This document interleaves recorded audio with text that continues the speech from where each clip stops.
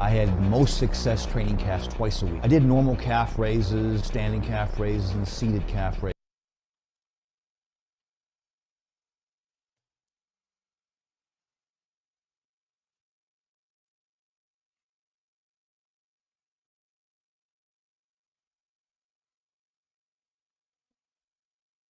Oh.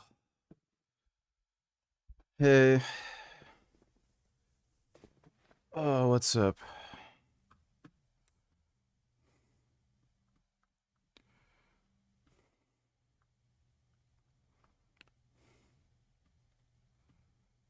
The fuck?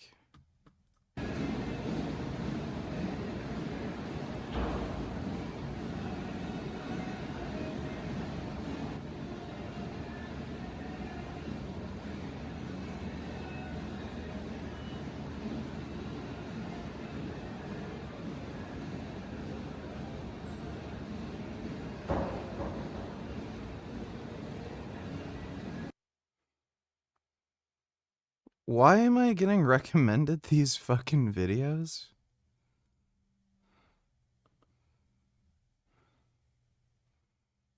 Does this guy just upload, like, stupid shit? Yeah, of course.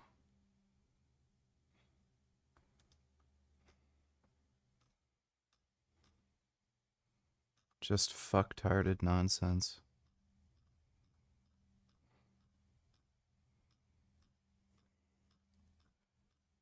What in the fuck? What?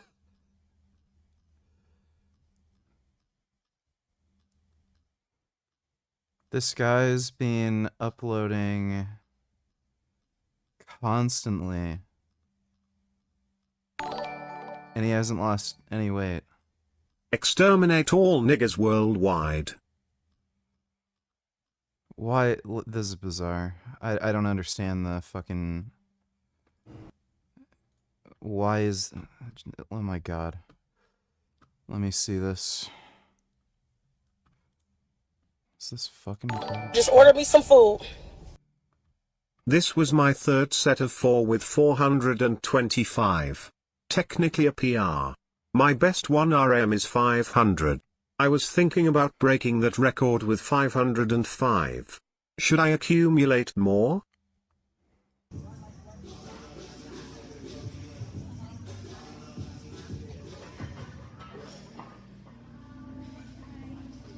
Why in the fuck are you walking out so far?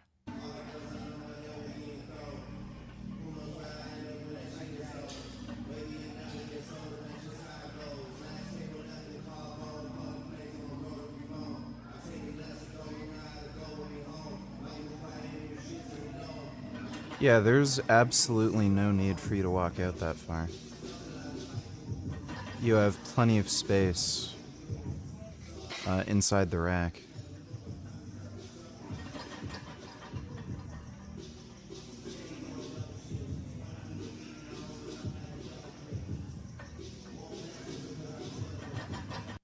Honestly, I think you probably could have done these for a set of 8 if you pushed yourself. I don't think there's any need for you to accumulate to 505. You could probably just hit it, but looking at this, I honestly think you could have gotten like a set of 8. But yeah, that's really good strength, dude. Thanks for the donation, Killing Titan. I just ordered me some food. I'm kind of losing my last brain cell. I don't care about this stupid shit.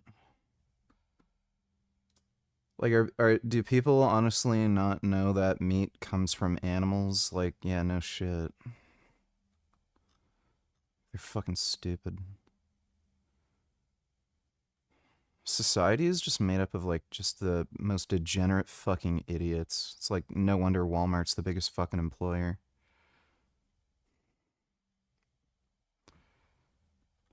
I don't like to make firm conclusions unless I got all the pieces, but I'm looking at this Sudoku puzzle and I don't know what other number goes in that square other than 1,000 views, 60,000 views, 23K, 1,000 views. Those are the only numbers that matter to these people. I've ship between prolonged exposure to creating online YouTube fitness content and how it relates to early onset dementia. Where basically the longer you create videos, the more inflated your ego gets, the lower your IQ drops because you don't think you can be held accountable for anything that you do or say, especially in your past. And then what ends up happening is when you start getting caught up in a controversy, you fumble the ball so hard because you think you're smarter than everyone else, when in reality, you're not. Because that's what's unfolding right before our very eyes right here. We're seeing it go down in real time. And I just don't understand why people can't admit they make mistakes, grow from them, and move on. For those of us that have been on YouTube teaching fitness for the last 10, 12, 15 years, I've been here since 2009, we've all made mistakes. We've all said things that probably we thought were true at the time and weren't true later, and have had to go back and correct those things when we were called out for it. In fact, I remember being called out for some stuff that I was teaching back in the day that I was literally taught when I got my certifications to be a personal trainer. I was taught things like you have to bench 90 degrees. I was never taught how to pack my shoulders when I got my certification.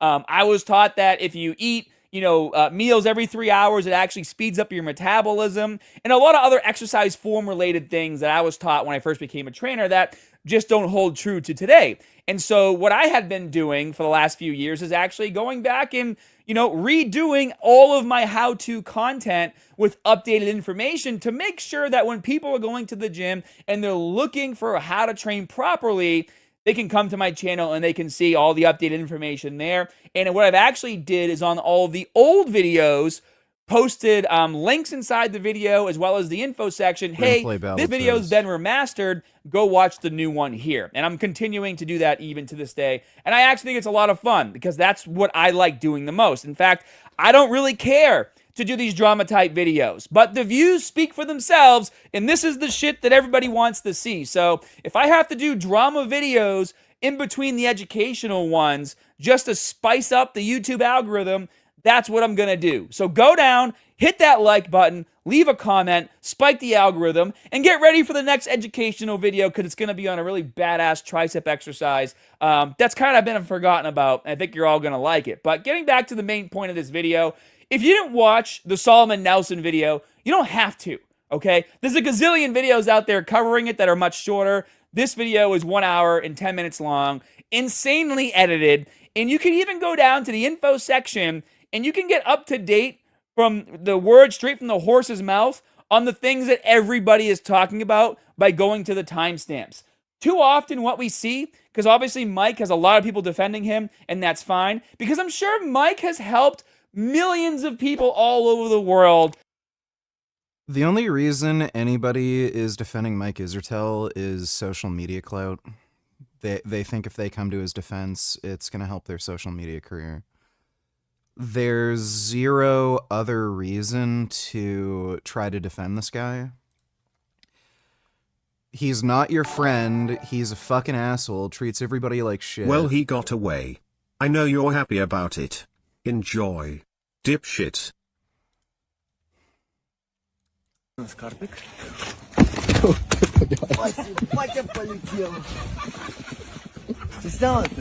Well, that's good. Thanks for the donation, dipshit. Yeah, Mike treats everybody like shit. Oh, I'm a super genius. I'm better than you at everything. I'm smarter than you. I don't need advice from anybody because I'm like such a super genius that I can be an expert in your field and like surpass everyone at everything. Like, the guy's just a dickhead. And I mean, over the last couple years too, he's just been uploading stupid brain rat content. It's just really shitty reaction videos.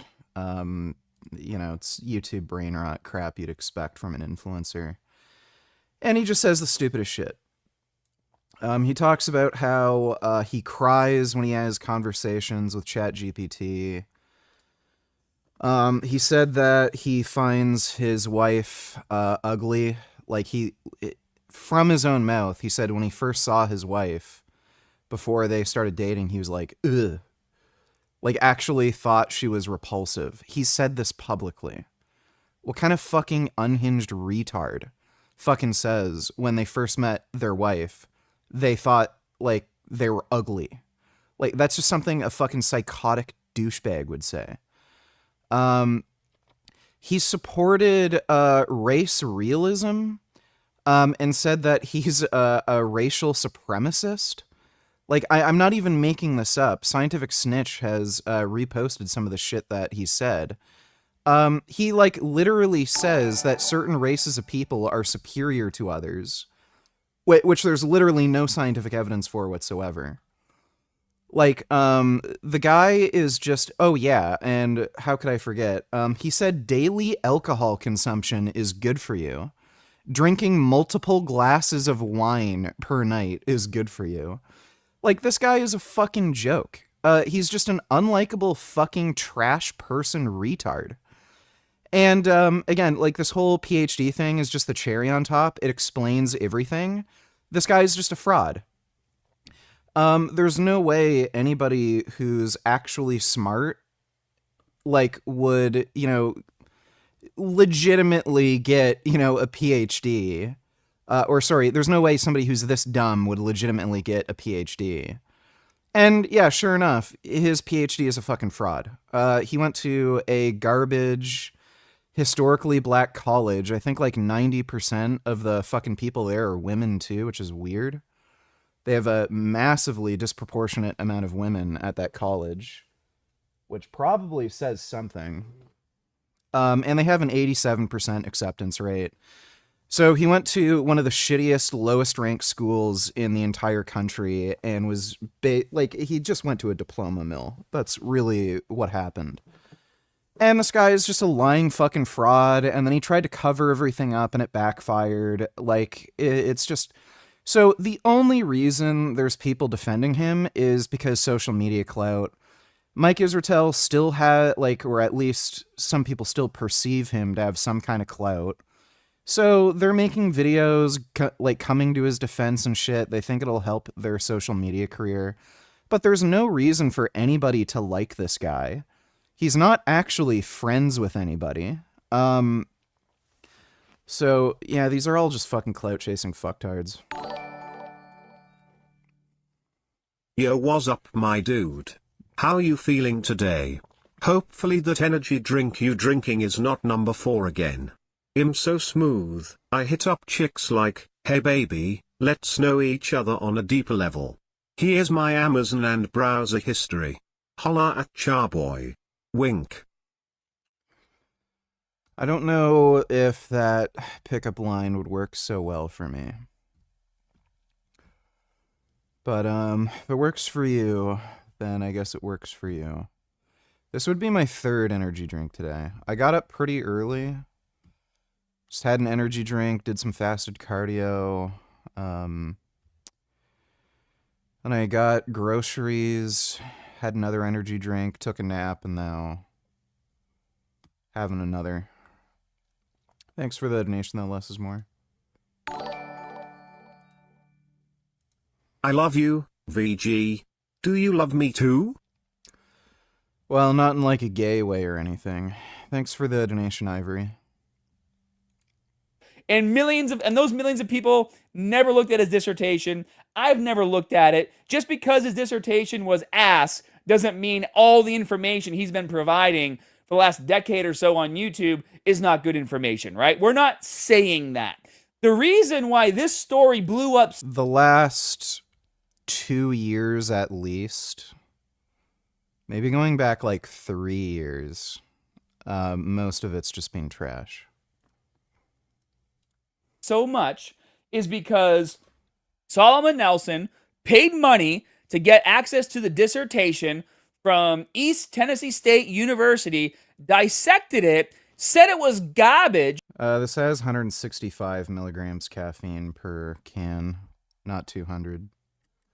Made a whole video about how garbage it was, and Mike just started to just ruthlessly defend it, even though he probably knew it was garbage too, because his ego's too big. That's why we're in this situation right now. So again, before you make your own conclusions, if you don't want to watch this video, but you want to see what everybody's talking about, go to the info section and then just highlight and read.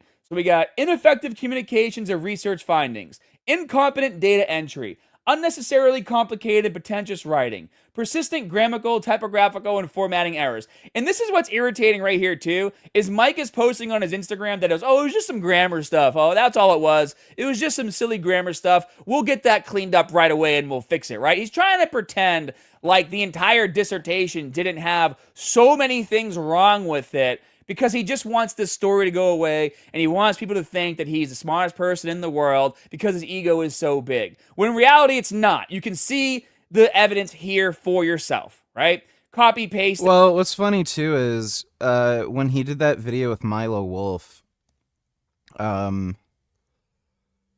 he said, oh, it's an average at best PhD dissertation. So he's acknowledging it's not even very good. So then, why are you fucking prattling on and on and on about how you're the biggest super genius who ever fucking lived? Like, this guy said he's smarter than every bodybuilding coach, he's smarter than Lyle McDonald, he said he could be an expert in everyone's field in less than a year and surpass everybody because he's just, like, that fucking amazing intellectually. He said if women were attracted to intelligence, he'd be like drowning in fucking pussy. But your fucking PhD thesis is average at best. So you're a dumbass. You're a dumbass who went to one of the lowest ranked schools in the entire fucking country. And like the best you could do is below average. Like, are you kidding me? It's the guy's a fucking clown. Hi VG, guess who is defending Greta Thunberg? Dark Synovia.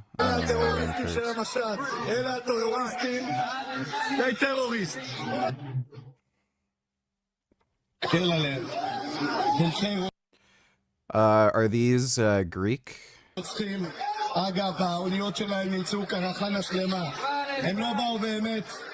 Or is this Israel?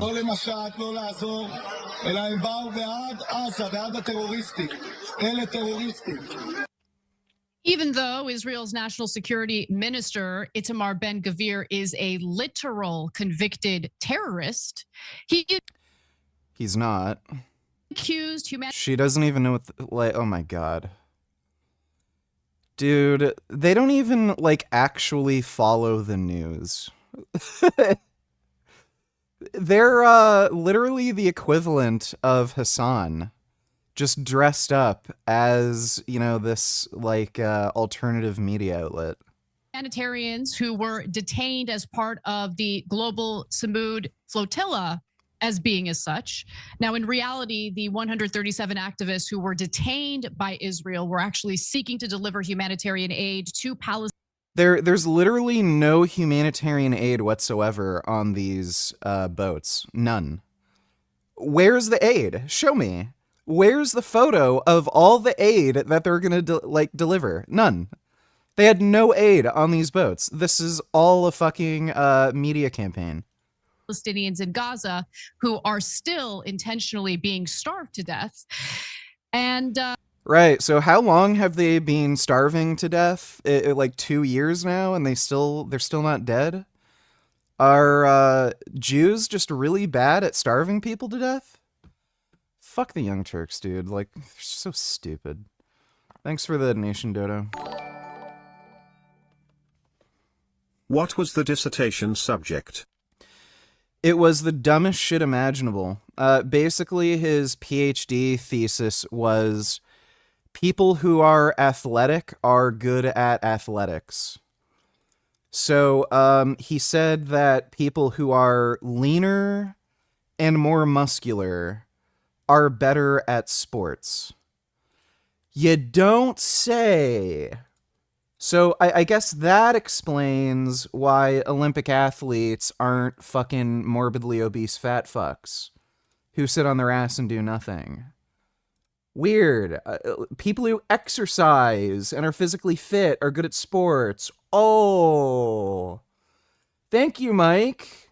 Like, it's that bad. He literally said that. That was his whole PhD thesis. People who are athletic are good at sports. It is the most stupid, dumb fuck shit you could possibly fucking imagine. Thanks for the donation, though, James. Saying an editorial negligence, systematic APA, blah, blah, blah, blah.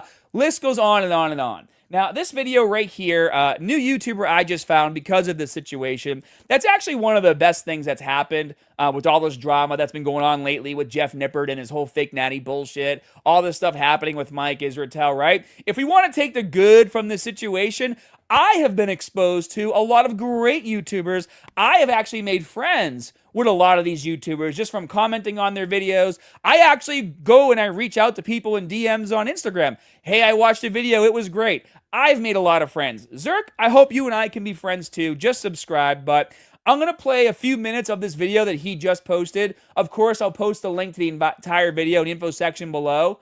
But he does a really good job just shrinking down the entire situation into a couple minutes for those of you who don't have time to watch 70 videos on this whole situation. Recap for anyone just joining us. Solomon Nelson downloaded Mike's PhD thesis and discovered it was an absolute disaster. Athletes who were negative years old, people shorter than 0 centimeters, copy-pasted. I just love, like, this little... Okay, this is me just being an ass, okay, right? Athletes who were but negative this little, years old, like, standing baby jump that he does, 0 centimeters, and then this run right here, like, on, dude. Yeah. pasted errors throughout, and research know that that's me being basically a jerk. concluded strong people are strong.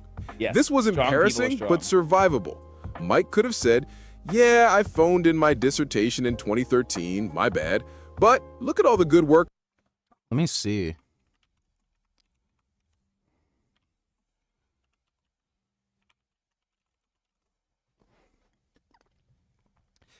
East Tennessee graduation rate is 50%, placing it in the bottom 40% of institutions. Jeez. This is one of the most, like, this has to be in the, like, bottom 10 worst schools in the whole country. Like, some of the stats are just bizarre. The acceptance rate is 87% or 87.1.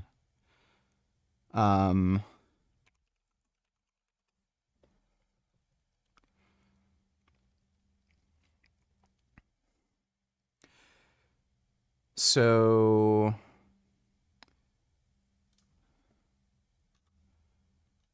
I don't know if this is updated. Yeah, so full-time ETSU undergraduate population is 60% women, 40% men. I saw something else. Yeah, so the full student ratio is 62.8% women, 37.2% men.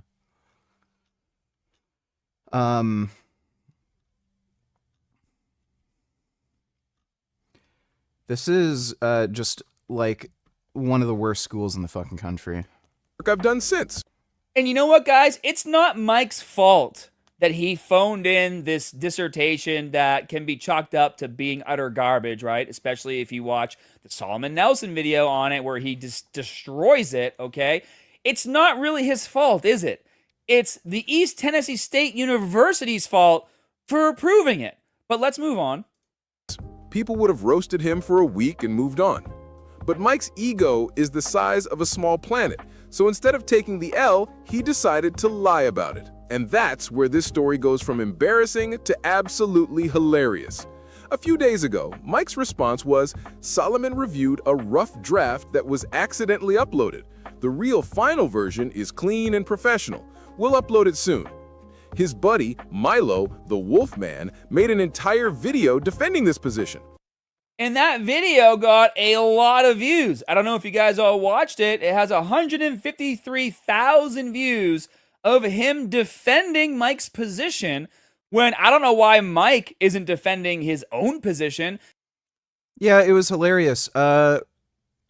He said Mike doesn't spend his time reacting to content like this. Then why the fuck is he making a video with you on your channel if it's not worth his time? Like, it's the biggest fucking stupid cope. So he's trying to help his buddy, like, dodge and obfuscate. Like, that's all this is. Is ETSU HBCU? Yeah, it's a historically black college. Thanks for the donation, James. You know, Mike has a YouTube channel. It's called Renaissance Periodization with 3.85 million subscribers. He has ample opportunity to defend his position, hear it from the horse's mouth himself, but he's not doing that. Why isn't he posting a video defending his position and defending all the points that he's making that other people are running cover for him? Why doesn't he do it? And this is what's pissing off a lot of people. And this is what pisses off someone like me. Like, bro, you got caught. People want answers. And instead of you just putting it to bed, you're letting other people speak for you. Be a man. Speak for yourself on your own channel. Inform your community what's going on. And then lead them down the right path. If it was that easy, you would have done it to begin with. But clearly, that's not the case. And that's why you got Mr. Wolf Coaching doing this video for you. And at the point in time of making this video, we are now going off the information that no, that draft that was done in the Solomon Nelson video, that wasn't the final draft, that was a rough draft. And then a few days later, what happened? The story changed again. The Wolfman spent time explaining how PhD programs work, how drafts get revised, how it's Dodo don't need tellers, VG. This is gonna seem random, but click the channel and look at the other videos. You're gonna recognize it.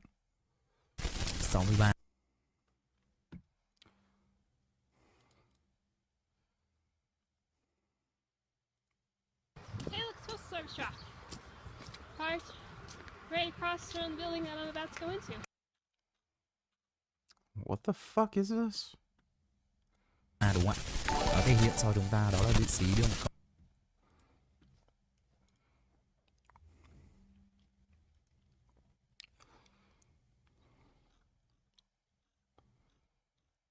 What is this crap? And there was this group of teenage boys that followed me around the store that I was just in. Hey. What is this stupid YouTube channel? Is this like just downtown Toronto?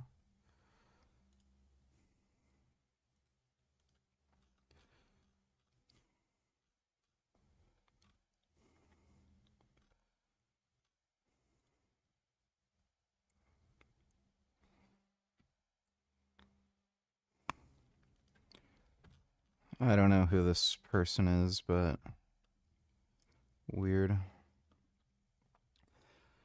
Thanks for the donation, Dodo. Poop, ass, anal lube, donate $2, watch and react.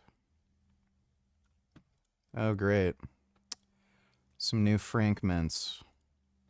It was pretty. Jeffrey is about to relapse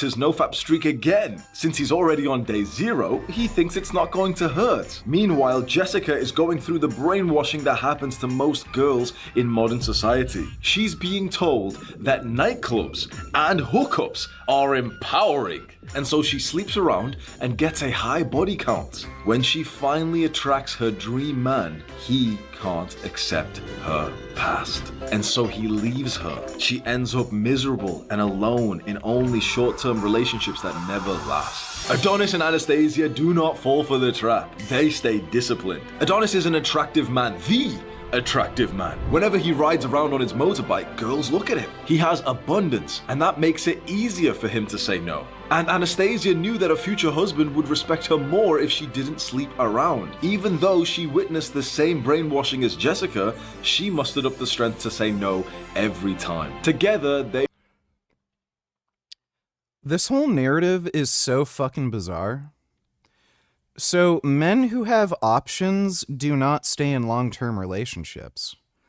They either date casually, or they'll cheat on their girlfriends constantly. That's just how it works. Like, look at Tiger Woods. Like, it's so silly. So, why is he, like, sharing this fucking narrative that, oh, if women stay, like, I don't know, not promiscuous and have like a minimal amount of romantic relationships, they're going to be able to find some like mega millionaire jack dude who will be faithful to them. Like, no. If you end up meeting a guy like this, who's tall, handsome, makes a lot of fucking money, super successful, he's either going to pump and dump you or cheat on you like fucking crazy, like Tiger Woods. Like, it's just so fucking retarded. Like he's so out of this world. It's a grift. Like, that's all this is. He doesn't believe in this himself. I don't know exactly what the circumstances around his particular breakup was, but I'm not sure if he was cheating at all, but he did mention that he was a disgusting slob. And he said that did bother his girlfriend. But, like, this guy has talked about sleeping around with a lot of different women and having casual hookups himself. Like, he doesn't even live this fucking lifestyle that he's talking about. So it's just a fucking grift. They make a fine family. There's a story in the Bible that I found interesting. The strongest man in the Bible was brought down by lust. A man named Samson was given incredible strength by God. He was such an incredibly powerful man, but his final downfall was... Is he talking about, like, Hercules or Beowulf or something? By a woman named Delilah. That's literally Hercules. Like, he's literally showing an artistic depiction of Hercules.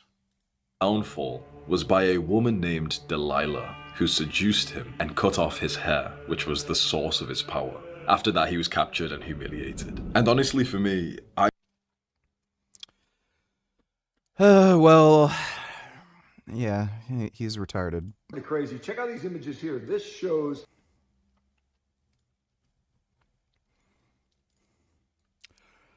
At average LDL-C levels of 254, keto CTA study taken 1 year apart, second scan confirms plaque regression. That's a cool story. Cardiovascular plaque regression. That's regression, reversal of disease.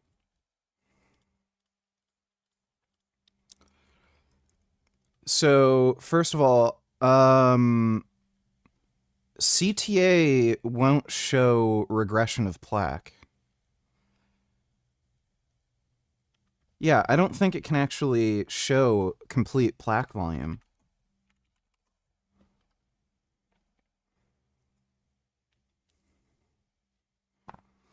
Yeah, this is not a very reliable method. So it relies on a dye. And depending on the dye timing, you're going to get a completely different result.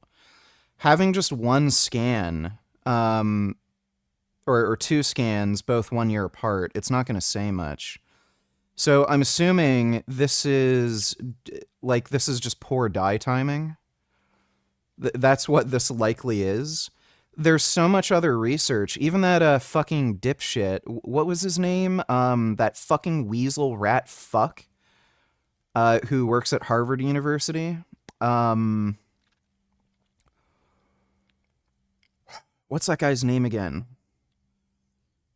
Dr. Avi was beefing with him for a bit. Nick Norwitz. He released a study on these, lean mass hyper-responders who had really high cholesterol levels.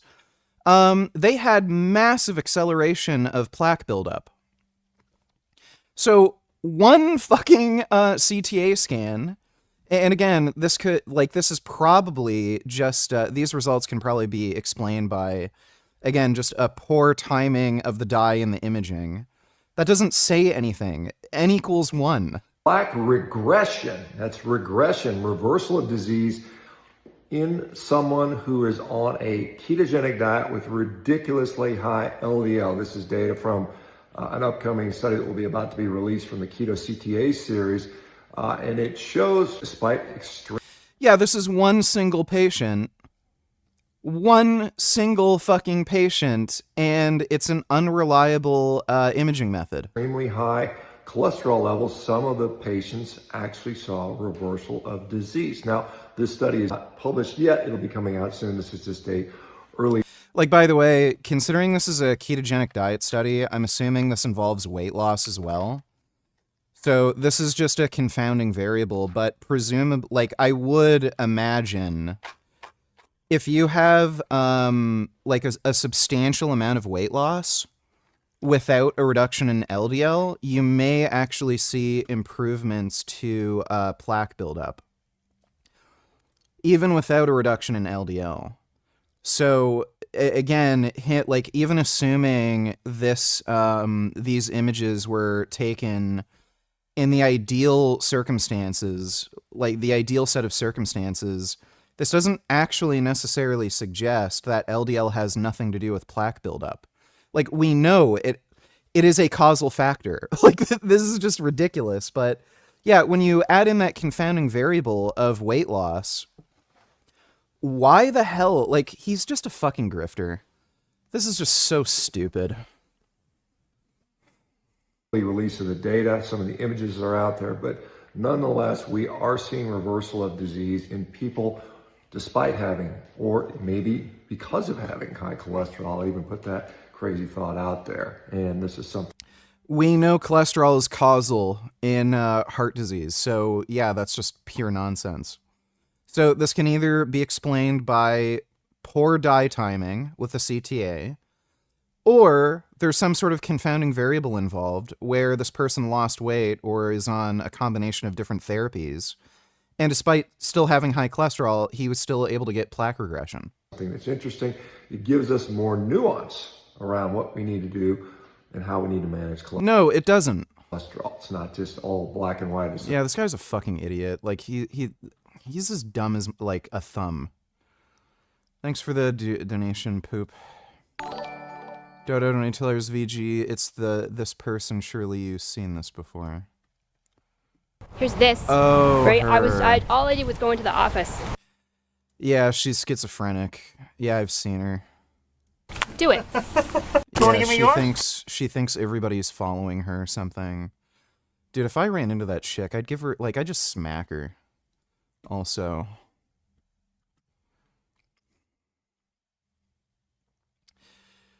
Yeah. There is a possibility of that happening. This is the lock.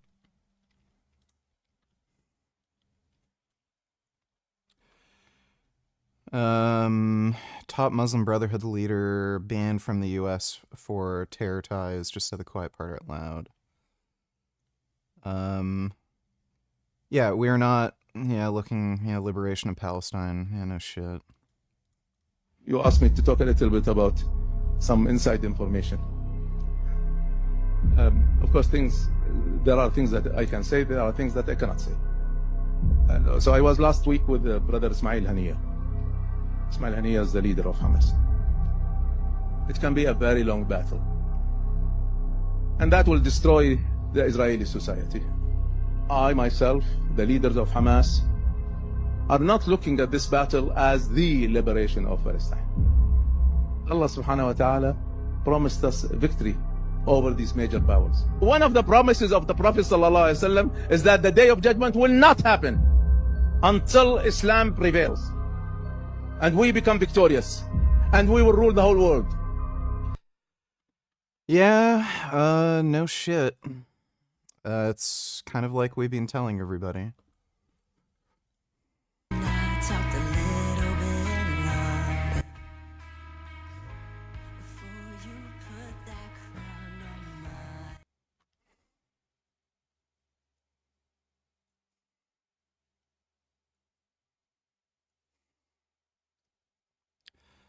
Just some random homeless dude.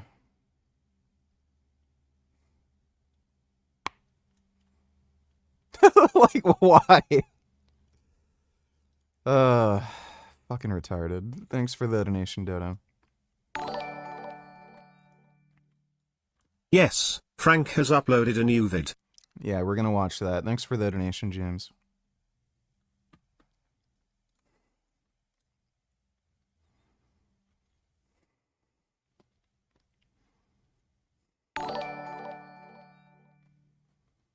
not AI 3D render of Saturn's NASA Space Telescope images. The rings are old moons. After collisions, a goodwill idea is to have your ashes scattered there among the rings. I don't know why you'd bother doing that. Sounds like too much effort.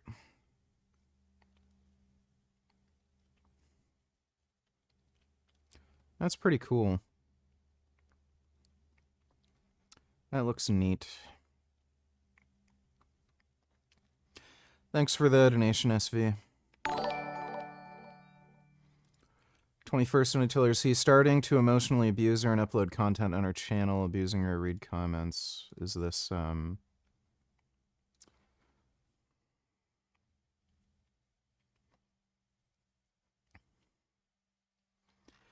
Well, yeah, this is just what he does. These girls are just fucking stupid. They're asking for it. Here too, he's bullying her, making her upload it, read comments. I'll listen to this without the audio.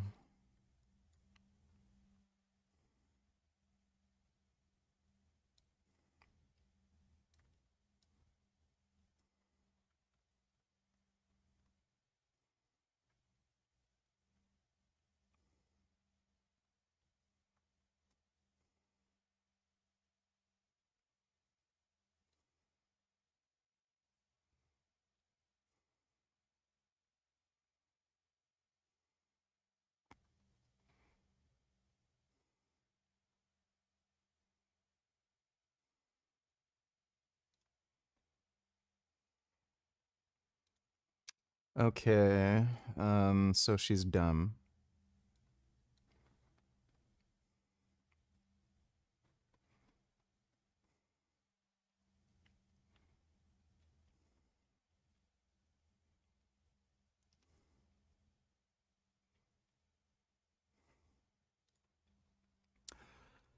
Yeah, he, dates really dumb girls.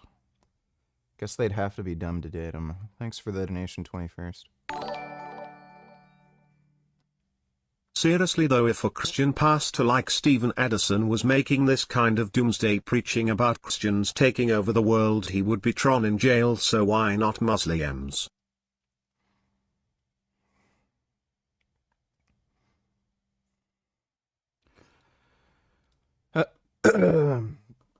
There's a lot of libtard cucks who give Muslims special privileges. You know, because they're brown and shit. Thanks for the donation though, Dodo. Here at Frankie's Free Range Meat. You guys know I'm not really too enthusiastic about being in front of the camera, but you know, that's how I built my business, and ever since the surgery, I don't really want to do it anymore.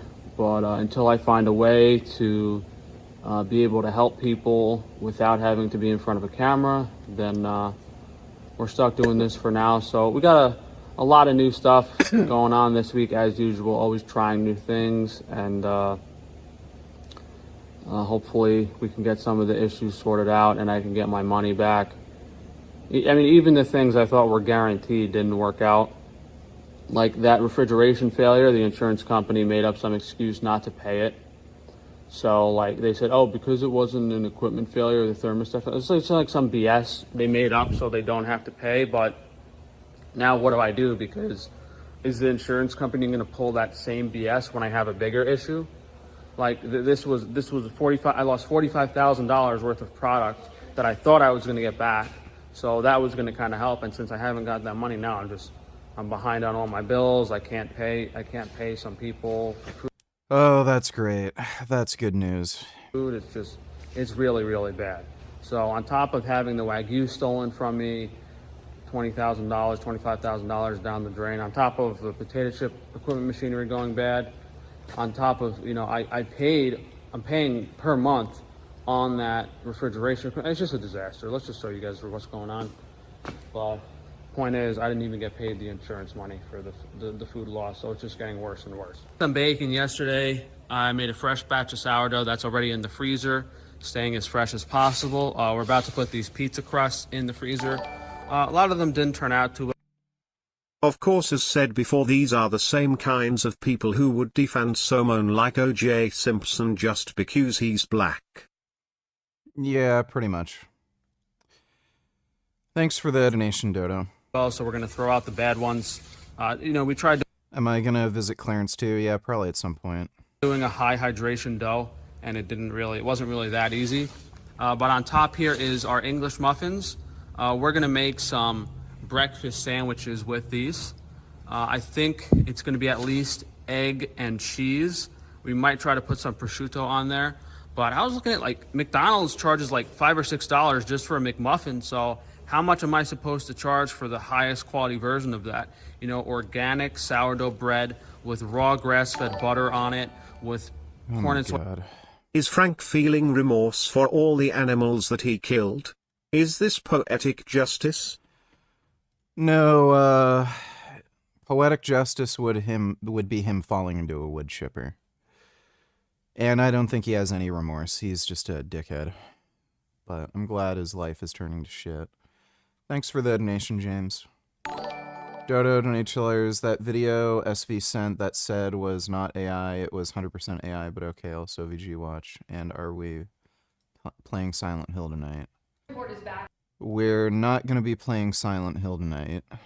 We're going to be playing Battletoads. Maybe some other games. Yeah. They rejected today an appeal by Ghislaine Maxwell to overturn her conviction. That means her only chance at getting out of prison is a pardon from you. Is that something you're open to doing? Who are we talking about? Ghislaine Maxwell. I haven't heard the name in so long. I can say this, that I'd have to take a look at it. I'll look at it. I have a... Dude, are you kidding me? He's gonna give her a pardon. A lot of people have asked me for pardons. I call him Puff Daddy has asked me for a pardon. She was convicted of child sex trafficking. Yeah, I'm going to have to take a look at it. I have to ask DOJ. Oh, yeah. Ask DOJ and get back to us, please. We'd love to. He calls him Puff Daddy. That's relevant. The notorious PIG is busy with all manner of distractions right now. He rallied the troops in Norfolk over the weekend at an event to commemorate the 250th. Yeah, he's going to give her a pardon. I can guarantee you at the end of his term or something, he's going to give her a pardon. Thanks for the donation, though, Dodo.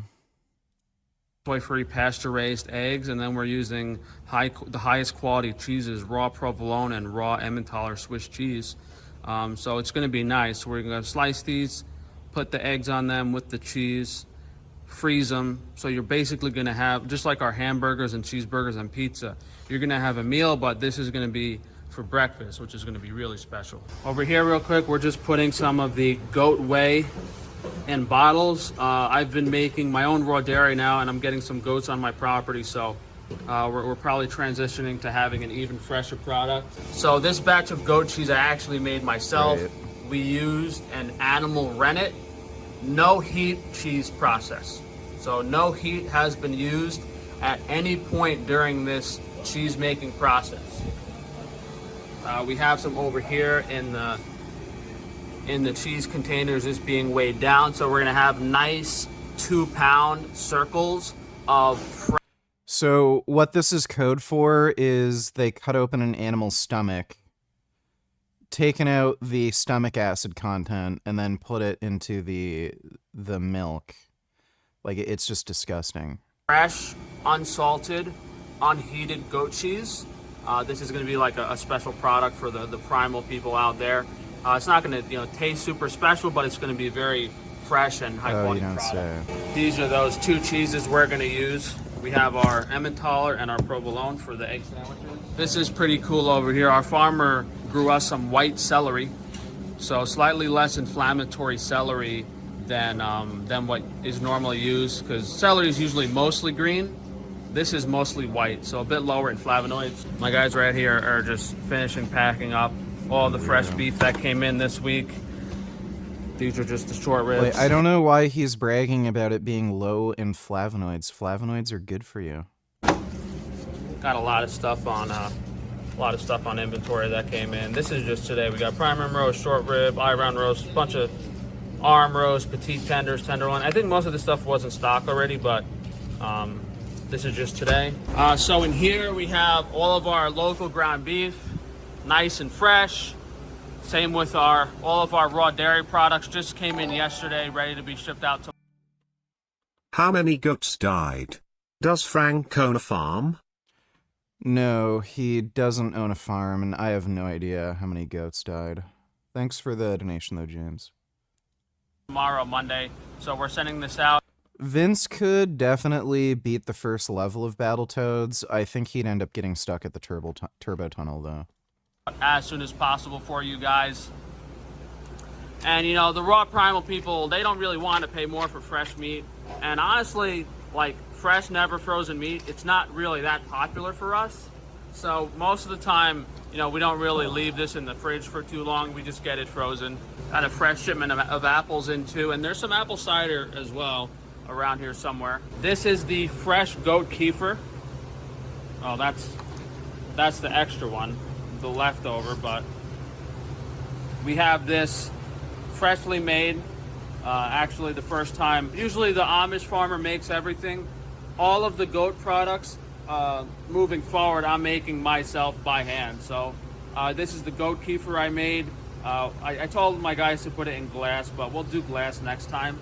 Plastic, honestly, isn't that big of a deal as long as it's not getting heated, but, you know, because I'm the person doing it, I know this is not going to get heated at any point, but it's kind of hard to trust most people on that. Over here we have the leftover goat whey from... I have a funny feeling if people order this and eat it, they're going to get sick. The cheese making process, I think the only thing we can make is ricotta, really, or just feed it back to the animals. But since I don't have all my animals yet, I think we're just going to make ricotta cheese. The only downside of that is it has to be heated. In order to make ricotta cheese, you have to heat the dairy. But I mean, to me, raw versus cooked dairy is not that big of a deal. I don't really care about that. It's more about the nutrition content. And here's just all of our other regular dairy products. I'm just trying to show you guys the new stuff. That's all of our raw butter. We do try to keep the butter in the fridge and not freeze it because I know most of you guys prefer the fresh butter. There's our Iberico ham plates. We made a few videos about this for you guys. Really, really special because normally we just, you know, we slice it thin, we vacuum seal it like the prosciutto. That's how the other Iberico products are coming, you know, just sliced like that, nice in the bag. I like that, but this is definitely traditional. This is nice if you want to present it to people or have a little treat for your family. It comes on the plate. Pretty special product. This is a batch of white chocolate chip cookies that I actually remade because I wasn't happy how the first batch turned out. I don't know if my guys threw those out yet. I think they did. Yeah, they did. I'm pretty sure they did. This is a batch of dark chocolate chip cookies. These are pretty good. I'll actually take some of these home to eat them, but they're a little dry and I want them perfect. So if I have a little extra time this week, I will remake those. Dodo Donatillers, hopefully Frank and his customers all get ill from that raw dairy and die painful deaths. Also, when are we playing Silent Hill? Because it's almost mid-October already. Soonish. Okay, Dodo, soonish. Thanks for the donation, dude. How much of that meat is diseased? And is it stored at the right temperature? Well, knowing Frank, probably a good amount of it. And probably not. Thanks for the donation, James. Those cookies, just some white tomatoes we don't really need. This is more of the raw dairy products that came in this week. I think that's mislabeled. What is this? Oh my god, this guy's killing me using the wrong expensive jars, dude. Why doesn't anyone listen to me? SV donated $2. This is like any story worth.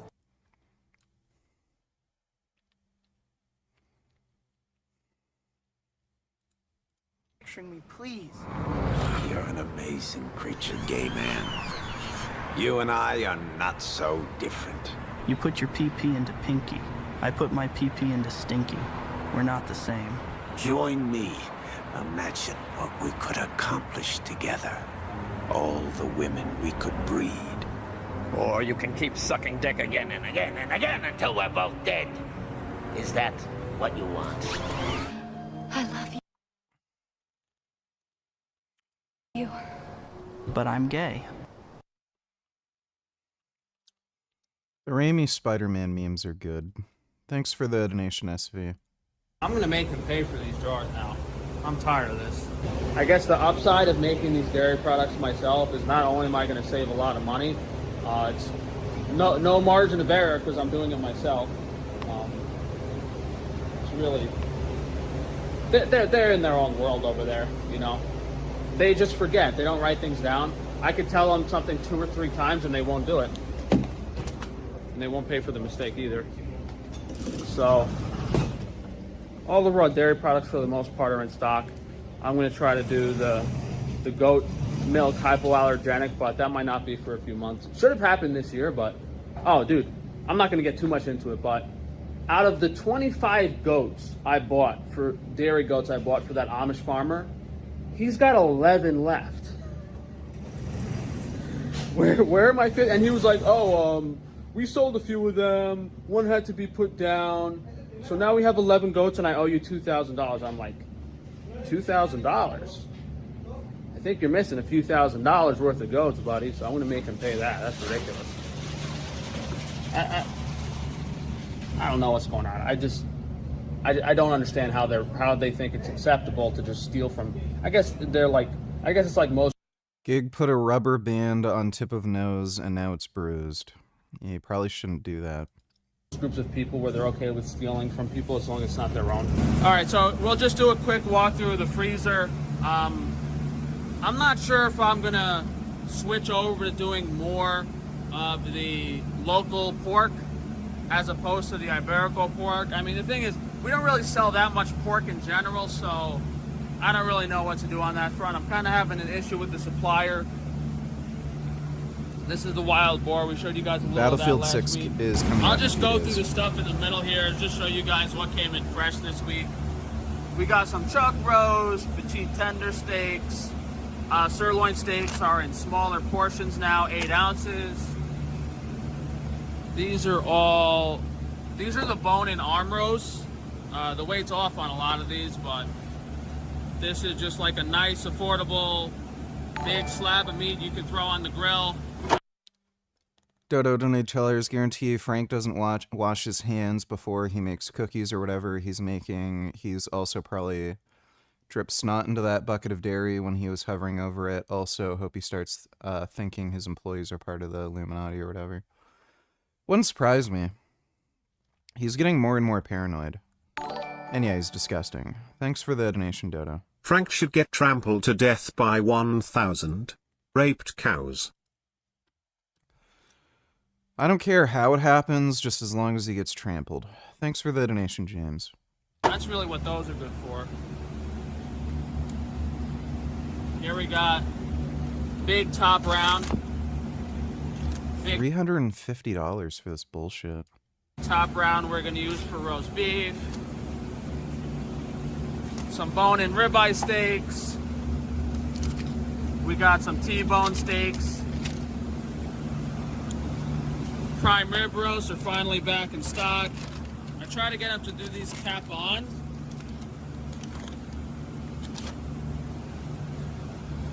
Some bone-in short rib restocked, more short rib. A lot of chicken came in this week, guys. These are all chickens. I wonder if I could find the big ones for you guys. I wanted to see what a 9-pound chicken looked like. What a fucking See, asshole. we got all the small chickens, 3.5 pounds, 5.5 pounds, 6 pounds. Yeah, we had some really big chickens come in, some dinosaurs. Like, I hope this guy, when he's defrosting his, like, refrigeration things in his warehouse, he just falls off the fucking ladder. Oh, here we go. Here we go. Oh, look at this. I bet some people are going to buy this just to show people. 9-pound chicken. I don't know if I can even pick this up with one hand. I can't get a grip on it. It's like basketball. Look at that thing. 9-pound chicken. What a dickhead. It is not $97, but it's up there somewhere. We did, the larger the chicken gets, once you go above like 5 pounds, we start offering like a discount because it's so big. But I mean, that could feed like a family of 6 or 7. Yeah, just a whole lot of chicken over here. We do have most of the duck in stock. This is some duck that came in this week. I know we ran out of the legs. We did get a few duck legs in. That's goose. I wonder why they mixed that together here. Plenty of duck breast though. We have, is that duck breast or is that goose? No, that's goose. Duck should be over here. But we have plenty of all the... Dodo donated $2. Well, VG, that's why he calls them Frankie's hand crank cookie dough. What would it take for you to eat Frankie's hand crank cookies if they were vegan also? Yesterday, I'd never eat that bullshit. Ever. There's no chance you could ever have me eat anything Frank makes. at OpenAI Dev Day, Sam Altman walked on the stage in San Francisco and said, "Your entire tech stack is deprecated." That's not a direct quote, I'm just paraphrasing, but we have about a half dozen newly released features that will change the way developers build AI-powered apps in the future. The biggest bet OpenAI is making is turning ChatGPT into an app platform, which means you no longer have to use old-fashioned websites or mobile apps like a boomer. The goal is to make ChatGPT like an operating system that you're completely locked into. Imagine this, you want to play your favorite song on Spotify, like "I'm Quitting Prozac to Continue Drinking" by 19-year-old pop sensation Jimmy Brown. In the future, you no longer need to open the Spotify app and hit the play button. Instead, you can simply open the ChatGPT app and type out an awkward prompt to tell ChatGPT to push the button for you. Looks like the future of AI is going to skip the great robot war of 2029 prophesized in Terminator and go straight to the year of 2505 prophesized in Idiocracy. Now there are plenty of tards out there living really kick-ass lives. But developers who ride the ChatGPT app's wave early stand to make tons of money from the massive distribution opportunity of their 800 million weekly active users. But apps in ChatGPT isn't the most interesting announcement. You also need to know about AgentKit, codecs with GitHub Actions, new models for poor people, and some big updates to the API. It is October 7th, 2025, and you're watching the Code Report. First, let's talk more about apps in ChatGPT. Remember GPT plugins from a couple years ago? They died. Then they tried a slight variation, GPTs, but they're also pretty much dead. And now they're trying apps in ChatGPT because the third time's a charm, right? Right now it's only being trialed by big apps you probably recognize, and I think it could work really well for things like Zillow. Like this guy paid his realtor $50,000 for this $1 million home in San Francisco, when in reality ChatGPT could have done a better job faster. However, I'm also pretty bearish on apps in ChatGPT because in most cases, I'd rather just use an app's UI than rope in a chatbot to overcomplicate things. The next thing you should know about are updates to the OpenAI API. Both Sora 2 and GPT-5 Pro are now available in the API, which means you can start lighting money on fire trying to build your own AI-powered enshittification accelerator. Sora 2 costs 50 cents per 1 second of high-quality video, or about $1,800 to slop out a 1-hour movie that nobody's going to watch. In addition, if you're implementing voice or image generation features, there's now 2 smaller models that are far less expensive than the alternatives. They're pretty cool, but one of the greatest life hacks for developers is to stop wasting time on code reviews. OpenAI just released a GitHub action for codecs that will automatically review code quality every time you make a new PR on GitHub. And not just that, but you could also use it to scan for security flaws, write documentation, and a bunch of other stuff. The coolest thing announced yesterday though is AgentKit, a unified set of tools where developers can build, deploy, and optimize agents. Just a few days ago, I was talking about how awesome N8N was as a Zapier alternative. Well, now AgentKit drops as the N8N alternative for building AI apps. It gives you a flowchart style canvas where you can implement a lot of potential because it's sitting down and... All right. Well, thanks for the donation, Dodo. She accidentally dropped the perfect sound bite. Does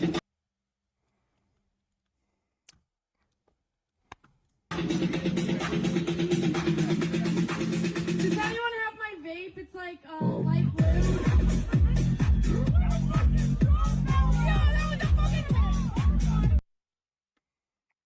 Gay. Thanks for the donation, SV.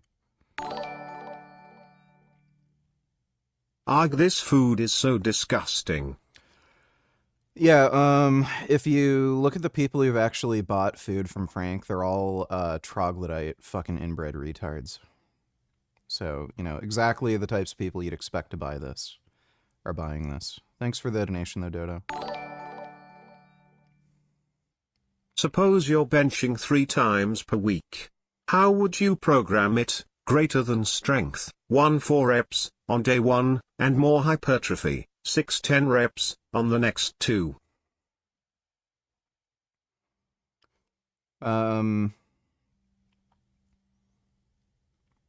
I was doing top set with about 95% for 1 rep max practice, and then I would do sets of 3 with 90%.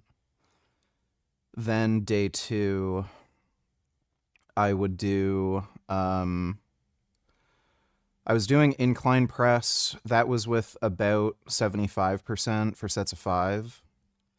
And then day 3 was just flat again, and that was about 80% for sets of 5.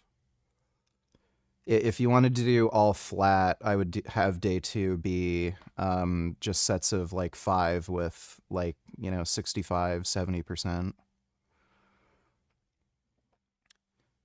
But yeah. Thanks for the, like, there's no point if you're training for strength doing sets of 6 to 10, like none whatsoever. So you'd stick to sets of 5 or less. Thanks for the donation, though, Poopy Pants. How were those chickens raised, Frank? Is he using proper storage procedures? Are all those animals drugged up? Well, apparently he's getting them from Amish farms, so they're probably not drugged up, but yeah, it's from an Amish farm, so it's disgusting. Thanks for the donation, though, James. The duck parts. Those are the wings. Those are some duck necks, some organs and stuff. We got whole ducks. It's not food, it's violence. Remember you used to do public activism? Yep. And I remember back when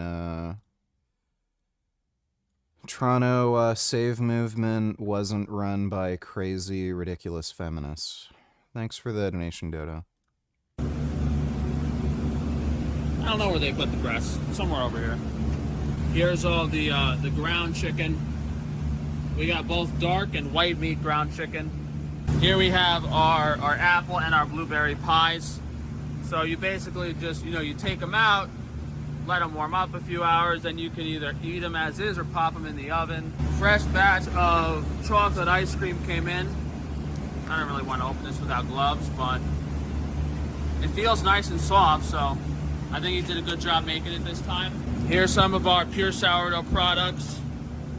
These are the hamburger buns. Here we have some Pop-Tarts handmade.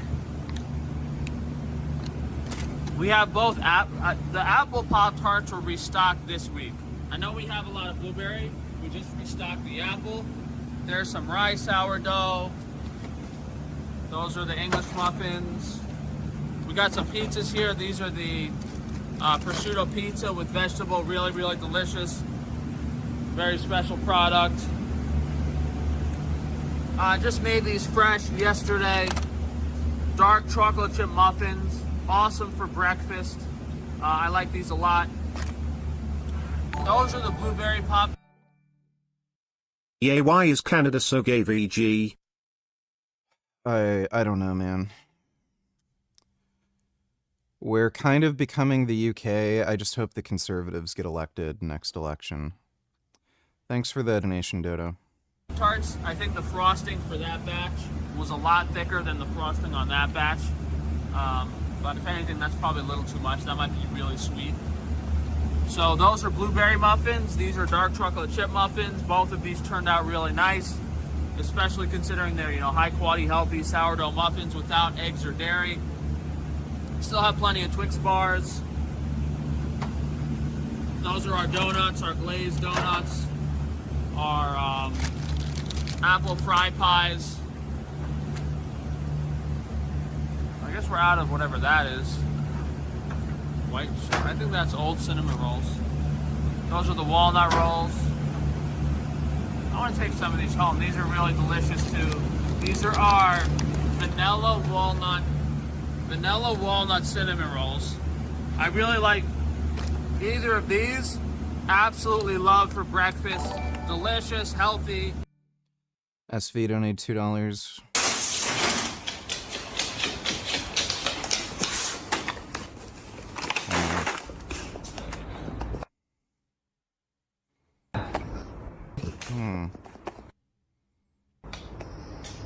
Oh. Yes.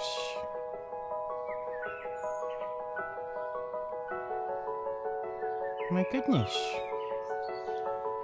That dog likes being a fairy. Oh, wow.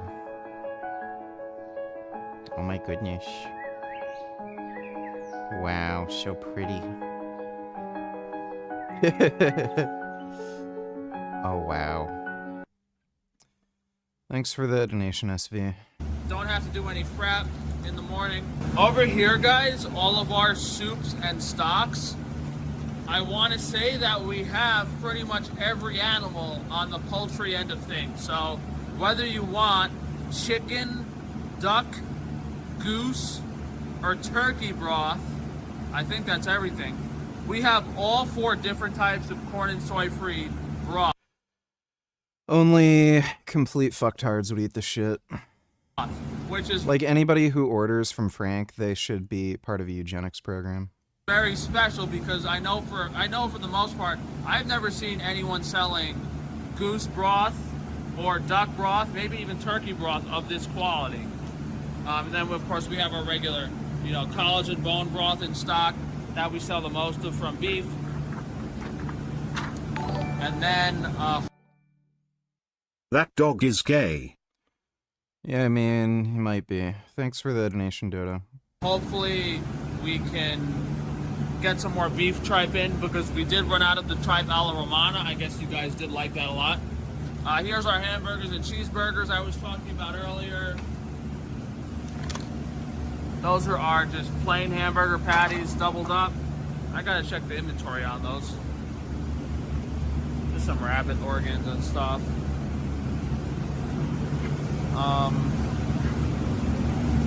Yeah, there's our regular cheese pizza. We got some sandwich hoagie rolls. I gotta make more of those this week. This is our raw dough if you want to make stuff yourself. Here's the sourdough. I made everything myself by hand this week. Yeah, that I wouldn't order that if you have to be a special kind of idiot for one thing to order frozen fucking sourdough online. Let alone sourdough made by Frank Tufano. Because I had to fire my baker, and the new baker had some family issues, so I spend my time trying to do everything nice. We got the cool little logo on there. Why did you switch from Scipion 8 to Enanth 8? Are you dumb? Enanth 8 is shorter S2 and spikes more fluctuations, tall fag. Well, there's 2 main reasons. One, it's cheaper, so it's dosed at 250 per mil, whereas Scipion 8's dosed at 200 per mil. So you save a little bit of money. On top of that, that's part of the reason why I switched to an enthate. It spikes higher, so it's like it absorbs faster, it's more bioavailable. There's reason to believe that that may contribute more to anabolism. And the spikes and troughs aren't necessarily a bad thing. So it might be beneficial. Even at the same dose, I did notice that my libido increased on an enthate. So the spikes and troughs aren't necessarily a bad thing. And it's not like I've gotten more side effects from it either, so. I'm probably just gonna stick to an enthate because, again, it's cheaper. I'm not getting any more side effects, and if I'm growing on it, I'm growing on it. So I'm just gonna stick to an enthate because it's cheaper. Thanks for the donation though, Bonsai Dreams. 21st donated $2. Thank you for taking the time to promote Frank to your channel, including dozens of hate watchers. Non-vegans that watch you directly promoting his business and getting orders. Good job. Well, he's broke, so. Thanks for the donation, 21st. SV donated $2.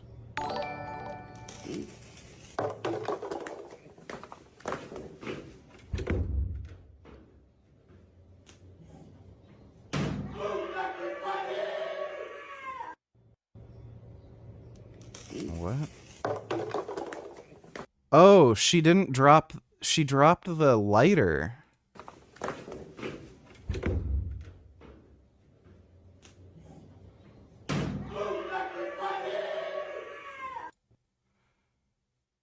What the fuck? Did she blow her hand off? Yeah, she kept the explosive in her hand, and she dropped the lighter. Well, that's not a good idea. Thanks for the donation, SV. Most of them didn't turn out like some of them. The bread split on the logo, so they all don't look perfect, but it comes out pretty nice when it does. I guess we're almost out of those. Are those the last two? Those might be the last two. This looks like absolute shit. So if you guys missed the boat, I made a plain beef, rice, and beans meal, which to me is really, really special. I think he's selling these for $10 each, by the way. It's literally just plain rice, plain ground beef, and a little tiny bit of beans. What's your opinion on oral testosterone under Cano 8? People claim it doesn't damage liver but also doesn't increase anabolism. Is that true? I hate injecting. Can I just swallow these pills and get huge that way? Well, it's going to cause anabolism. The issue, so it doesn't damage the liver. It doesn't go through the same liver metabolism that other oral steroids do. It's not like methylated or whatever. The issue is, I think you have to take a pill every like 4 or 6 hours, something like that. So you have to take like 4 pills a day or some shit, which is kind of a pain in the ass. And yeah, it has an extremely short half-life when you take it orally. It's only like 4 hours or something. So, with orals like that, that have an extremely short half-life, they're not going to be particularly anabolic. Same with testosterone propionate, like that's an injectable. It's not anywhere near as anabolic as an enthate or cypionate. Like it's an option if you have androgen deficiency, then you'll feel better. So if you have low testosterone and you take oral undecanoate, like your libido will increase, you'll get some of the mental health benefits of testosterone, like more energy, motivation, mood improvements. And you'll get some more anabolism, but it's a stupid way to take testosterone. You can get injectable undecanoate, and you don't need to inject it very frequently at all, because it's such an insanely long ester. Like the half-life is multiple weeks, I think.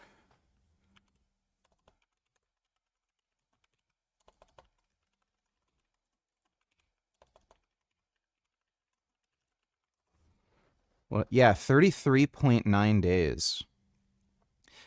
So typically people do just 1 injection a month of injectable undecanoate. So if you're like a little bitch pussy who's like gay and retarded and you hate needles, You can just inject this once a month and have stable levels. The issue is it's going to take multiple months for you to actually get a benefit from it. So stop being a little bitch faggot pussy and just inject fucking enanthate or cypionate if you need like testosterone replacement, or if you're like it's so retarded, dude. If you want to take testosterone for performance enhancement, like what are you, like why in the fuck would you take oral undecanoate? Like it's just dumb. So it's not as good of a form of TRT, oral undecanoate. You're not going to get the same benefits that you will from just injecting. If you really, like, if you're really fucking gay and retarded and a massive fucking pussy who can't inject a little needle, then I'd recommend going with injectable undecanoate, because you can space the injections over, like 4 weeks. But it's stupid.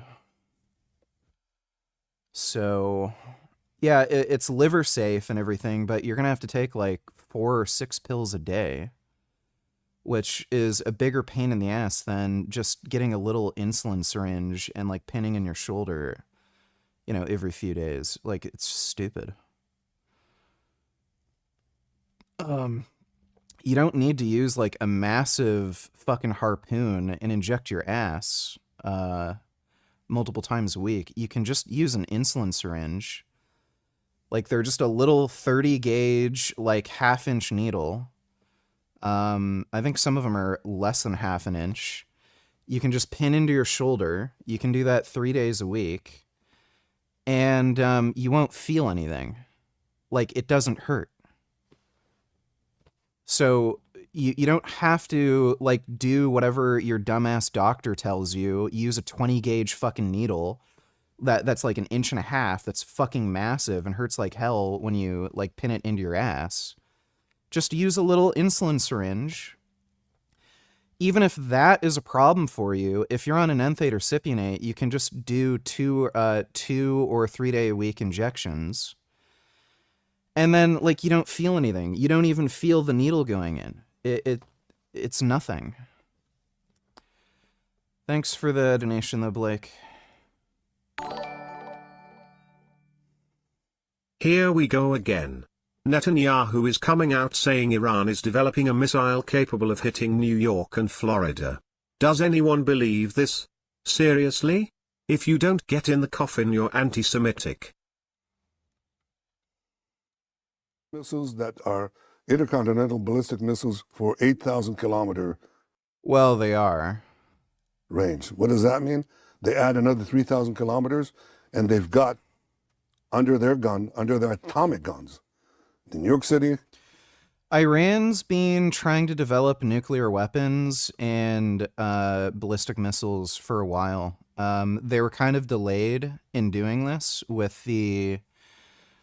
because of the war they had with Iraq. Israel also conducted like several operations to destroy their nuclear capabilities, like over the last few decades. And same with their missile programs. But they've been trying to do this for a while. Like, he's not wrong.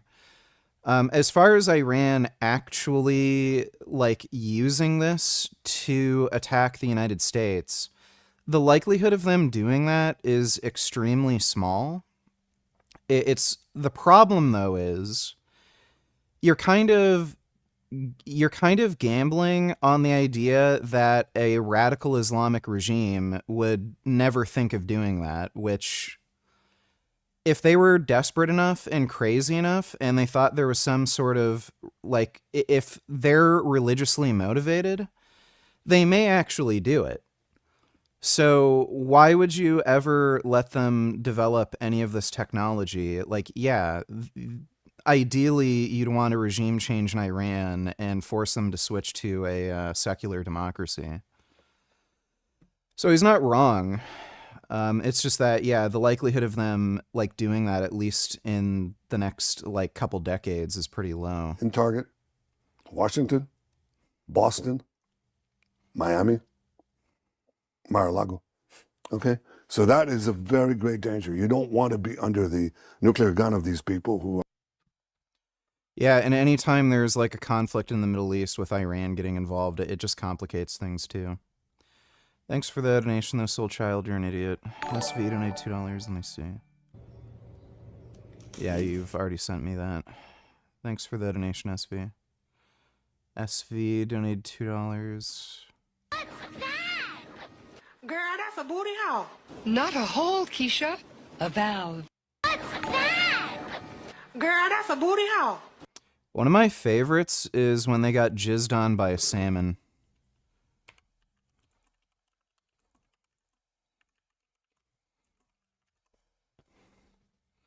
They literally got jizzed on by a salmon. Salmon eggs! I guess the yolk's on us. Carlos! But what about going home? Look at it this way, Ralphie.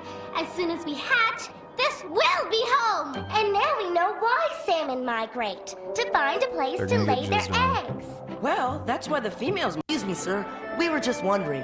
Any particular reason why you're here? Yeah, this is great. A salmon went to court and he did swim. A salmon went to court. There's your answer, Carlos. What? Is he some sort of car wash? No. Don't eggs have to be fertilized by the males before they can grow and hatch? Yes. They literally got jizzed on by a salmon. Thanks for the donation, SV.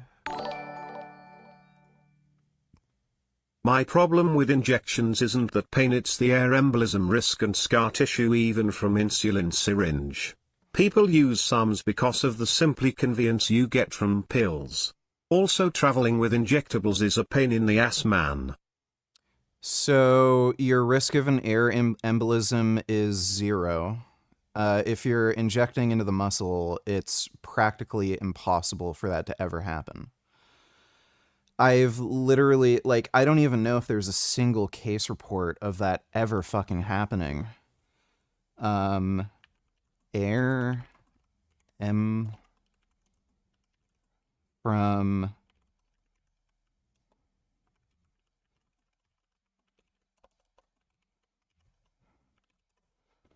I don't even know if there's ever been a case report. So, AI overview, rare, usually harmless from a small amount of air from intramuscular steroid injection. You're only going to get this from intravenous injections. Worst case scenario, if you're injecting steroids intramuscularly, is what can happen is you can pierce a blood vessel, and then when you inject, the oil comes out of the needle, and some of that oil will get into the blood vessel. And you'll feel it.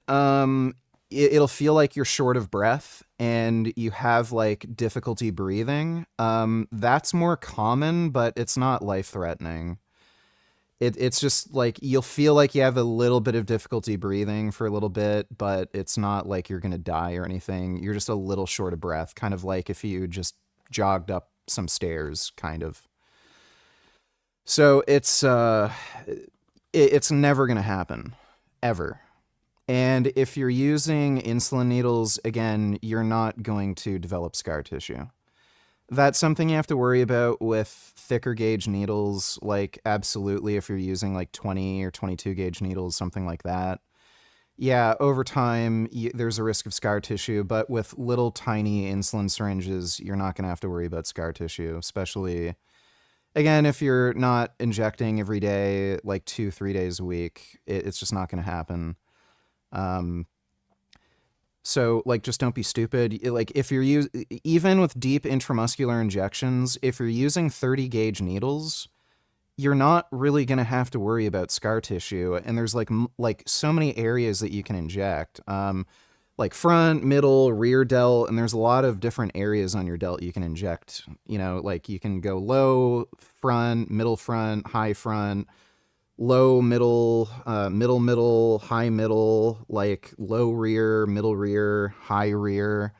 You can inject into your lats, you can inject into your glutes, tricep injections, you can inject into your pecs. Like, it's just not a fucking problem. And you can also do sub-Q. So, like, who cares? It's not a fucking problem. You're just being a fucking baby. You're just, like, literally being a bitch. Look at all the, like, massive pro bodybuilders, like Dorian Yates, Ronnie Coleman. Like, do you ever hear any of them complaining about scar tissue buildup? Like, it's just not an issue. If you're exercising and moving around regularly and you're using smaller gauge needles and you can get a massage gun too and kind of like work down, you know, some of the areas that you inject in, like, it's just not a fucking problem. And traveling with injectables is a pain. Not really. If you're getting it through a doctor's prescription, it's not like it's any more of a hassle than using orals. Thanks for the donation, though, Blake. Hey dude, how are you doing today? I recorded your stream last night and was re-watching the part when you raged about the YouTube recommendations. It was so funny, I laughed so hard I almost threw up lol. Anyways, you're not wrong about the site being garbage. Yeah, they made changes recently that... I'm assuming it's just I'm hoping it's a temporary thing. They've had issues before with their recommended feed and their algorithm. Like, they had a problem a while ago with the reply girl thing, where there are these, like, fucking dumb women with big tits that would just make these lazy reply videos. And they'd have their tits in the thumbnail. That was a big thing where every fucking video on the recommended feed, there'd be a reply to the video you're looking at where there's like some girl with tits, and then they're like, oh yeah, this guy did a thing. They fixed the algorithm to get rid of that. Another big one was the weird Frozen Elsa kid videos where like Spider-Man would fight Elsa, and some of the videos would get like weirdly sexual. They fixed that. They've made it very clear that they don't like the AI slop content on the website, so I'm assuming they're going to fix that as well. But yeah, right now there's some like weird algorithm change that I'm guessing they're experimenting with that they're probably going to end up changing because it's horrible. I've noticed I'm watching like cartoons and Netflix more often because like I literally just can't watch anything on the website unless I specifically look for it. So like if I'm looking for steroid content, like yeah, I'll search up Vigorous Steve and then, you know, I'll just watch one of his videos or something. But other than that, like the site's unwatchable right now. Like I can't fucking use it. So I'm guessing they're either going to fix it or worst case scenario, this is like some thing that they just discovered that dumbass kids like the algorithm change and they're watching and it's increasing watch time. And I might just be stuck with this until they have like a better algorithm that better recommends content to each individual user. But it's fucking horrendous. I deleted last night's stream just to be safe because I was raging pretty hard. I didn't know if I violated TOS and I can't really risk it right now. Thanks for the donation though, CDG. Pooed since the day we farted.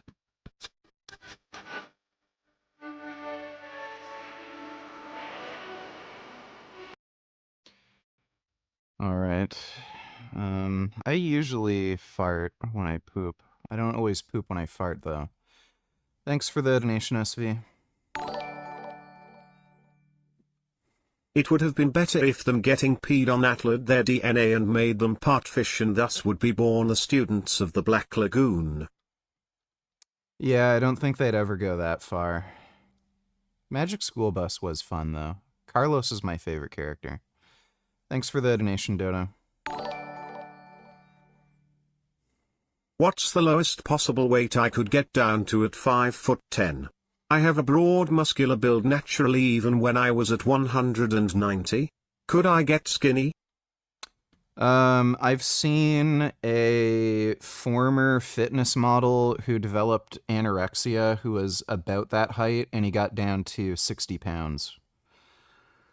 So, if you want to be anorexic and be near death, it wouldn't surprise me if you could get down to around 60 pounds body weight. Like, you won't be able to move and you'll be bedridden and you'll look like a corpse, but I've seen people with severe anorexia get down to ridiculously low body weights. Thanks for the donation though, Rec. I wouldn't recommend it. But yeah, if you're anorexic, you can get down to very, very low body weight. Wandering Mason donated $3.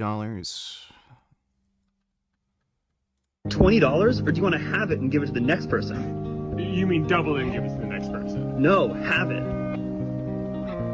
Well, how many people have it before me? Those two.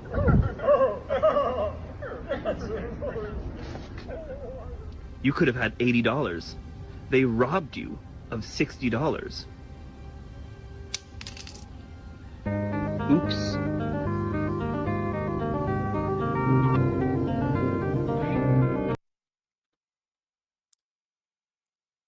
Well, thanks for the donation, Wandering Mason.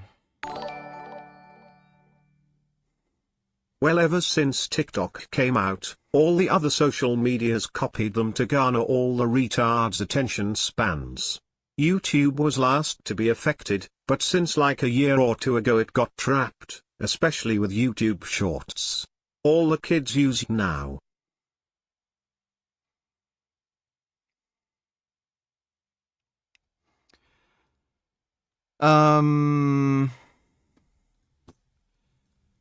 The thing is, though, TikTok doesn't make any money. Like, the only reason it exists is because it's a Chinese propaganda tool. So you can look at some of the stuff TikTok was doing to actually try to become profitable. They were actually giving people, like, big financial incentives to make higher quality, like, premium content. So I don't see YouTube becoming just horrendous like TikTok, because that kind of low quality brain rot content, it doesn't make any money. You only make money through some of the more premium content. So worst case scenario, yeah, you'll have a bunch of people making Mr. Beast style videos like, you know, Jesse James West and shit, but like, it's still at least better than TikTok. So I don't see YouTube becoming like complete horse shit like TikTok, and even TikTok is trying to not be TikTok. But thanks for the donation, CDG. Holy shit, injecting Undercano, it lasts 1 month. Holy shit. How much oil would that be? Wouldn't you have to inject huge amount into your ass, lats, shoulders, everywhere? Would that even be anabolic if I injected once a month?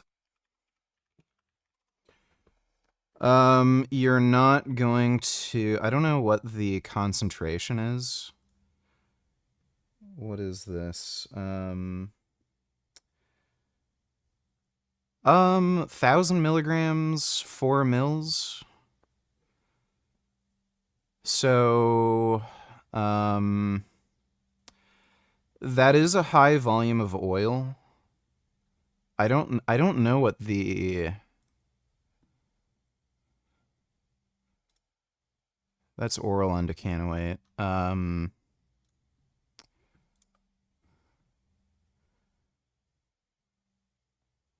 Yeah, okay, 1,000 milligrams per 4 mils. I'm assuming, yeah, you inject the whole 4 mil, well, it's a glass vial, so... Yeah, for 4 mils is kind of a lot for one injection, but again, it's like... I think it's typically every 6 weeks. It's not even monthly. The problem with these like really, really, really long esters is, again, you're not going to be able to reach the same peak serum concentrations. So if everyone's different. Like if you need, say, like 2,000 milligrams per deciliter in serum to notice a big anabolic benefit, you're probably not going to be able to reach that concentration with undecanoate. So it doesn't make any sense. Like there's a reason why no bodybuilders use undecanoate. Like one, it's kind of rare. Nobody is really selling it in the underground market. But you're not going to be able to reach like the same peak serum concentrations with undecanoate. Like if you're hypogonadal and let's say your testosterone is at like 200 or 300, and with, once a month with undecanoate, I think it takes like 6 months to reach peak serum concentrations. If you can get up to like 800 or 1,000, you'll probably notice like you build muscle a bit easier. Like you're still, doubling or quadrupling your serum test. Like that is going to do something. But, yeah, I mean, it's not comparable to having test at 2,000 or 3,000 or 4,000. So if you're taking these drugs for the anabolic benefit, why would you use undecanoate? Just stop being a fucking pussy and just use an enthate or cypionate and do more frequent injections. It's just stupid. But like, honestly, if you're afraid of needles, you're a fucking pussy. Like, you're just a bitch. Just stop being a bitch. Thanks for the donation, though, Killer Croc. Exactly, you have already been banned twice, so one more Valatin VG and you will be banned from YouTube for life. 3 strikes, you're out, Riamba. Well, I don't have 2 strikes on my channel. So I still have a few more opportunities, but thanks for the donation, Dodo. Sure, TikTok is just CCP's Western version of Douyin. But TikTok was the catalyst for apps making them as brain rot and addictive short attention span retard shit content as possible, and YouTube saw them doing it and wants to copy it to get more views. Well, YouTube has a mix of that sort of content, like that's why there's YouTube Shorts, but you can look at the amount of money you make from YouTube Shorts. It's like nothing. So you can get like 4 million views off a YouTube Short, but you'll make like $100. So they don't make any money. So it's like again, there's a reason why TikTok was paying creators to make more premium content. It's because the short form content doesn't make any money. The people who are making money on TikTok with that kind of content, it's through brand deals or other sales that they're making. They're not making money through monetization. Thanks for the donation, though, CDG. Have you ever heard of a sock snail? Oh.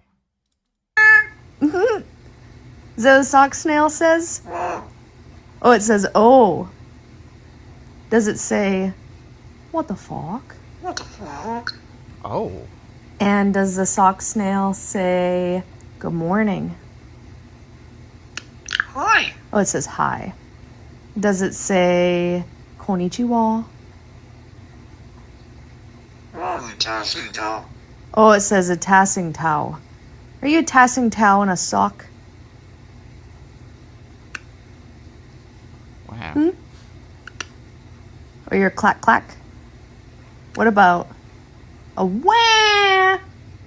Wah! No kiss? No kiss? Oh yeah, I'd kiss a sock snail. Oh my goodness. Argyle, what are your final words from your sock? Is it squeak? That's not a word. A bark. Hi. Hi.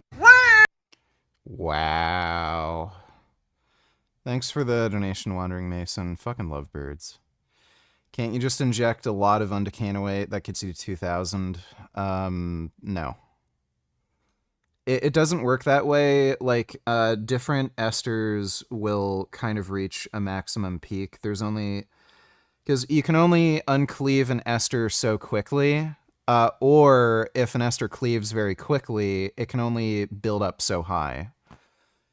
So if you have an extremely long-acting ester like undecanoate, you can inject like 1,000,000 milligrams per injection. Because it uncleaves so slowly, you're not going to build up to a higher concentration. There's kind of a maximum peak that it can achieve. So it doesn't work that way. Again, there's a reason why most bodybuilders either use an enthate or cypionate. If undecanoate, if you could have like super high peaks with undecanoate, you'd probably just use that, but nobody does.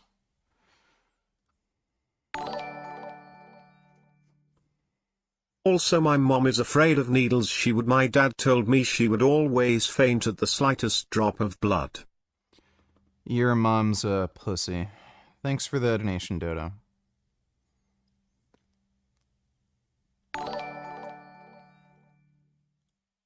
Doesn't YouTube get money through people watching ads though?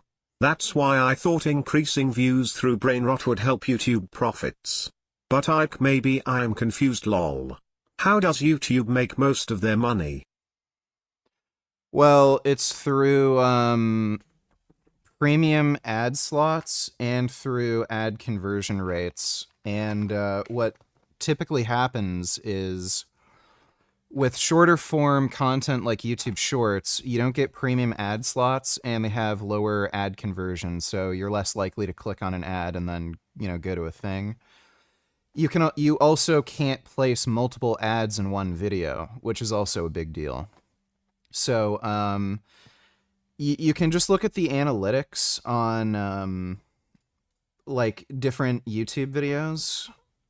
Let me see if I'll bring up my YouTube thing. You can just look at the kind of ad return rate, and YouTube Shorts are just garbage for like monetary returns.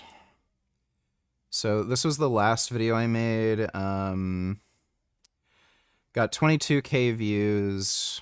I made $116 off that Greg Doucette response. And that was a 25-minute video. I've only made like 2 shorts. This got 102K views, and I made $11. So, 4 times the amount of views, and I got 10 times less revenue from it. And I think a similar story here. 18K views, $2. So same amount of views, and I only got, 50 times less money. So that gives you an idea. You don't make any money through YouTube Shorts. I gotta take a piss and take a shit, but I'll be right back. Gotta pee-pee and poo-poo.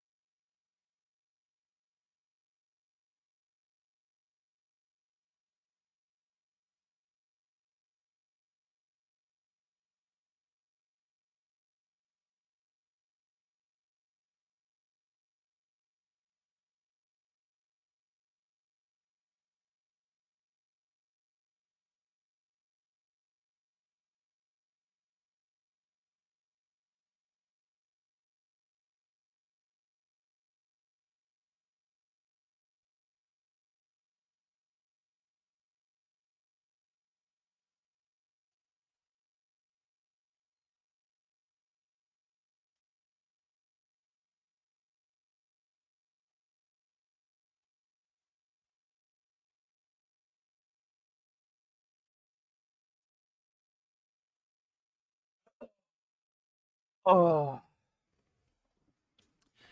Switch to tank top because I'm feeling warm.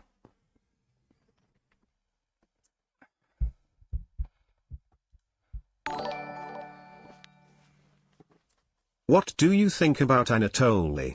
What do you think he does that allows him to be small, yet is able to pick up weights that are impressive proportionally to his size/weight? He's not particularly strong. I don't touch roids, legality's a maze. Half is banned, half's a grey zone, and one wrong source can land you in a legal mess fast. Also I don't trust quality of vendors. Respect to you though, at least you're real about it compared to fake natty pussies. I live in Canada, steroids are legal here, so I can buy any steroid I want, and I don't have to worry about legal issues.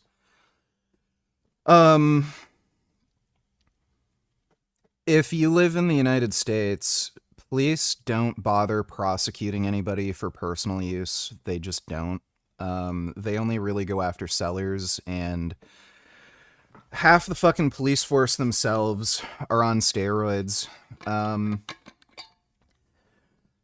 There's literally only one guy, I think, in the DEA that's even in charge of going after steroids. So it's really, really low on their priority list. Their main focus is fentanyl right now. So I wouldn't worry if you're in the US about getting prosecuted for steroids or something. I don't know what the case is for like Australia or, you know, Germany or any of these gay countries in Europe. But look, dude, society tries to set you up to fail. You know, it's totally fine for you to buy alcohol, which makes you fat, sick, and stupid. But they're trying to prevent you from taking steroids that make you big and strong.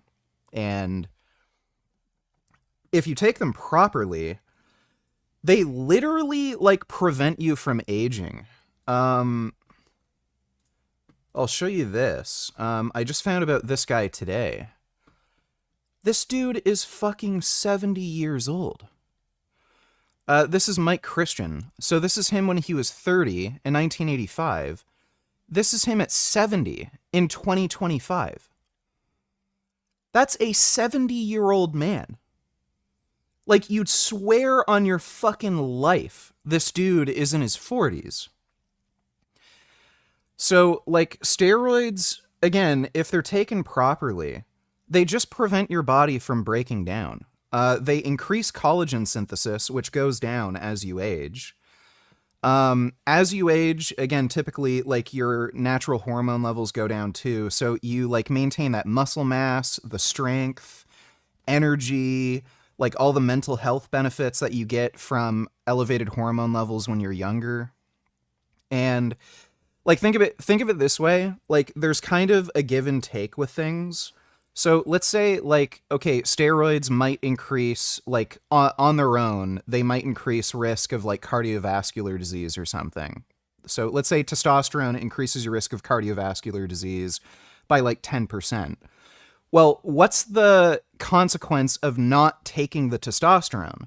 If you have less energy, less motivation, you can't, like, exercise as much, you have less muscle mass, all those things are also going to drive up your risk of cardiovascular disease. So if you take testosterone, but you're exercising more, because you're exercising more, you're lowering your cholesterol, increasing your muscle mass, improving your insulin sensitivity, that might have the net effect of lowering your cardiovascular risk. So, like, it's a total myth that steroids, like, age you and you're gonna die younger and crap like that. Like, everything has, like, a kind of give and take, and if you balance things out the right way, you can end up looking like this when you're fucking 70.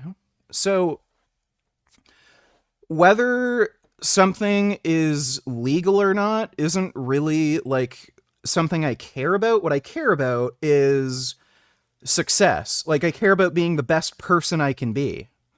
So if you're worried about, like, oh, it's not legal, I don't want to be big, strong, fit, and healthy when I'm 70 because it's illegal. The government says I have to wither away and, like, get sick and die and be this fat, out of shape, stupid old man.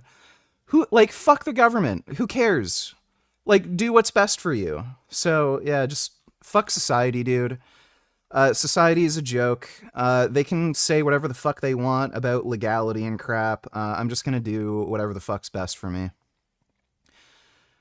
Thanks for the donation, though. Too strong for you, mate.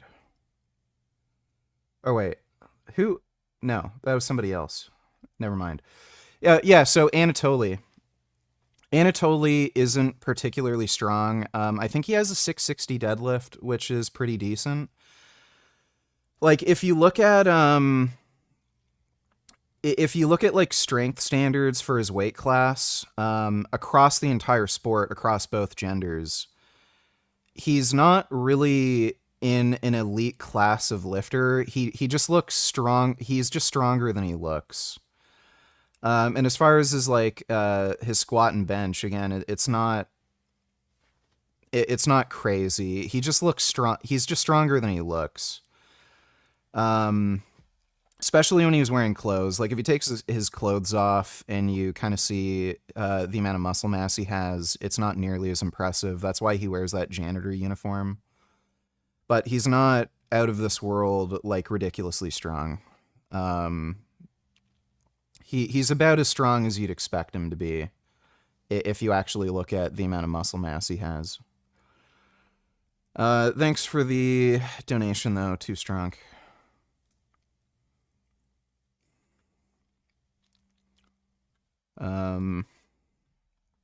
Is this gonna... There we go. My God, Mike is the man who never ages. Yes. So yeah. Again, that's another reason why I decided to go on steroids. Why would I have an interest in withering away and getting smaller and weaker as I age? Like, fuck that. Thanks for the donation, though, Dodo. Oh, Dingle Doodle Mingle's the one who asked that. So, yeah, just fuck the law, dude.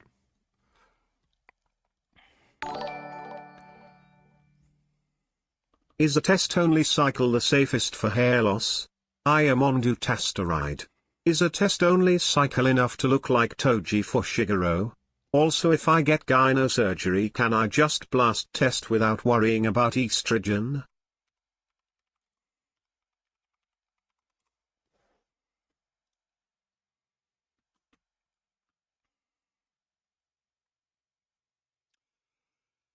Depending on your genetics, you may be able to look like Toji Fushiguro with just test.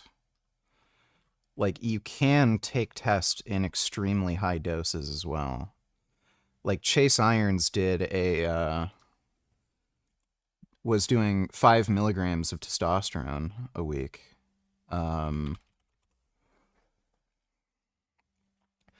So, yeah, with just test, you could probably look like this guy. I mean...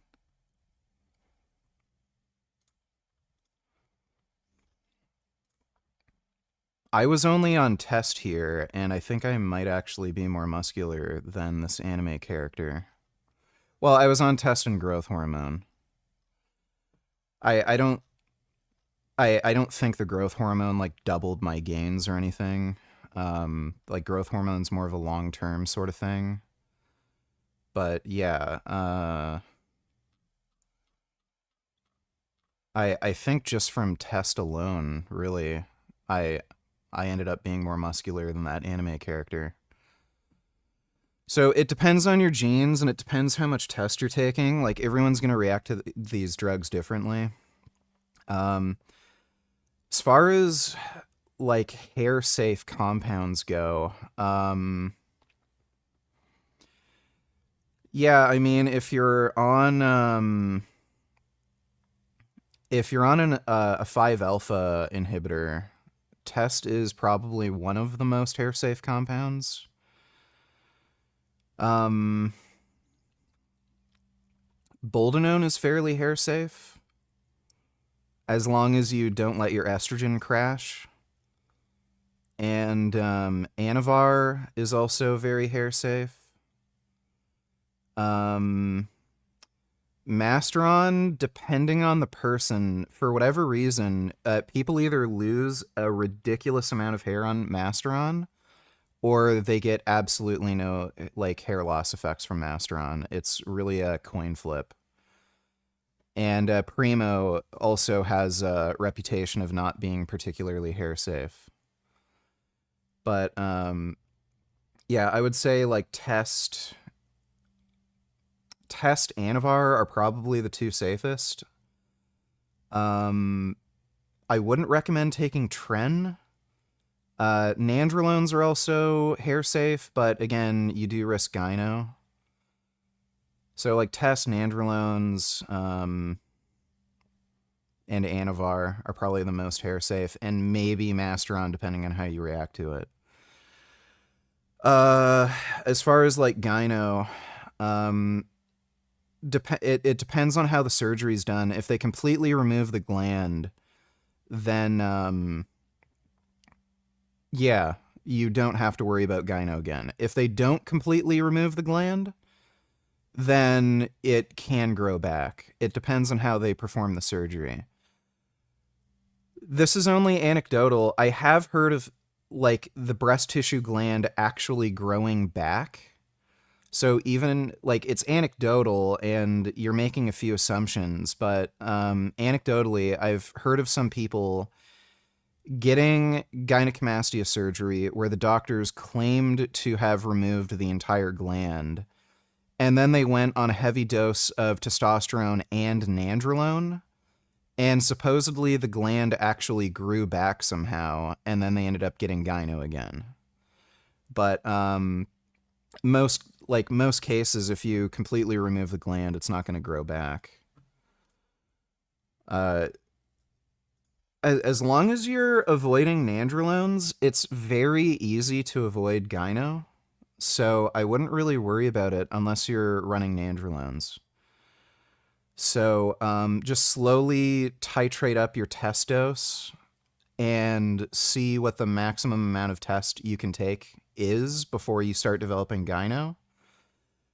And then from there, you can either use aromatase inhibitors like aromasin or add in some other compounds like primobolan or boldenone to control your estrogen.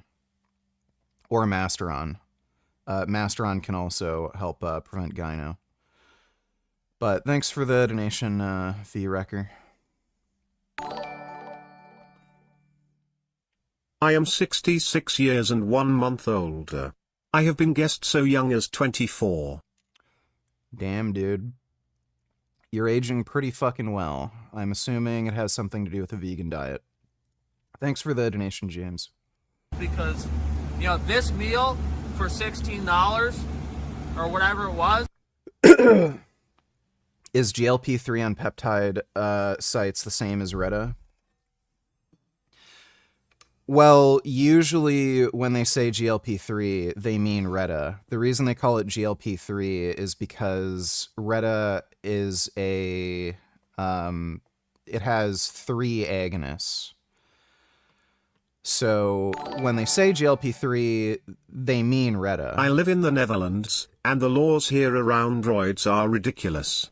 You can literally get a criminal record just for buying them. Fines, community service, the whole deal. Honestly, none of the online vendors look even remotely trustworthy either. I don't know what the...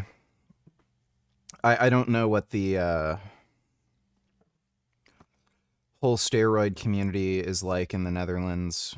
Like, Alistair Overeem is from the Netherlands, and that guy was fucking blasting steroids like nobody's fucking business. So I know there's bodybuilders and MMA fighters and shit from the Netherlands who are taking a fuck ton of steroids.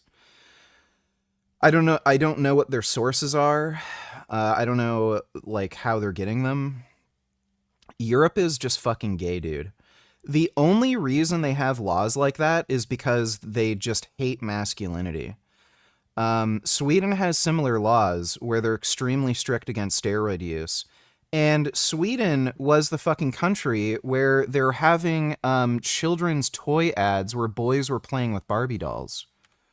Sweden, boys. Yeah, Barbie ads or something.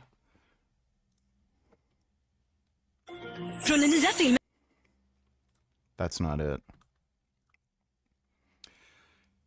Yeah, this was it. So, girls will be boys in Swedish Toys R Us advert. What's wrong with that? So, Sweden had a bunch of toy ads where girls were playing with, you know, what are, you know, considered boys' toys, like Nerf guns. And boys were playing with girls' toys. Let me see if I can find it. Louis Marco actually made videos on this. Christmas, and this hits home for me. So watch this. This is great. Totally hot, totally cool, totally cute Barbie. So fierce. Girl who has it, nothing can stop her. Hold while she takes this call. It's for you, Moschino Barbie. Moschino Barbie doll fabulosity totally included. Yeah. This was coming out of Sweden. So they were releasing, yeah, this is the shit. This was coming out of Sweden, where there were boys playing with girls' toys, and then there were girls playing with boys' toys, like Nerf guns. Europe is deliberately trying to feminize men, and they hate masculinity. That's why they're banning steroids, and they have this like whole fucking campaign of preventing men from taking steroids, and they're criminally prosecuting people. So, like, again, ask yourself, why the fuck do they not have a problem with alcoholism? You can go to any liquor store, buy enough fucking alcohol to kill yourself. Like, alcohol is a very deadly drug. You can easily take a lethal dose of alcohol. And, like, just look at the, like, social and, like, health impacts. It's a cancer-causing carcinogen. It causes liver disease, kidney disease, degenerative brain diseases. The amount of, like, violence that's committed due to alcohol, so, like, spousal abuse, child abuse, like, the amount of bar fights and shit that happen due to alcohol, the amount of drunk driving incidents and people who die due to alcohol. They're fine with alcohol, but if you're taking a fucking drug that makes you big and strong, oh, you can't have that. That you're going to get criminally prosecuted. You want big biceps? Oh, can't have that. You want liver disease? You want to get fat, sick, and stupid? Oh, yeah, that's fine. Just go to the liquor store. Have at it. So, Europe, like, the reason why all these European countries, like Sweden and the Netherlands, why they're having this big ban on, like, steroids, it's because they want you to be a gay fucking feminized bitch. That's why. And I think it's due to communist infiltration into Western society. I don't want to get into the whole thing again, but the US does a similar thing. You'll notice in a lot of Asian cultures, so like China, South Korea, Japan, like a lot of Asian dudes are like gay. Like they have like, they wear girly clothes. They're very feminine. They're small, weak, not very muscular. You know, they kind of act like they're gay. A lot of that is actually due to the CIA. The CIA has actually deliberately tried to feminize other countries so that the men are demoralized and less aggressive and these other countries are less of a threat. They literally tried to develop a gay bomb, and that's a real thing.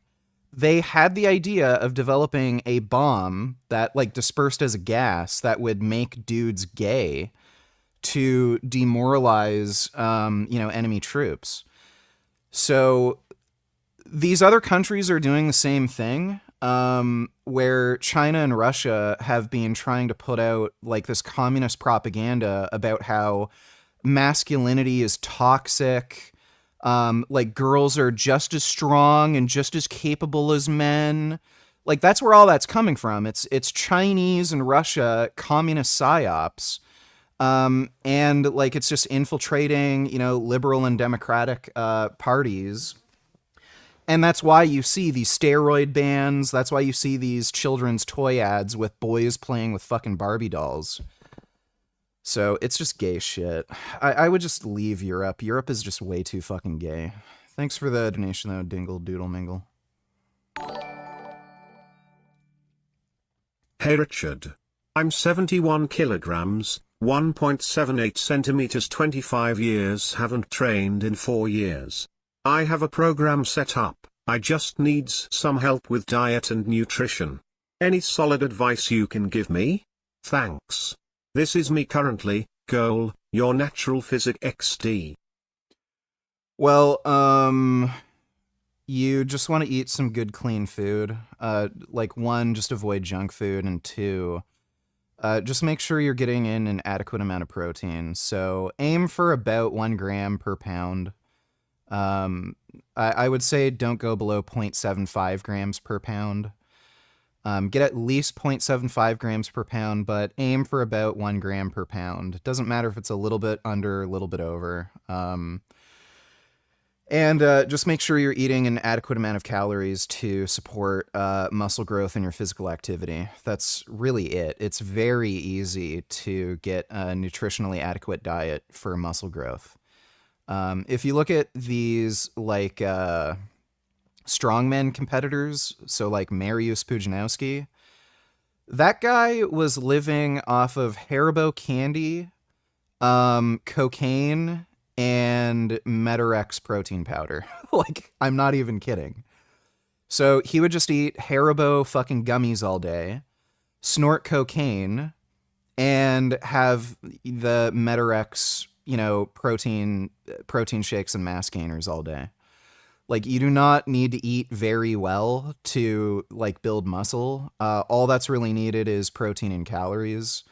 Obviously, you're going to be in a better spot. You're going to get the antioxidant benefits and all that other crap from eating like good, clean food.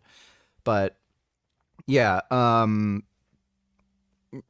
sweet potatoes, rice, black beans, chickpeas, tofu, seitan. Add in some protein powder and add in some like greens like broccoli, Brussels sprouts, and like that's most of your nutrition needs covered.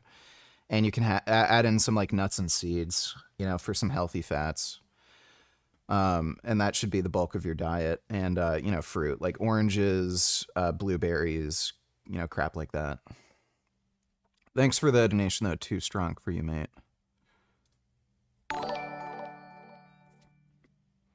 A few weeks ago, I started on 125 milligrams test 10 and 8 every 5 days.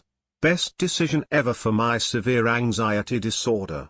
Not to mention the pumps are great and I feel so calm almost all day. You helped me take that next step through your vids. Dude, it is fucking crazy to me that, at least for men, testosterone isn't considered like the first drug, to consider for treatment of depression or anxiety. There's research dating back to the 1930s on testosterone on mental health. That was the first use of testosterone to improve mental health. It was developed to help treat depression and mood disorders in submarine operators because they have to spend so much time in like really cramped, stressful conditions underwater and isolated. The first use of testosterone was to improve mood. And the research on this is extremely clear. I linked a big meta-analysis on this in my Greg Doucette video. Like, it's irrefutable. The research is so fucking clear. It dates back like literally 100 fucking years. Systematic review and meta-analysis of 75 randomized placebo-controlled trials involving a total of 1,890 men found that testosterone treatment was associated with a significant reduction of depressive symptoms, particularly in participants who received higher dose regimens. So what you'll find in the research, the higher the dose of testosterone, the greater the mood improvement, and the association is almost linear. So I think they've tested doses up to 600 milligrams per week, which is an extremely high dose. People who take more testosterone have greater mood improvements. So less depression, like just feeling better, less anxiety. So why the fuck isn't this the first treatment that's considered for improvement of mood disorders? It's a bioidentical hormone. It's what your body actually fucking produces on its own. Whereas with all of these other drugs like SSRIs, SNRIs, NDRIs, like all this other crap, it's not something your body naturally produces, and it does weird shit in your fucking brain that nobody even understands how these drugs fucking work. The only reason they're prescribed is because in placebo-controlled trials, they do something. They don't even understand the mechanism of how they work. And it's well known that, they're not very reliable and they don't work long term for most people. So generally speaking, if you take any of these drugs, their efficacy wears off and you either have to take a higher dose or switch to a different drug or come off and then start it up again later because you develop like a tolerance to it. With testosterone, the effect is prolonged. It doesn't go away. And you get all these other benefits, like you get sexual benefits. You get more energy. You build more muscle mass. Typically, men on testosterone have lower cholesterol. It seems to be cardioprotective. It's protective against diabetes. Like, it has all these other benefits that these other antidepressant and anti-anxiety medications don't have.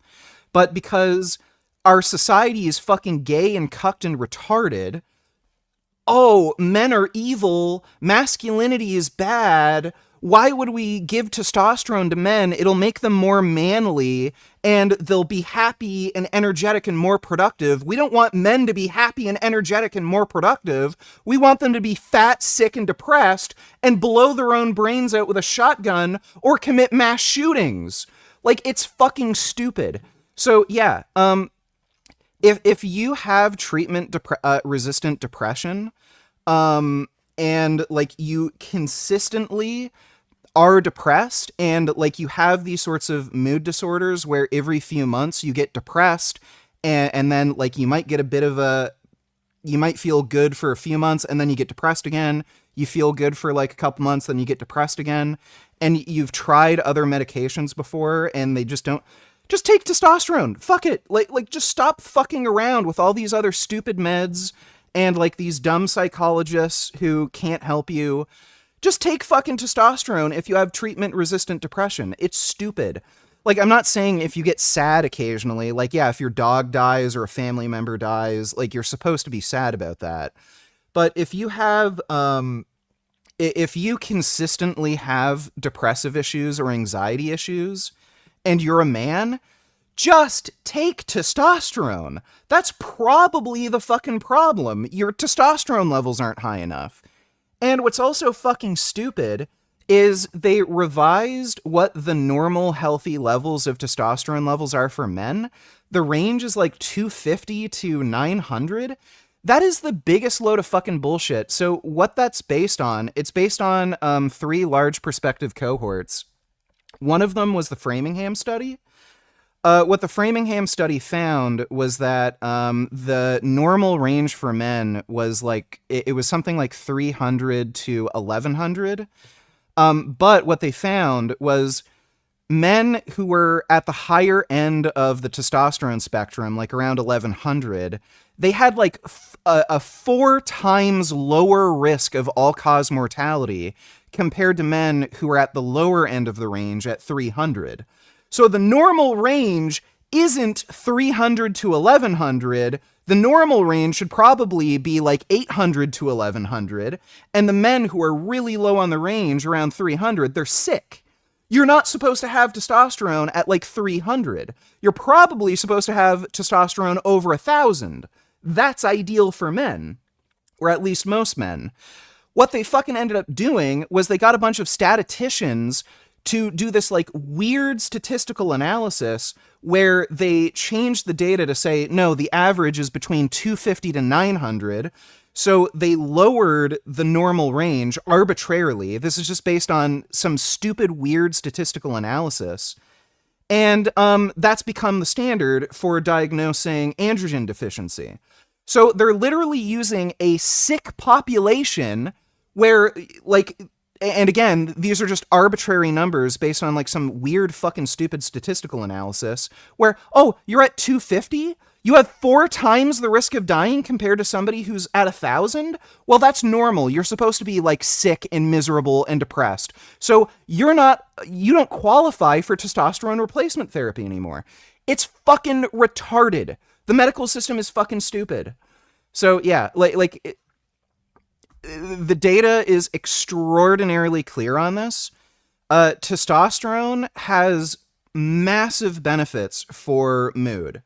This whole thing about steroids making you like a crazy, depressed, anxiety-riddled, like rageaholic who freaks out at everything. It's a complete made-up myth. I don't even know where the fuck that came from. With testosterone specifically, it improves your mood. It makes you more mentally stable. It makes you more happy, less prone to depression and anxiety. So, the whole medical field is just poisoned by like feminist, retarded, gay brain rot. And they won't prescribe testosterone because, oh, masculinity is bad. You're not supposed to be a man. And what's also interesting, I'm going to start looking into this too.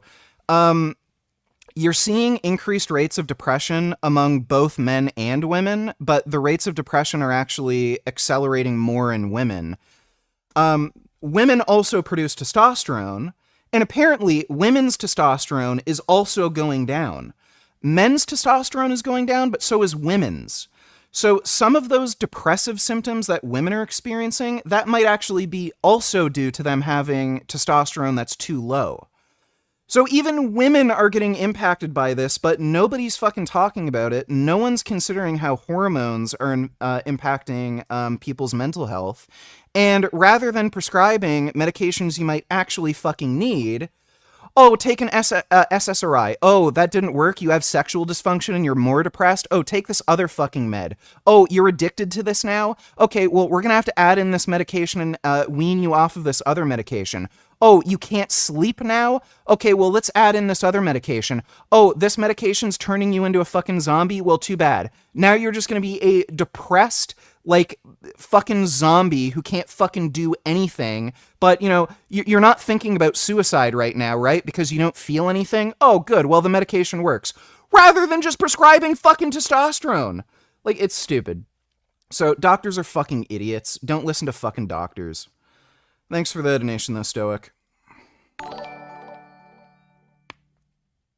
Dude, please flex your biceps a few times.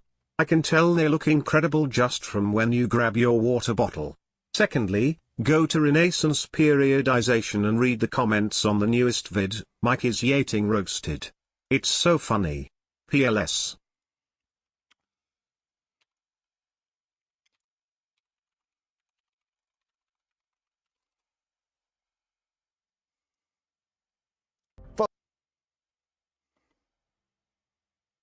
Trend Twins back workout. Oh, God.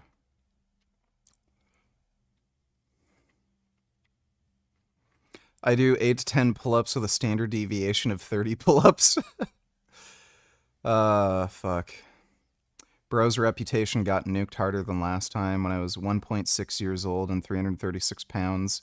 I considered taking Tren, but then decided against it.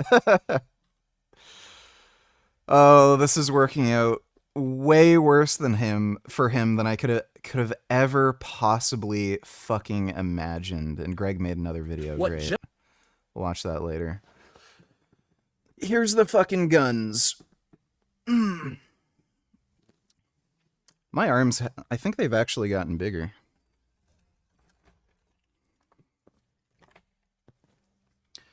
Let me see what they're measuring at.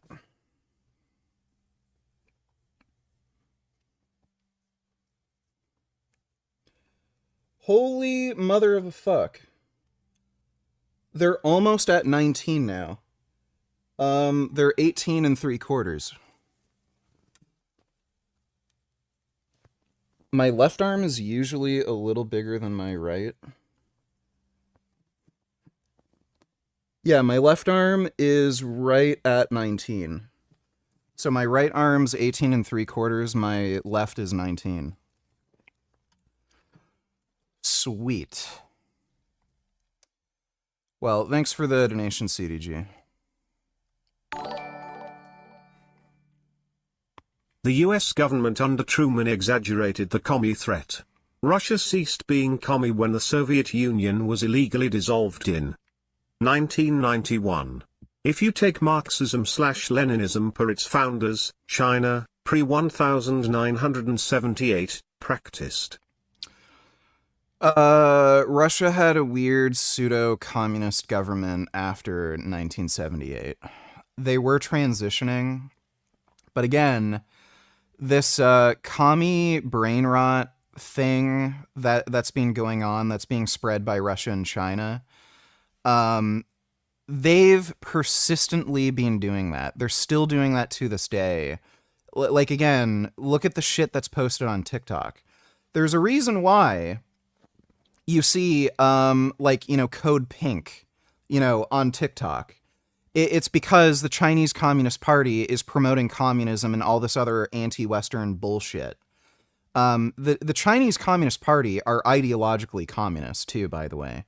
They just don't practice, literal communism because it doesn't work.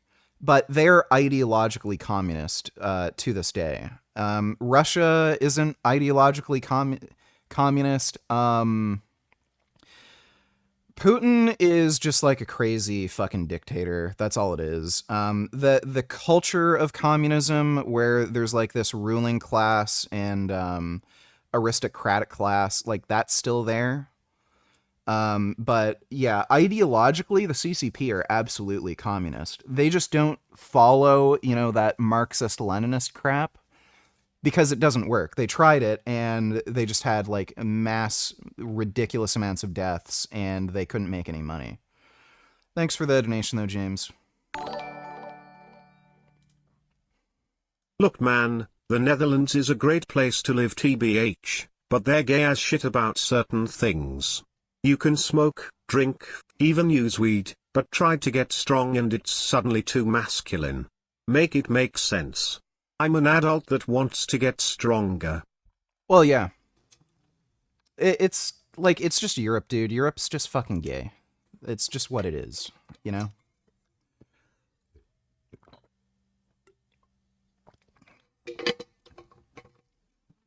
When, I know there's like stats that you'll see where like Sweden is the happiest place on earth. Like those things are extraordinarily misleading. They have like crazy fucking welfare systems where, yeah, if you're poor and you're unproductive and stupid, like Sweden is going to be a better place to live than the United States. But if you're a very highly motivated, productive person who actually has an ability to make money, Sweden's going to be one of the worst places you can possibly fucking live because they're going to steal all your fucking money and give it to some like dumb fuck retarded Syrian fucking fake refugee who wants to spread fucking jihad and not work and just take advantage of the fucking welfare system. So, like, when people talk about, like, some of these stats of Europe being a better place to live, it's extremely misleading. It entirely depends on, like, what your like social standing is, like how much money you make and how productive you are and like what kind of lifestyle you want to live. But yeah, if you're like a poor, broke loser jackass, yeah, a lot of European countries are better to live in because they'll just give you free money. Like, no shit. But, you know, if you're not a fucking loser, why the fuck would you want to live in Europe? They'll just steal all your money. Thanks for the donation, though, Dingle Doodle Mingle. Zoid Rena in comments said that Peter Rogers MD said that all dietary fats aren't essential, and increase risk for heart disease and obesity. Please school them. I already know it's not true, but I wanna laugh at you telling them they're a retard. Dietary fats are in fact essential. Eat nothing but sugar and protein, you'll die. So, there's also a very interesting case report. There was a woman who got shot with a shotgun and her guts were completely blown out, so she couldn't eat any food. What they ended up doing was they fed her through an IV, and they actually discovered the essential fat omega-6 because she developed this extraordinarily rare nutrient deficiency that no one gets because, like, omega-6 is in literally everything. So they actually discovered the essential fat omega-6 because of that one woman. But yeah, omega-3 and omega-6 fats are essential. So there are, in fact, essential fats. If you eat pure sugar and pure protein and you add in like a multivitamin, you're going to die because there are indeed such things as essential fats. That guy, I know there's some like weird anti-fat wackos who say because you can see, like postprandially after you consume certain fats, like even olive oil, you see a reduction in vasodilation. That means the fats are harmful. That's nothing. Like that's at best mechanistic speculation. So when you look at long-term prospective cohorts or randomized trials, you know, fats from like nuts and seeds or olive oil, they're good for you. They improve health outcomes. Thanks for the donation though, CDG. I bought testosterone from the UGL because you recommended it. Well, a few days ago, my dad found the needles in my room and blew his lid, accusing me of taking illegal drugs. Now my parents think I'm a worthless drug user. Thanks, Richard. Well, your parents are fucking gay, and they're trying to get in between you and your gains, so call them faggots. Thanks for the donation, though, RV. Dodo donated $2, let me see.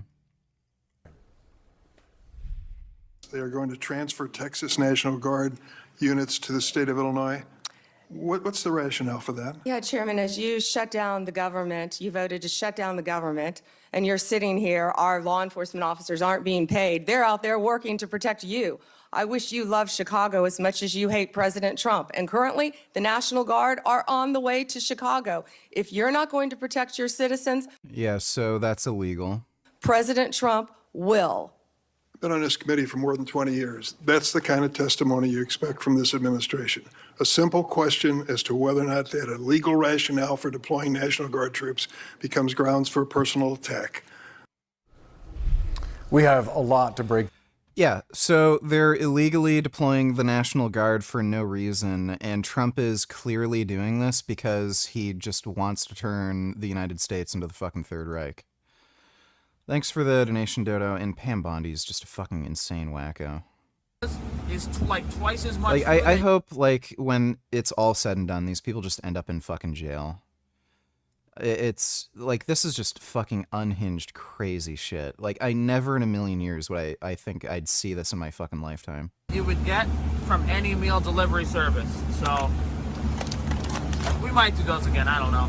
I mean, maybe a few of those things are like brand new, but a lot of the stuff is just quality control and me trying to do a nicer job and making things taste better. Yeah, I don't know if I'm gonna end up doing all this dairy myself.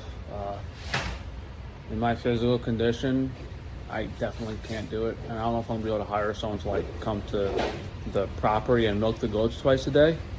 I don't really want to do it, but I mean, you know, if I have to make this stuff myself here, what's stopping me from doing all the dairy myself, really? It's not really much of a quality control difference. The major thing would be we can ship milk now every day instead of just Monday, because all of the other dairy products, there's no real freshness issue on when they're made, because like kefir, yogurt, cheeses, cream, butter, all those products, like, doesn't matter if they're in the fridge for like a few days or a week or two, they kind of stay the same. The milk though is You know, I'm wondering if some of the shit that Frank is doing with these raw dairy products he's selling is even legal, because dairy regulations in the US are pretty strict, and he's talking about selling raw dairy. And like he's talking about milking his own goats. I don't know if there's anything specific about cows versus goats where you can do whatever you want with goats, but this just seems really fishy and weird. big, because right now, since we get the milk shipped in usually Saturday, we have to send it first thing Monday. So Ordered some 25 gauge 1-inch needles. Do you think that's too big for daily injection to avoid scar tissue? React to these injections. 25 gauge needles aren't really bad. I was using them at first. You can't feel them. They're pretty thin. For daily injections though, I'd recommend getting 30 gauge. If you're using testosterone that uses like MCT oil or cottonseed oil or grapeseed oil, you're not going to have any issues pushing the oil through. So for extraction, I'd recommend using 22 gauge needles. The reason I wouldn't go any higher is with a thicker needle, like an 18 gauge, like massive fucking needle, what can happen is the needle is so large, you can cut off pieces of the rubber, and then you'll have pieces of rubber floating around in the vial, and you can actually suck up some of the rubber, which isn't good. So 22, you get a really high flow rate. It's still a very large needle, and it'll pull through like nothing. And then just use the 30 gauge for the actual injection. And again, you might have to push a little bit harder, but it's not bad. Unless it's castor oil, which it would be like impossible to use a 30 gauge. Like that would take, minutes to actually push it through. If it's MCT or cottonseed or grapeseed oil, you're not going to have any issues. So I would use 30 gauge if you're going to do daily injections. 25 isn't bad though. Like it's still pretty thin. I was using 25 gauge for the first month, and it's really easy. Testosterone. Pop this top, sterilize the top on the rubber plunger, let your vial air dry. In the meantime, open your 3cc syringe, grab your 18. I don't know why he's using 3cc syringe. You should just use a 1cc syringe. 18 gauge needle, because this is oil based. The 18 gauge. Yeah, 18 is kind of too large. You sort of risk, again, actually cutting off pieces of the rubber and having it float inside the vial and getting sucked up by the needle. Needle will let this draw faster and smoother. Twist on the 18 gauge needle like so. Pierce the vial. Like the problem with a 3cc, you're going to have to use more math.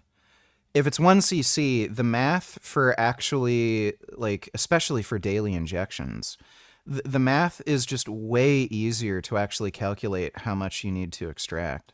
Place it with the testosterone, flip it back, pull the needle out, then replace it with the 25 gauge 1-inch needle, twist that on. Now you're ready to inject. Prep the area. We're gonna do the glute, my little L trick right here in the middle, and go back this way. I'm gonna go right in here, alcohol the area, let that air dry, make sure my needle's good, go back, and I just go. So, what I do is while I'm, before I even get the needle ready, I alcohol swab the area that I'm about to inject. Then by the time I inject, it's going to be dry. So then I don't have to wait for it to actually dry. Go straight in, just like that. Usually you want to draw back a little tad. You'll see an air bubble in the needle. That means you're in the muscle. That's good. I really don't think it's worth drawing back. It's sort of pointless. Again, the likelihood of you injecting directly into a vein is like 0. So you're going to have a bigger problem injecting air into the injection site versus maybe nicking a vein and then having that, what do they call it? It's like an oil pulmonary something. So some of the oil might go into the vein and then you'll have that breathing thing, but it's just not a big deal versus like several times a week injecting air into the muscle. It's not really a problem, but your body doesn't get rid of air that's injected into the muscle very well, and you're just going to have more post-injection pain, and you're going to get more inflammation and scarring in the area from injecting air.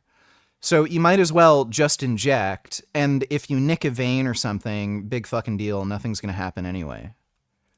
At that point, push it in. You may get a little blood like that, that's no problem. Dry that up. When you draw back and you see blood inside the syringe, change the needle out and redo it. Usually means you went through a little vein. Won't hurt you, just kind of bruise up a little bit. Click the link in my bio and subscribe. Yeah, so unless you need to inject massive volumes of fluid at once, 3cc needles are pointless, and it makes doing the math for the injections way harder. And even for glute injections, I just use a 30 gauge needle. Again, it's really easy. It leaves like no scar tissue. So yeah, just go with 30 gauge. Thanks for the donation though, Didi. Selling raw dairy is very illegal in the US. People who want it here have to find a farmer who will sell it to them directly off the farm because otherwise it wouldn't be able to happen. Remember that weird guy milk jar you debated? That's what he did. Yeah. I know Frank has sold raw dairy as like pet food before. I know that's like a legal loophole that some of these people use. But some of this, like, especially since he's uploading these videos online and he's talking about this being for human consumption, it seems like what he's doing here is illegal. And then he complains about the USDA investigating him, but, like, I think some of this is probably going to catch up with him. Thanks for the donation, CDG. New $22, do you recommend females be on testosterone too? If need be. So, like, none of this is, like, really taken seriously by, like, doctors. Doctors don't know anything about hormone replacement therapy. That goes for men and women. So, when you're seeing, like, massive rates of depression and anxiety disorders, like, they're increasing in both men and women, and they're increasing even faster in women. And there's reason to believe this is hormonal, because women have higher rates of obesity than men. So, and a lot higher, too. Like, way, way higher rates of obesity. So obesity increases aromatase activity in the body. So if women produce like a certain amount of testosterone normally, but you're seeing much higher rates of obesity among women, that's a reason to believe that women may have a higher risk than men of having low testosterone because of increased aromatase expression. And you're seeing like way higher rates of depression and anxiety among women.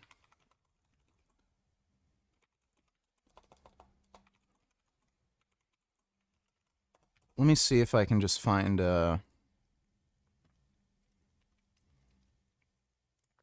So this is anxiety.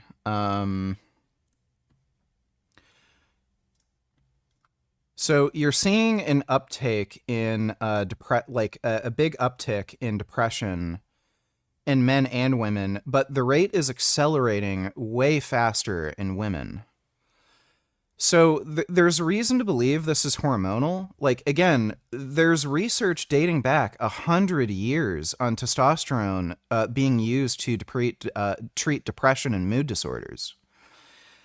So, first thing I'd look at is your hormone levels. If you're a woman and you get your hormones checked and your testosterone is like rock bottom, like it's at the low end of the reference range, that would be a sign to me that like maybe your depression and anxiety disorders are due to low testosterone, in which case, like, yeah, you might want to consider testosterone replacement therapy or like lifestyle intervention. If you're like overweight, you know, the first thing you'd probably want to do is treat the obesity. So if you can't stick to a diet, like go on a GLP-1 agonist drug, and then try to lose the weight and see if that fixes it. But I don't think that's just coincidental, since like testosterone specifically seems to be like it has such a massive impact on mood. It's not talked about. Like I don't know why this isn't discussed nearly as much as it should be, but the change in mood that you get on testosterone is so fucking dramatic. I didn't even have depression when I started taking testosterone. I cured it a year ago. When I went on testosterone, my mood went from like good, I felt really good, to I am just God. I feel fucking incredible and amazing and everything is fucking wonderful. So, yeah, if since these hormones have such a huge impact on mood, that's one of the first thing, well, that really is the first thing you should look into if you're having a mood disorder, is what are your hormone levels at? So, if you're a female and you get your hormones tested and your testosterone is either at the bottom of the reference range or below it, then you should figure out a treatment to see if you can raise that level of testosterone, either through like weight loss, see if that increases it. If weight loss has nothing to do with it and you're at a normal weight, then yeah, you should consider testosterone replacement. Would the benefits be approximately the same, like mood improvements, cardiovascular, aging? So women can't take as high of a dose as testosterone. So I would imagine the like improvements in mood and cardiovascular markers and shit, they might not be as dramatic, but I would imagine it would still, like, you would still have those same benefits. What about female hair loss? You wouldn't have to worry about hair loss if you're just talking about replacement doses. Also, you think Prez Truman and Joseph McCarthy went too far. I don't know. I don't know about that. Thanks for the donation, though, New. Read up on Arctic frost. From your favorite multilingual, anglophone, cultured and educated, joint-breaking vegan brood.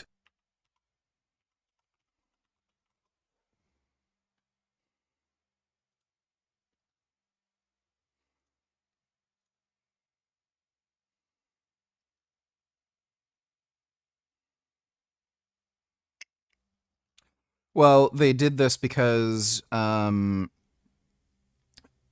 they concerned with them working with Russian agents? Or at least foreign agents?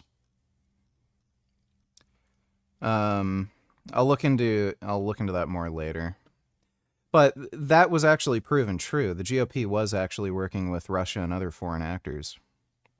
Thanks for the donation, though, James. I'm sure if someone pursued him on the raw dairy, then he would definitely get in huge trouble. It's a big deal.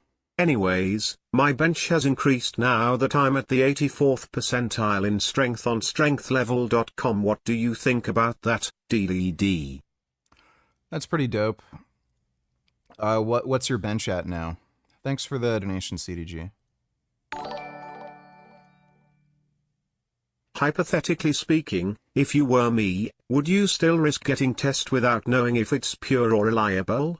They usually do say they did third-party testing, but it just pisses me off how impossible it is to find anything legit or not shady.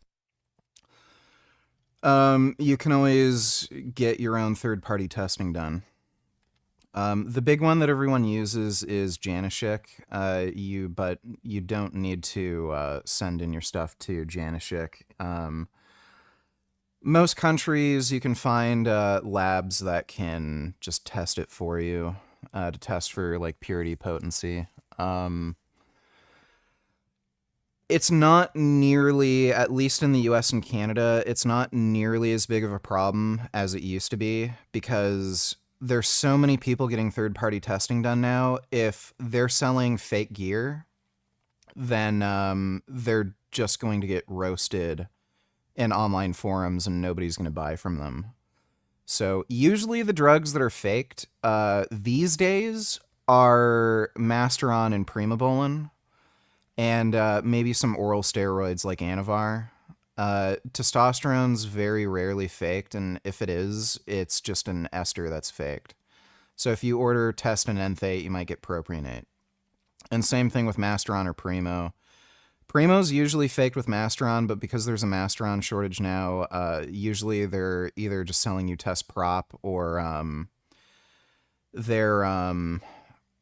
they'll just sell you like Boldenone or something. The thing I'd be most worried about with underground gear is them adding solvents to it, so like ethyl oleate. And usually you can avoid that problem just by knowing about like normal concentrations. So if you're going to order something like testosterone cypionate and it's dosed at like 400 milligrams per mil, that's a dead giveaway that it's either not test cypionate or they're using a solvent like ethyl oleate so that they can add more of the compound into the solution. So test cypionate's usually dosed at 200 milligrams per mil. Test and enthate's usually dosed at 200 to 250 per mil. Primobolan's usually dosed at 100 to 200 milligrams per mil. Boldenone's usually dosed at like 200 to 300 per mil. Masteron, same thing. It's usually dosed at 100 to 200 per mil. If you're seeing dosages that are way higher, like 300 or 400 per mil, when it's usually dosed at 100 to 200 per mil, that's usually a dead giveaway that they're adding solvents to it, or it's just not real, and it's like some other compound. That's the bigger health issue. And again, you can get third-party testing done to make sure that they're not adding solvents, and you can also just make sure it's like what you're actually ordering. But at least in the US and Canada, fake gear is way less of a problem than it used to be because so many people are getting third-party testing done. As soon as an underground lab is like giving out fake gear, like people just end up not buying from them. But it's still worth it to, get third-party testing. But yeah, like that. And again, that's another good reason why it's good to sign up to like, a forum like Chase Irons forum. They talk about like, safe underground labs and shit like that. Thanks for the donation though, Doodle Mingle. Dodo donated $2. The only thing that can save Frank at this point is a bailout from RFK Jr., and sadly, that is not an impossibility. Meat and then fermented vegetable, anything fermented. So a lot of yogurt, a good yogurt without sugar in it. Fermented food is just garbage. And then coleslaw and kimchi and coleslaw and kimchi are disgusting. All kinds of fermented vegetables. And it's really, I would say it's dramatically changed my everything. RFK Jr., 70 years old, looks better than half of Congress put together. Yeah, he's also on testosterone. So they won't mention that. Oh, mostly carnivore, eat steak, no seed oil, sugar.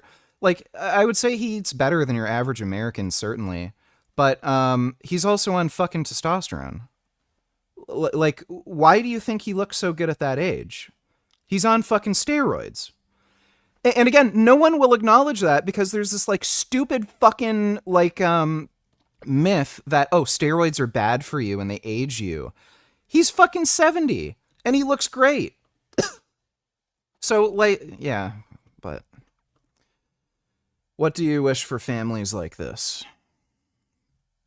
Hopefully they get hit in the head by a goat or a sheep. Fucking just degenerate retards. Like, they're just degenerate fucking retards. Thanks for the donation, Dodo. What do you think is causing the low testosterone in humans? Besides the obvious, diet, sleep, alcohol and drugs, stress, weight, anything else that can be fixed that raises testosterone naturally? What about environmental factors like plastics, chemicals? In all likelihood, environmental pollutants don't have that significant of an impact on your testosterone. And if they do, it's probably only in obese people that are getting adversely affected by it. So a lot of these toxic pollutants, they actually build up in your adipose tissue. So if you have an excess amount of adipose tissue, some of these, like, you know, plastic pollutants and shit, they may build up in your adipose tissue and then increase aromatase expression beyond what you'd normally see, and then that might lower your testosterone even further. But in all likelihood, if you're doing everything else right, so you're at a healthy body weight, eat well, exercise, get plenty of sleep, lower stress, these toxic pollutants probably aren't doing much. And a lot of the stuff that is being talked about right now, like the, what is it? The like non-stick cookware stuff, the Teflon, they're pretty chemically inert. They don't really react with anything. So people are freaking out about these PFAS, you know, these forever chemicals, but they're pretty inert and they don't really seem to do much. At least not things like Teflon. So the main cause of lower testosterone levels is probably almost entirely due to obesity and stress. And if you can avoid that, you probably won't have any issues. And outside of that, it's probably just a biological thing. Like, you just kind of got fucked by your genes and you just have low testosterone. But that's why we have medicine. You might have a genetic problem and you're just predisposed to having like low test or some other problem, but that's why we have medicine, right? But we just live in a stupid fucking society where, oh, you can drink alcohol all you want, but if you want a fucking drug that actually like improves your life, well, sorry, you have to go to a doctor who doesn't know what the fuck they're talking about and has no fucking education or training on the subject, and is influenced by like some stupid cultural norms where masculinity is a bad thing, and there's like this myth that steroids are just bad for you, so they won't even prescribe you the drug you need. But that's why there's a black market. So these dumb fucks who try to create this like cock block system where, oh no, you're not allowed to have this even though it's good for you. Well, that's why the black market exists. So these dumb fucks who won't give you the drugs you need, well, they're only improving the black market. So these underground labs are getting better and better. A lot of them adhere to actual pharmaceutical standards. And what's funny is you'll actually see a lot of fucking people who, like, just go on some of these steroid forums. A lot of people get their drugs through legal sources. So, you know, they'll watch like Chase Irons or Vigorous Steve, and then they'll go to a TRT clinic, and then they'll be prescribed by a doctor testosterone. They'll get prescribed like, you know, a normal TRT dose, like 100 milligrams a week.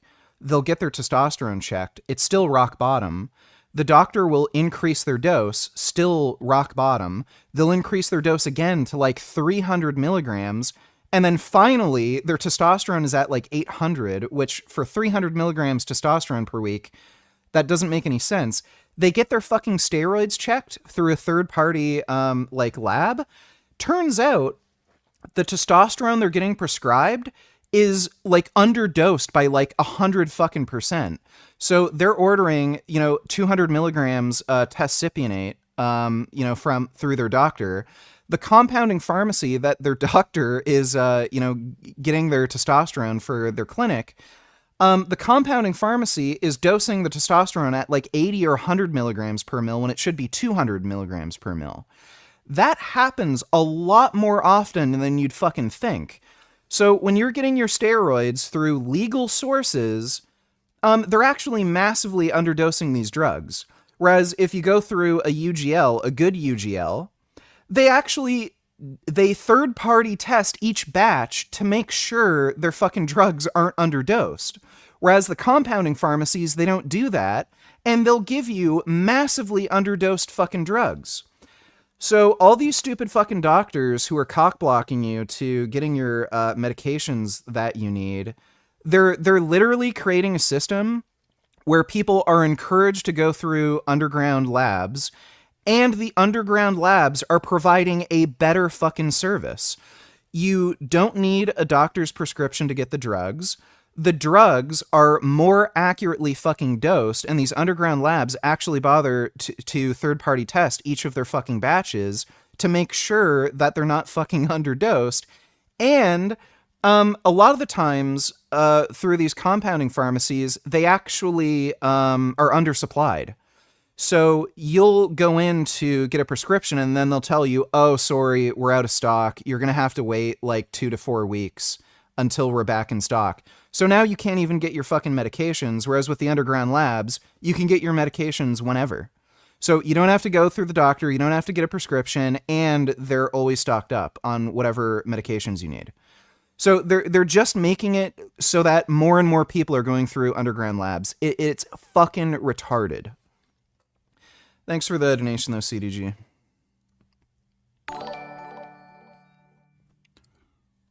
Well, I don't know my 1 rep max technically. The calculator put me in the 84th percentile based on a set of reps I did and estimates my 1 rep max. But I'm pretty sure the estimate is close to accurate because I'm way stronger. It says 265 bench at 155 pounds. I would say the 1 rep max calculators are more accurate the heavier you go. So if you're calculating based on like a 10 rep max, it's going to be less accurate than calculating it based on a 5 or 3 rep max. So just to be conservative, I'd recommend going with a 3 to 5 1 rep max and going with a 95 to 98%. Calculation. That tends to be like 99% of the time accurate. So if you like say you plug in a 3 rep max, like just going off a random number, your 3 rep max is like 200, and then it says 95 to 98% of your 1 rep max would be like 250. That would 99% of the time be like your actual 1 rep max, if not slightly higher. But thanks for the donation, CDG. Appreciate it. That's pretty good.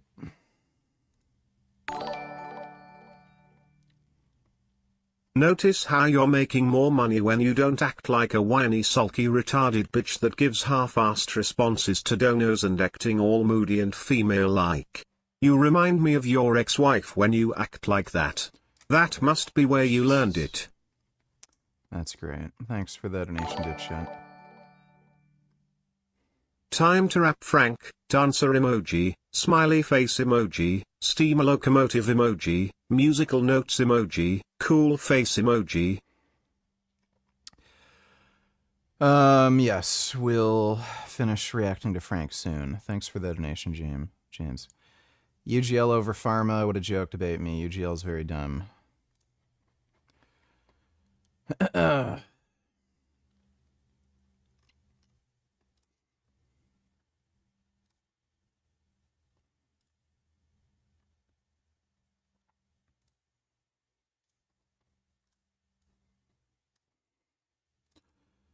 Okay, jump in the Discord, dumb fuck.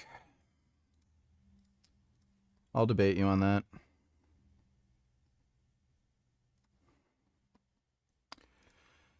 Dodo, donate $2, and feminists claim they care about equality. Well, they obviously don't. They just want to whine and complain and hate on men. Thanks for the donation, Dodo. New donate $2, TRT for women. What about straight testosterone like what you're doing? I don't know much, sorry. I think I have... hirsutism, where I suffer from excess facial hair, acne, balding, and I'm not overweight. I'd like to take testosterone still despite my issues. Well, if you're bald, why do you care?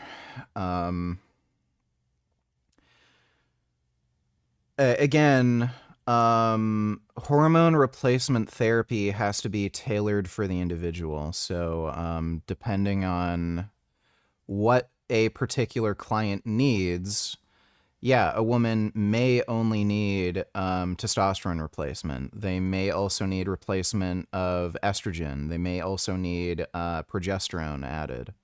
It entirely depends on what they need. Thanks for the donation, though, New. Thanks for the advice. Well, I've been on a hypertrophy phase for a few months and I got up to 185 pounds for 12 reps in a set at 155 pounds body weight at 5 feet 7 inches height. My chest has grown a lot since a few months ago when I benched 225 for a 1 RM. I honestly don't know how the fuck you're doing sets of 12. Sets of 10 for me are on bench is extraordinarily difficult. For me personally, like it's impossible to do like any kind of progression with above 10 reps on bench. Like at least on free weight bench. But yeah, I mean, if you increase your bench by like 40 pounds, you're definitely going to notice your chest is bigger. Thanks for the donation though, CDG. So this dumb fuck in chat who said he wanted to debate, where the fuck is he? I guess he's not here. So again, if you're gonna like say getting UGL gear is a dumb idea, on what basis? If the UGL gear is the same as pharma grade, then why would you get gear from a pharmacy? It's just like, it's pointless. If you're getting the exact same fucking product for cheaper and easier, no prescription, why the fuck would you go through a pharmacy? If we would just be able to ship milk more often during the week. We could ship milk on Tuesday and Wednesday instead of just Monday. We don't have to freeze as much stuff. So it's, I mean, it's not, I don't think it's that big of a difference. I don't think it's worth me doing it right now, but it's a possibility. The main benefit would be, I think I'd save a lot of money per week. I haven't done the math on it yet, but I would make a significant amount more money, which might be the next step that I have to do move forward. And I guess I'll give you guys a quick look around the other products. So if you guys don't know, we have a lot of stuff on Frankie's freerangefoods.com. That's not available on the meat website just because, you know, we can't ship all this non-perishable stuff. I did recently switch the jerky over to the meat website. So now you can order jerky on the meat website, but I haven't switched out like all the other stuff. Like I should probably put pemmican, but like at that point, we know what's stopping me from adding everything to the meat website. As much as I would like to do that, and maybe in the near future, we will combine like the foods and the meat. It's just logistically from a shipping perspective, sometimes I'll miss it. Like sometimes someone will order like 10 jars of beef tallow and my guy, he'll ship it with ice. So that can be an issue. But the raw beef jerky has been selling out. I think we just made this batch too. We just made this batch fresh last week and I think you guys bought most of the raw beef jerky. That's the flavored one. I guess people prefer the raw one. These are two products that I eat myself every day. I don't really show you guys a lot though. Oh, these are the new, are these the new ones or the, I think these are the new ones. We have some that another Amish family. Who the fuck would order this? Jarred potatoes. Only made And for what me. is this? $12? Because I accidentally ordered. $12. And like this is at most 2 potatoes. You're spending $12 for 2 potatoes. Oh no, these are the new and the old. Look. So this is the new one. It's a slight.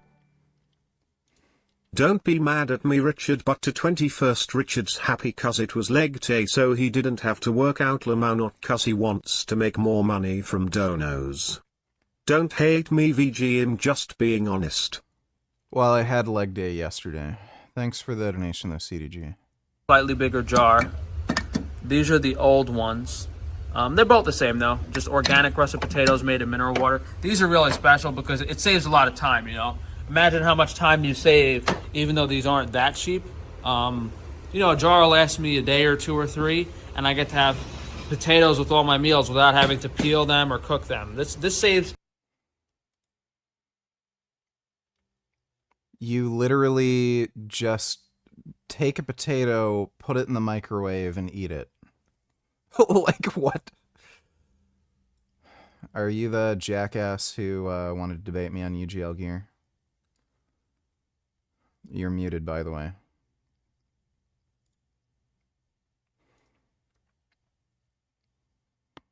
This guy's name is Porch Monk, so I don't know if he's just gonna say. Well, a the few N-word over and months over ago again. I was doing bench 185 for 6 and I stuck with it until now I can do 12 reps. I just wanted to stick with the weight until it got easy. Now that I'm at 12 I'll up the weight soon and I wanna try 225 for 5 reps soon. That was my goal. That is an extraordinarily inefficient progression scheme. Going from 6 reps with a weight to 12 would take forever. That's like going from...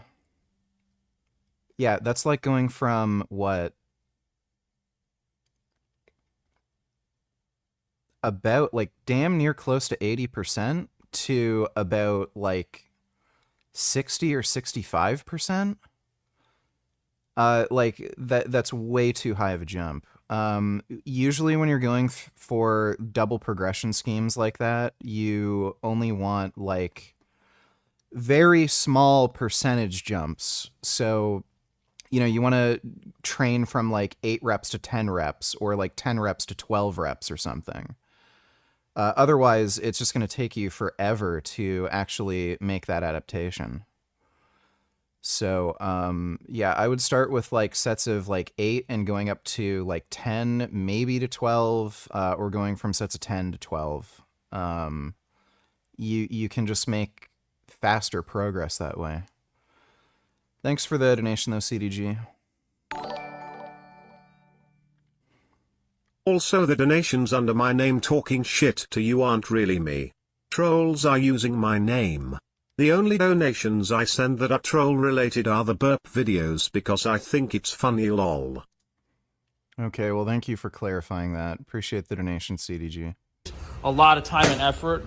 And what I've also been having a lot of lately is, since, I mean, you guys aren't buying a crazy amount, I've been eating all these apples myself. The problem with UL drugs is it depends on the country. Canada and UK are based personal usage is legal, however in other countries they are not. If you get blood work to check biomarkers and test if the doctor sees high test he is gonna report you to police. That is just so fucking retarded. Like, out of this world retarded. Like, by the way, there's certain medical conditions that will make you have ridiculously high testosterone. Certain cancers, like your test, may test above 5,000. So you could have cancer, get a blood test, your testosterone's at 5,000, and then your doctor will call the police on you. Like that, just get out of Europe. Like, Europe is so fucking gay. Like, let them become an Islamic fucking country with all this, like, importation of people from Afghanistan and Syria. Like, it's so stupid. Fuck Europe. Thanks for the donation, Bonsai Dreams. Hello, did you fix your mic? You're still muted, by the way. And, I don't believe... Yeah, it's not a server mute.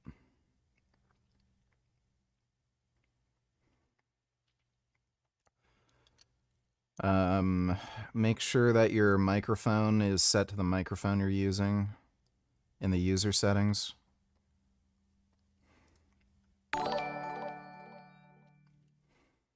Well, yeah, it took me from July to October to add the 6 reps. Lol. My chest has grown like at least an inch at a leaner body fat. Oh, okay, I'll try going from 8 to 12 on my next jump. Should I go up like 10 pounds at a time or what? Try going from 8 to 10 and then adding 5 pounds or 2.5 pounds, whatever you can manage. So you can use microplates. So yeah, with double progression on bench, with free weight bench, you probably want to just do 2 reps and then do the double progression once you can get to 10 reps. So over the course of like 1 or 2 weeks, you add, 2 pounds to that 8 rep set. Then once you can do 10, add 5 pounds and then start at 8 again. And then for the next week or 2, ideally, you can get to 10 reps and then add 5 pounds, go back down to 8 reps. 8 to 12 on free weight bench is still fairly difficult. You can see how well that works for you, but in my experience, for free weight bench, you probably only want to add 2 reps with a double progression scheme. Thanks for the donation, though, CDG. What would be funny if Frank had vegan employees, dancer emoji, cool face emoji, musical notes emoji, steam locomotive emoji, smiley face emoji? I think he might. I vaguely remember him saying something like one of his employees was either vegan or vegetarian. He might.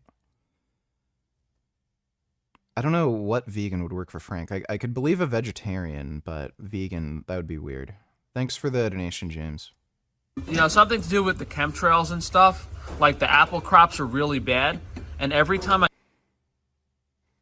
Okay, he's nuts. I go to the supermarket, I literally have to throw out like half of the apples I buy. So instead of like wasting money buying apples, I just started eating all these instead. Because like a really nice, fresh, perfect apple does taste better than this. But if the apples aren't perfect, this is better. So this is glass bottle mineral water and our organic glucose in there a little bit. So really, really special product. No one else is making stuff like this, guys. No one else is making stuff like this. And if they did, I promise you it would be double the price. Thanks for the advice, man. Time to get extra large titties. Speaking of bench, you're almost at your all-time best already, huh? And you're gonna do it like 40 pounds lighter. Congrats, dude. I can't wait to see you repping 405 on bench. Yeah, that's gonna be pretty dope. I think that will happen fairly soon. I don't know about in the next year, but like pretty soon. Thanks for the donation, though, CDG. That I'm selling it for. It would be double the price. This is all the other stuff. I don't know if I restocked these. Okay, this dumb fuck who said he wanted to debate me isn't hopping in Discord. So yeah, like every fucking time somebody says they want to debate me, yeah, they just don't. I think I did. Rice Krispie treats back in stock. Very special. Because no one else is making puff. We have a rice puffer machine. No one else has access to this quality of organic puffed rice. Those look like shit. And then this is just our fats, our salts, and our seasonings and stuff. And one thing on the naturals, like I see these people selling beef tallow moisturizer for like $30, $40 on TikTok shop. This is $12, guys. We have the cheapest, most affordable, and highest quality. He says this, but the quantity that he sells is like 5 times less. Hygiene and cosmetic products on frankiesnaturals.com. But when you have these companies like Base Body Works and all of these shills selling lower quality products for double the price, it's pretty believable when I say that these people control the media and they're just... Dodo $20. I'm sorry, VG. I know we watched some of this already, but it is funny. Can you watch this part where this woman is stupid, how they just eat the shit up? Mumps and steroid face. Women are so silly and Ayurveda is so dumb.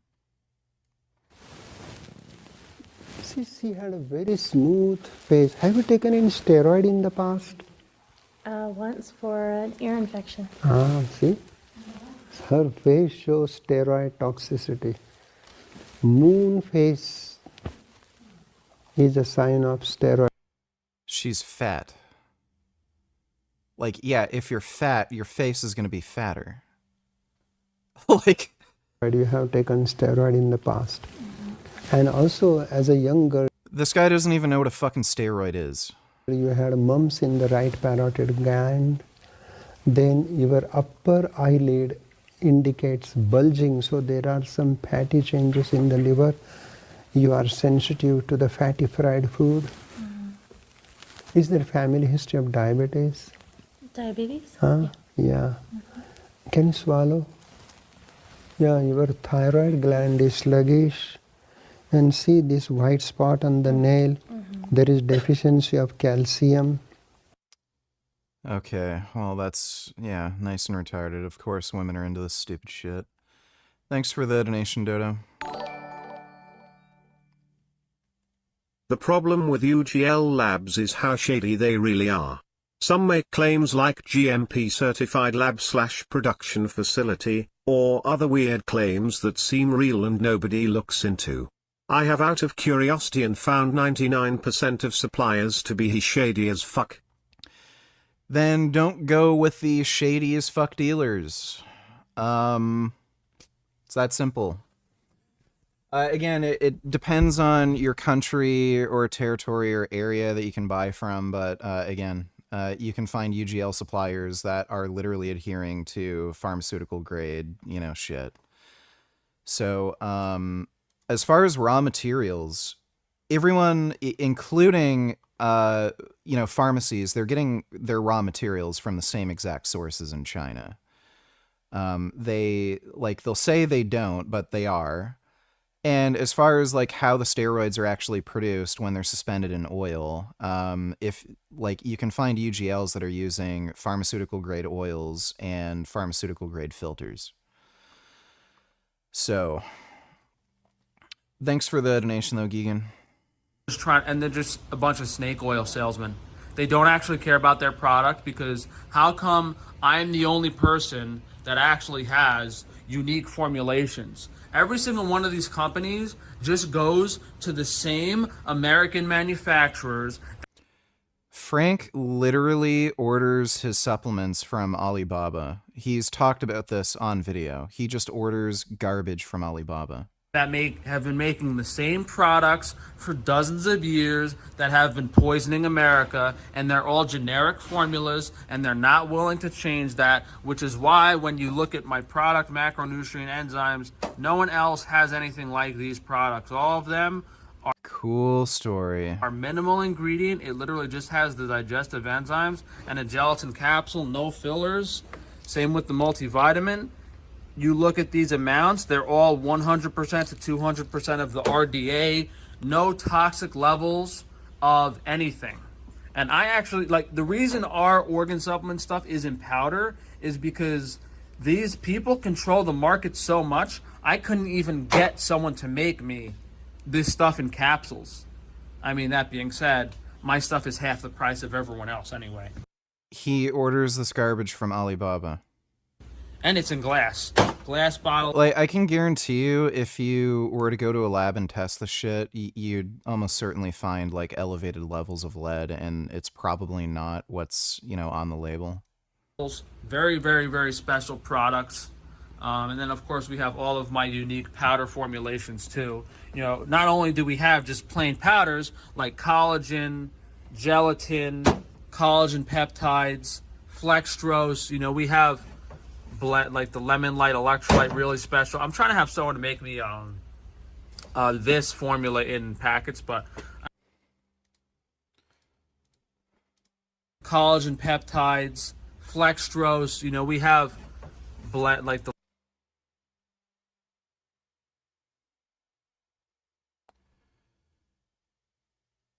His electrolyte powder seems fine if that's actually what's in the thing. Like, this is just normal. the lemon light electrolyte really special. I'm trying to have someone to make me this formula in packets, but I don't know if that's gonna happen because I ran out of money.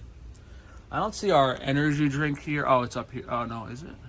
I don't know. My guys, I'm not feeling. I haven't been feeling so well, so my guys have been filling even these orders lately for me. Got some bug spray over there. That's all the Wi-Fi shielding stuff. Yeah. So if you guys go to frank-tufano.com, you can see all of the businesses, not just the meat website, which is most of what I showed you guys today is the meat website, but the foods, organ supplements, Wi-Fi shielding, Frankie's Naturals, all that stuff is on the frank-tufano.com. Yeah, I was just going to show the organic energy drink powder real quick, just to complain that, like, since I've had so much money stolen from me this year, I haven't been able to do things I've wanted to do. And we still haven't even I don't even want to think about this potato chip stuff, because now this company was supposed to have all the equipment was supposed to be here now, and there's like some BS Chinese holidays now that they waited to, it's just more and more delays. Yeah, there you go. Ordered more shit from China. More and more delays, so kind of over it at this point. I don't want to think about these lawsuits because these cocksuckers control the court system and everything. It's all right. I'm sure when they leave this fucking planet, they'll be able to pay the devil, right? They'll be able to pay the devil with all the money they made, so they won't have to dig ditches for 100 generations. Well, Frank is still miserable.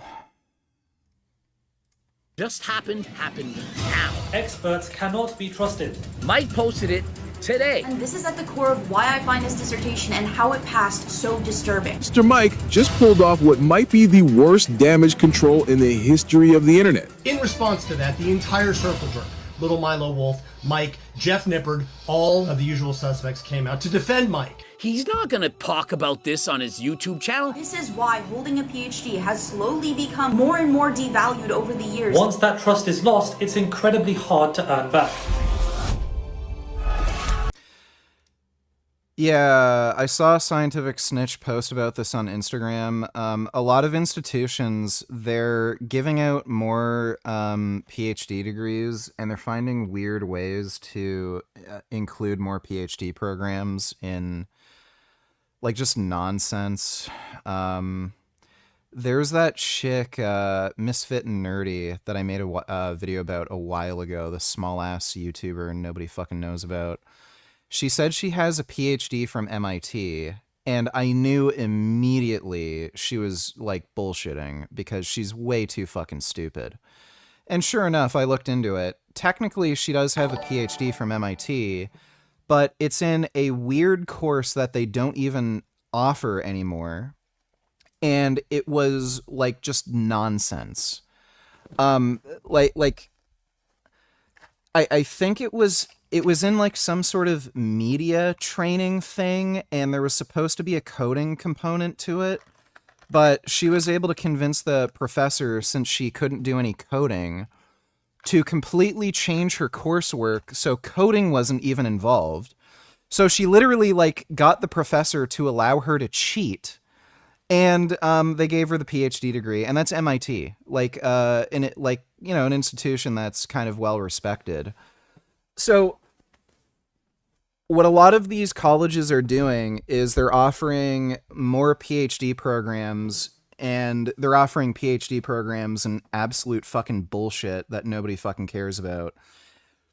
And it's a way of artificially inflating the amount of PhD graduates they have so that it seems like the school is more prestigious. And on top of that, there's a lot of people who just want a piece of paper so that, you know, they can show it in a job interview, and then they can say, oh, I've got a PhD from X school. ooh, you got a PhD? Okay, well, let's offer you more money for the same job. So dumbasses are willing to spend ridiculous money on an education that won't actually teach them anything, so that they have a fancy piece of paper that they think will help them earn more money when they go to a job interview. And yeah, a lot of people with PhDs now, like Mike Israetel, they're complete and utter frauds, and they have no fucking clue what they're talking about. And a lot of these employers now literally do not give two fucking shits about your education, because everyone and their fucking mother have like masters or PhDs, but it's not helping them be any more productive because their degree doesn't mean shit.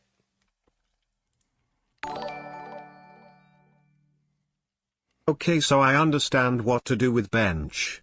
What about OHP and skull crushers for triceps? Those I should also use double progression, or can I just do 3 sets of 8 to 12 and add reps like normal?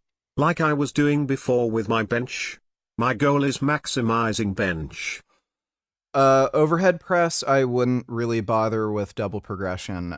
That you want to... If you really want to increase your overhead press, you want to overhead press at least 3 times a week. You basically want to stick to the same repetition range. So like sets of 5, like maybe you want to go to sets of 7. But what you do is you just you just change the load you're lifting with. So let's say day 1, 80% sets of 5. Day 2, you can still do sets of 5, but you're going to use like 60%, and it's mostly just for technique practice. And with a lighter weight, you can also just, your power output is higher. So you're practicing power production, and you just have more technique work. And then day 3, you can go a little heavier. You can do like 70%. And then again, like same rep range basically. And you basically want to make sure that with your heavy day, you maintain a high velocity. So this is the mistake people make on like every lift really, but it's especially bad on bench and overhead press. You need to maintain high bar velocity, especially with overhead press. If you're doing grinders, you're just going to be stagnant for the longest fucking time. So you want to make sure that the bar velocity stays quite high. And then you want to do micro loading. You don't want to make like big 5-pound jumps with overhead press. You need to use micro plates. So you add 2.5 pounds to the bar, not 5. And if you notice a drop in bar velocity, you want to maintain that weight for as long as is needed to like get to that higher bar velocity. Then when the bar velocity increases, then you add 2.5 pounds again. That's the best way to increase your overhead press. If you try to do double progression strategies, like again, especially if the bar velocity drops, you're not going to make any fucking progress. But the fastest way to increase your overhead press is to do 3 days a week overhead press. And you need to maintain high bar velocities, and you need to use micro loading. With skull crushers, like that's fairly simple. Same strategy you'd use for like any other lift. You're going to focus on double progression. And if you notice that with heavier weights, you end up having a lot of aggravation in your elbows, you may want to just skew the rep range up a little higher. So if sets of 8 are really aggravating your elbows, then just try not dropping down below like maybe 10 or 12. And then use a double progression where you go up to like 15 reps. Or you can use elbow support. There's nothing wrong with using elbow support. You're probably going to need to use elbow sleeves or elbow wraps at some point. Like everyone who's strong, you'll see it. Like, you can see dudes at Westside using elbow support. You'll see Ronnie Coleman, like bodybuilders, using elbow support when they're doing skull crushers. I think at some point when you get strong enough with stuff like skull crushers, you just absolutely need elbow support. But yeah,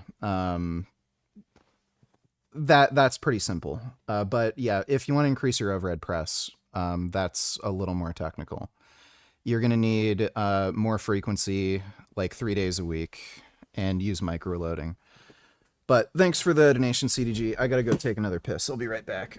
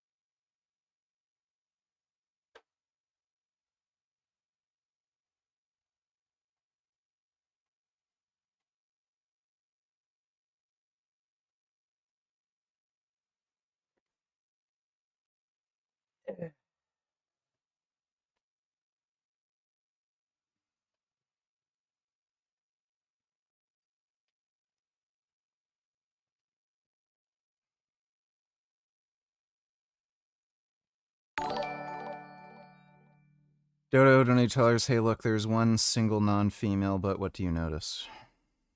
He's very spiritual, very philosophical. Yeah, gay. But he had a couple of worry line. Your childhood was very difficult. But you came along and there is malabsorption. Can I see your tongue? Yeah, there is armor and indentation, marks of teeth along the margins of the tongue, sign of malabsorption. And your tongue has a sign of disalignment of the spine. I don't know who the fuck. Well, retards. Only a retard would figure this makes sense. Thanks for the donation, Dodo. How does Frank stay in business? I can only assume the same way Greg Doucette is able to afford his, sports cars, like his new Ferrari. There's enough idiots on the planet that are willing to give these jackasses money. So even though Frank might not be doing that well in business, there's enough idiots who are willing to buy his slop where he's able to stay afloat. Thanks for the donation, though, James. Kid Boo donated $2. Let me see.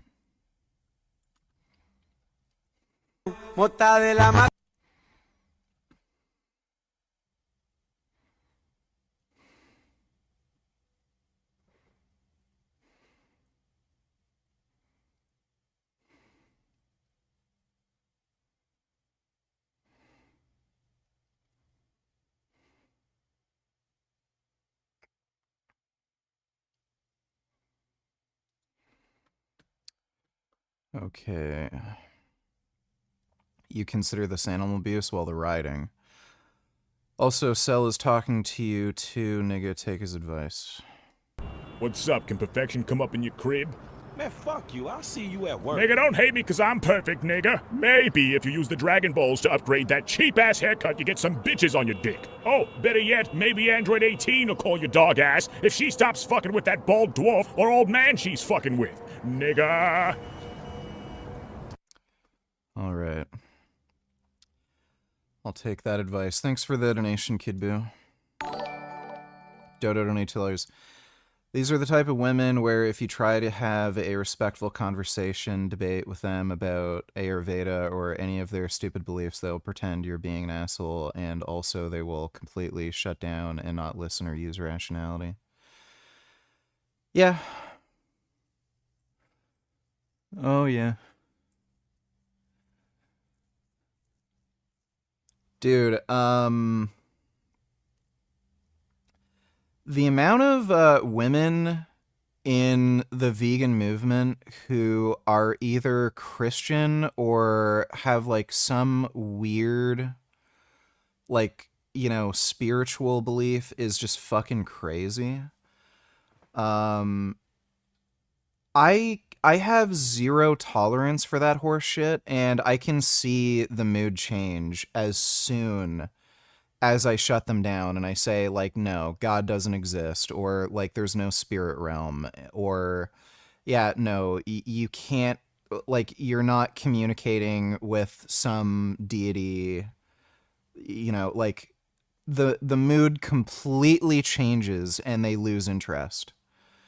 So if you want to get laid, like, you know, you kind of have to play the game like, oh yeah, ghosts, sure. But yeah, I just don't play those games. Thanks for the donation though, Dodo. And again, these same women will fucking end up complaining that, oh, men use me for sex all the time. Why can't, like, there be a guy who's faithful? Well, you're fucking stupid. Like, so when somebody's honest with them, they have no interest. And then they'll fucking date the dude who plays along with their stupid fucking nonsense. Oh yeah, ghost spirits, And then they get cheated on or abused or manipulated in some way. It's like they're so fucking dumb. Like, they're so hungry for, like, somebody to validate their bullshit and agree with them that they don't realize the only people who are willing to do that are fucking manipulative jackasses. Like, it's hilarious. So yeah, you know, people set themselves up for failure. Thanks for the donation though, Dodo. I actually have a PhD, aerospace engineering. I earned in 1995, University of Cincinnati. Well, you sound like you're probably a smart dude then. Because I don't think they're handing out PhDs in aerospace engineering like candy in 1995 at the University of Cincinnati. Thanks for the donation though, James. Really appreciate it. Last question, for the double progression on bench. Say I did 185 pounds for 10 reps set 1, 9 reps set 2, and then 8 reps set 3. Do I add weight since I got to 10 reps on set 1, or do I need to wait until I get 10 reps on the last set? You add weight as soon as you get 10 reps on set 1. What some people have an issue with is, like, let's say you can get 10 reps on set 1. This is rare, but, like, sometimes people end up getting, like, 4 reps on the next set. Usually you only see that when, one, it's a new exercise. So sometimes if you're introducing a new exercise, you might be able to get 10 reps on the first set, but because you're so unused to that exercise, the amount of fatigue that's generated in that first set, or the technical proficiency that's required to, like, do the reps, is, like, higher because it's a new exercise. You might end up in a weird situation where you can only get 4 on the next set. in that sort of situation, then like just keep the weight the same for the next week and then see what happens. The only other time that's a problem is if you're not resting long enough in between sets. So if you're being an idiot and you're only resting like 30 seconds or a minute, you might run into that problem. But otherwise, yeah, you're supposed to end up having fatigue, you know, going into the next set. So if you have a reduction of 1 or 2 reps from set to set, that's what's supposed to happen. That means you're actually training hard. So you're basing the progression on what you can do on the first set. So unless you're having like a ridiculous drop off in reps from set to set, so it's like 10 on the first set, but you can only get like 4 or 5 on the next set, then yeah, just increase the weight. If you're getting like 10 reps on the first set and then 7 or 8 on the next set, that's fine. Just increase the weight. Thanks for the donation though, CDG. Kid Boo donate $2. Animal abuser gets what he deserves. Let me see. Yes. Yeah, good. Yeah, trample that asshole. Dude, people are fucking retarded. Like, if this is the only way you can entertain yourself, like, you're a fucking degenerate idiot. Thanks for the donation, Kid Boo. Turns out that Mike was lying after all, and he's finally come clean. And so, overall, what has transpired? Well, many people, they don't care.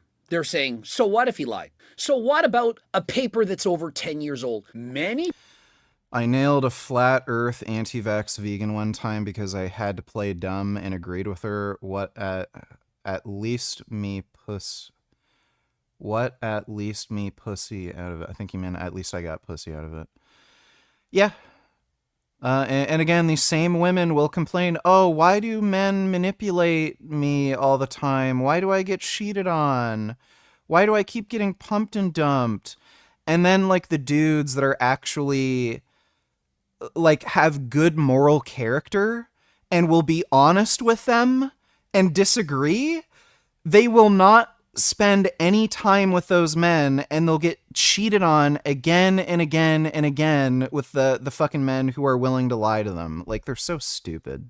People are choosing to stay silent. They don't want to ruffle any feathers. After all, they like Mike. They've been on his podcast. They're making money because of Mike, and so they want to keep it a little bit hush-hush. I don't want to say my 2 cents. And so we don't actually know if they agree or disagree. They're just staying silent. Other people, such as myself, the scientific snitch, and Dr. Idreas Moga, they're speaking out, and people are clapping back, saying, how does it matter? Why are you continuing to talk about this? Here's the perfect example. Speaking as someone who Mike has positively influenced through his content online, really helping me change my life for the better, I don't give a Turk if he dropped out of elementary school. And so I responded, valid, but do you care if he lies right now about his past? I mean, yeah, I didn't care. 10 years ago, he wrote a shitty thesis that didn't deserve to get a pass. It's my opinion, Solomon's opinion, Snitch's opinion, Dr. Idreas Moghal's opinion, but not this guy's opinion. He doesn't care if he didn't pass elementary school. And so I agree with him. This is valid. But what about the fact that he's lying right now to cover up his past? Do you care about that? He responds, the irony of you asking if it's okay for people to lie is just too much for me, Greg, with a laughing face. Well, and so yeah, I mean, he clearly thinks I'm lying, even though I don't know what I'm lying about. I mean, did I not I don't know, maybe lying about the efficacy of Turk? admit about my past, that I sold steroids and so on? And so, rather than address... Dude, Greg lies about the most bizarre things. I covered this in one of the videos I made about Greg. He entered a bicycle race, and he didn't check beforehand whether or not the bicycle race was drug tested. So it happened to be a drug-tested event. One of the marshals pulled him to the side to ask for him to take a urine test. And Greg said, oh, well, I do take steroids, like I'm on TRT, so there's no need for the urine test. The marshal told him, well, you still need to take the drug test. Because like just saying you're on TRT, they do provide TRT exemptions, but just saying you're on TRT isn't good enough. They still have to test your urine to see if you're taking other performance enhancing drugs, right? So Greg refused to take the test, and because he refused to take the test, he ended up getting banned by that organization from competing.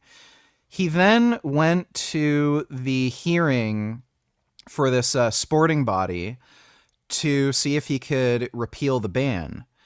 And he fucking lied in the hearing. He said the reason he didn't take the urine test was because he thought the marshal was a fan of his, and he's famous, and he thought the marshal wanted to steal his piss because he had like some sort of sexual fetish, and he was a fan of Greg. And he wanted a jar of Greg's piss to jerk off to or something. And the people at the hearing said, like literally called him out for lying. And he said, okay, if you believed this, then why would you acknowledge the authority of the marshal during this whole time if you thought he wasn't a marshal and he was just trying to steal your piss out of some sexual fetish? Like, Greg makes up the most bizarre fucking lies all the time. I proved this. I literally showed the fucking document in the video where Greg made up this nonsense. He lies constantly all the fucking time, like, over some of the most, like, fucking nonsensical issues.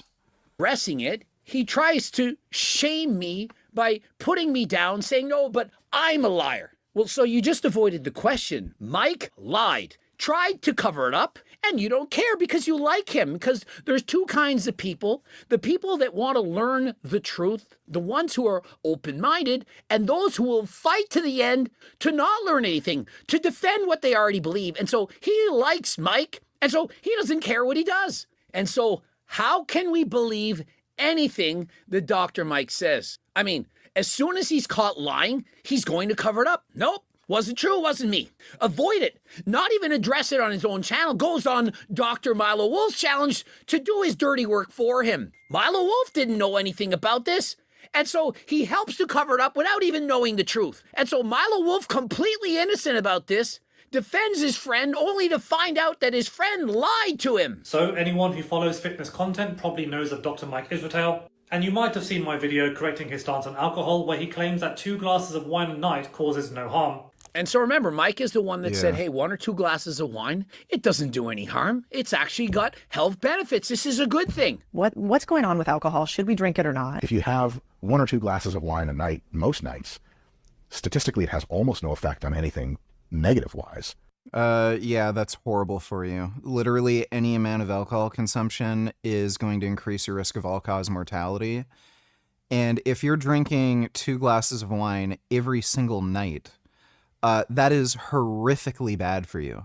Like, it can't be understated how bad alcohol is for you. It's one of the worst drugs you can possibly take. Like, this really shouldn't be controversial, but, like, there are people with, who are heroin users who aren't addicted. They just recreationally use heroin. Recreationally using small doses of heroin once a week is probably better for you than drinking alcohol once a week. I'm not even kidding. Like, alcohol is that bad. It has maybe some curious positives here and there. Really? Yeah. And so because Mike said it, because he's got a PhD, when other people argue against him, they say, yeah, but Mike has a PhD, what do you know? And so do you not think that that misinformation could be harmful? Should Mike not have said, I think maybe it's okay to drink alcohol? But when you say it from a position of authority, not just some bro in the gym that says what he thinks, it's weighted differently than if a normal Joe bro off the street says it. And so how do we know when Mike is telling the truth, quoting the studies properly, or when he's just talking out of his ass? And so he's gone over the video, watched it in its entirety, and we now know that was the final draft. It wasn't the first draft, of which Mike lied about. And he's saying it was a mess. He's also a doctor and agrees this was not Well, yeah, Mike makes shit up. He's also one of these idiots who's extremely influenced by his own like personal bias and perception. He's done a similar thing on his YouTube channel where he was talking about marijuana and marijuana extracts. So Mike really likes marijuana and marijuana extracts. Like he likes taking edibles. It makes him relax, feel happier, helps him sleep, you know, stuff like that. His personal bias with the kind of feelings he gets from marijuana completely clouds his judgment on the safety and efficacy of marijuana use for treatment of like sleep disorders, mood disorders, the actual benefits it gives you in terms of stress reduction. So, like, that's why he has that opinion on alcohol. He probably, you know, drinks occasionally, and he thinks, oh, alcohol must be good for me, in small doses at least, because I feel so much better when I have a night out drinking. So, like, he doesn't have an ability to separate his own, like, personal experience and perception he has from a given drug and what it actually does. Quality work. The rough draft, not the final version. But now today, he's actually admitted that it was the final thesis. So it appears that he's probably edited the version that Solomon reviewed, made a long rebuttal to discredit the critique, and misled everyone by suggesting it wasn't the final draft. And so imagine misleading everyone, only when push comes to shove, finally admitting that it was a lie all along. And you're saying you don't care it was over 10 years ago. No. That was this week. The cover-up is worse than the original. So what if Mike got a PhD because the university just gave him the pass? It's not Mike's fault. They passed him. Take it up with the university. But remember, there was a threat to sue Solomon Nelson. That it was asked for Solomon. You ever consider cosplaying now that you're huge, like Guts or Bane or Doomslayer? Guts is just hard to cosplay as because of the kind of costume. I might do that. I could pull off Guts. Doomslayer, that would be really difficult. I think I'd have to be a bit bigger for that too, but that's just a very intricate kind of costume. Bane I could pull off. That's a pretty simple one. So yeah, I might do some like cosplay stuff. And to take his video down for no reason. But the reason I'm making this video is not really about the... Dude, that's insane. You went from 18.1 to 19 inches on your arms in about 9 weeks. Yeah. Yeah, I wonder how long it'll take for me to get to 20. Drama. I'm making this video to discuss the issue of probity as academics and scientists. Because probity, honesty... What's even crazier about it too is I haven't been able to train biceps that well because I still have that problem with brachioradialis on my left arm. So I've had to use like lighter weights, skip some bicep training sessions. Like my triceps have definitely grown. I've been able to train my triceps well, but biceps specifically, I haven't been able to work them that well because of that like nagging injury.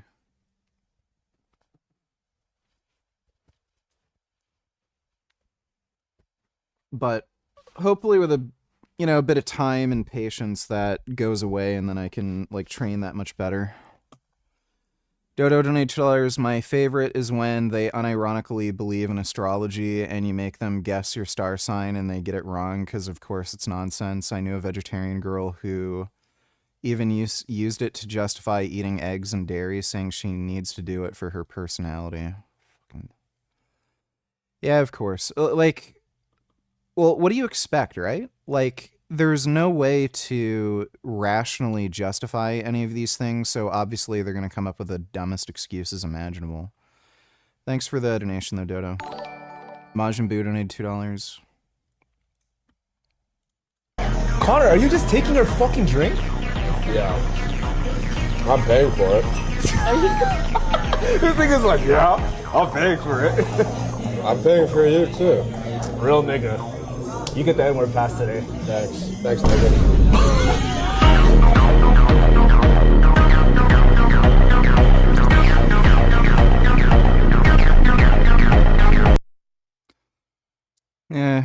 got a point. Thanks for the donation, Majin Buu. Transparency and intellectual integrity isn't just a formality. It's the foundation that allows the public to trust us. And so probity, integrity and uprightness, honesty. Mike has a PhD, and with that PhD, he's to be kept to a higher standard. Other people, for example, let's say Jeff Nippard, he doesn't have a PhD, and so when he presents the research, it doesn't have the same weight as Mike. Mike is expected to have integrity, uprightness, and honesty above anyone. And so when he lies, that affects us all. When you publish a paper, a thesis, a post, or a video that claims to be evidence-based, you're not just sharing your opinion, you're making an implicit promise that your data are accurate, your sources are cited truthfully, and that you'll take accountability when errors are found. The moment that promise is broken, the credibility of the individual might take a hit, but more importantly, the credibility of science itself suffers. And so how do we know if all the thousands of videos Mike has presented aren't just doctored information? How do you know he's had integrity all along? Perhaps he just says what he thinks will get the most views, what opinions might go viral. We know with certainty. Yeah, we know Greg does that, but he doesn't have a PhD, so... that he promoted alcohol as being healthy when literally it's stated it's a carcinogenic. When you're wrong and you promote other people and lie about what they're saying, that is going too far. Integrity is not optional. It's the invisible contract between you, your audience, your peers, and the truth. Everyone will make mistakes. That's fine. I've publicly corrected myself on multiple occasions when I've gotten things wrong on a topic. The issue isn't the mistake, it's how you respond to it. Everyone makes mistake. Sometimes I make a natty or not and I get it wrong. If I made a mistake, I'm going to make a video and say, guys, you know, I screwed up. I'm only right 98% of the time. Remember, even though I'm only wrong about don't think he has that high of a success rate. In the video he made about me, he was 99% wrong. 2% of the time, I still make mistakes. But it's important to be honest and admit when you make a mistake. Was Mike honest? Did he make a video on his channel? Nope. He lied and tried to cover it up. Rather than just saying, you know what, this is true and move on, that's exactly what he should have done. He tried to hide it. And even with his admitting his mistake, it's only on his Instagram. He's not going to talk about this on his YouTube channel. He doesn't want the millions of people that will never find out about this. Most people don't follow YouTube as much as me or as you do. They don't really give a shit about all of the drama. And so how can we move on? I mean, how much trust do you have in Mike? Remember that time about 5 years ago when we all had to wear a mask? Perhaps there was some misinformation that was spread. And so do you believe the people the same way now, the scientists, as you did more than 5 years ago?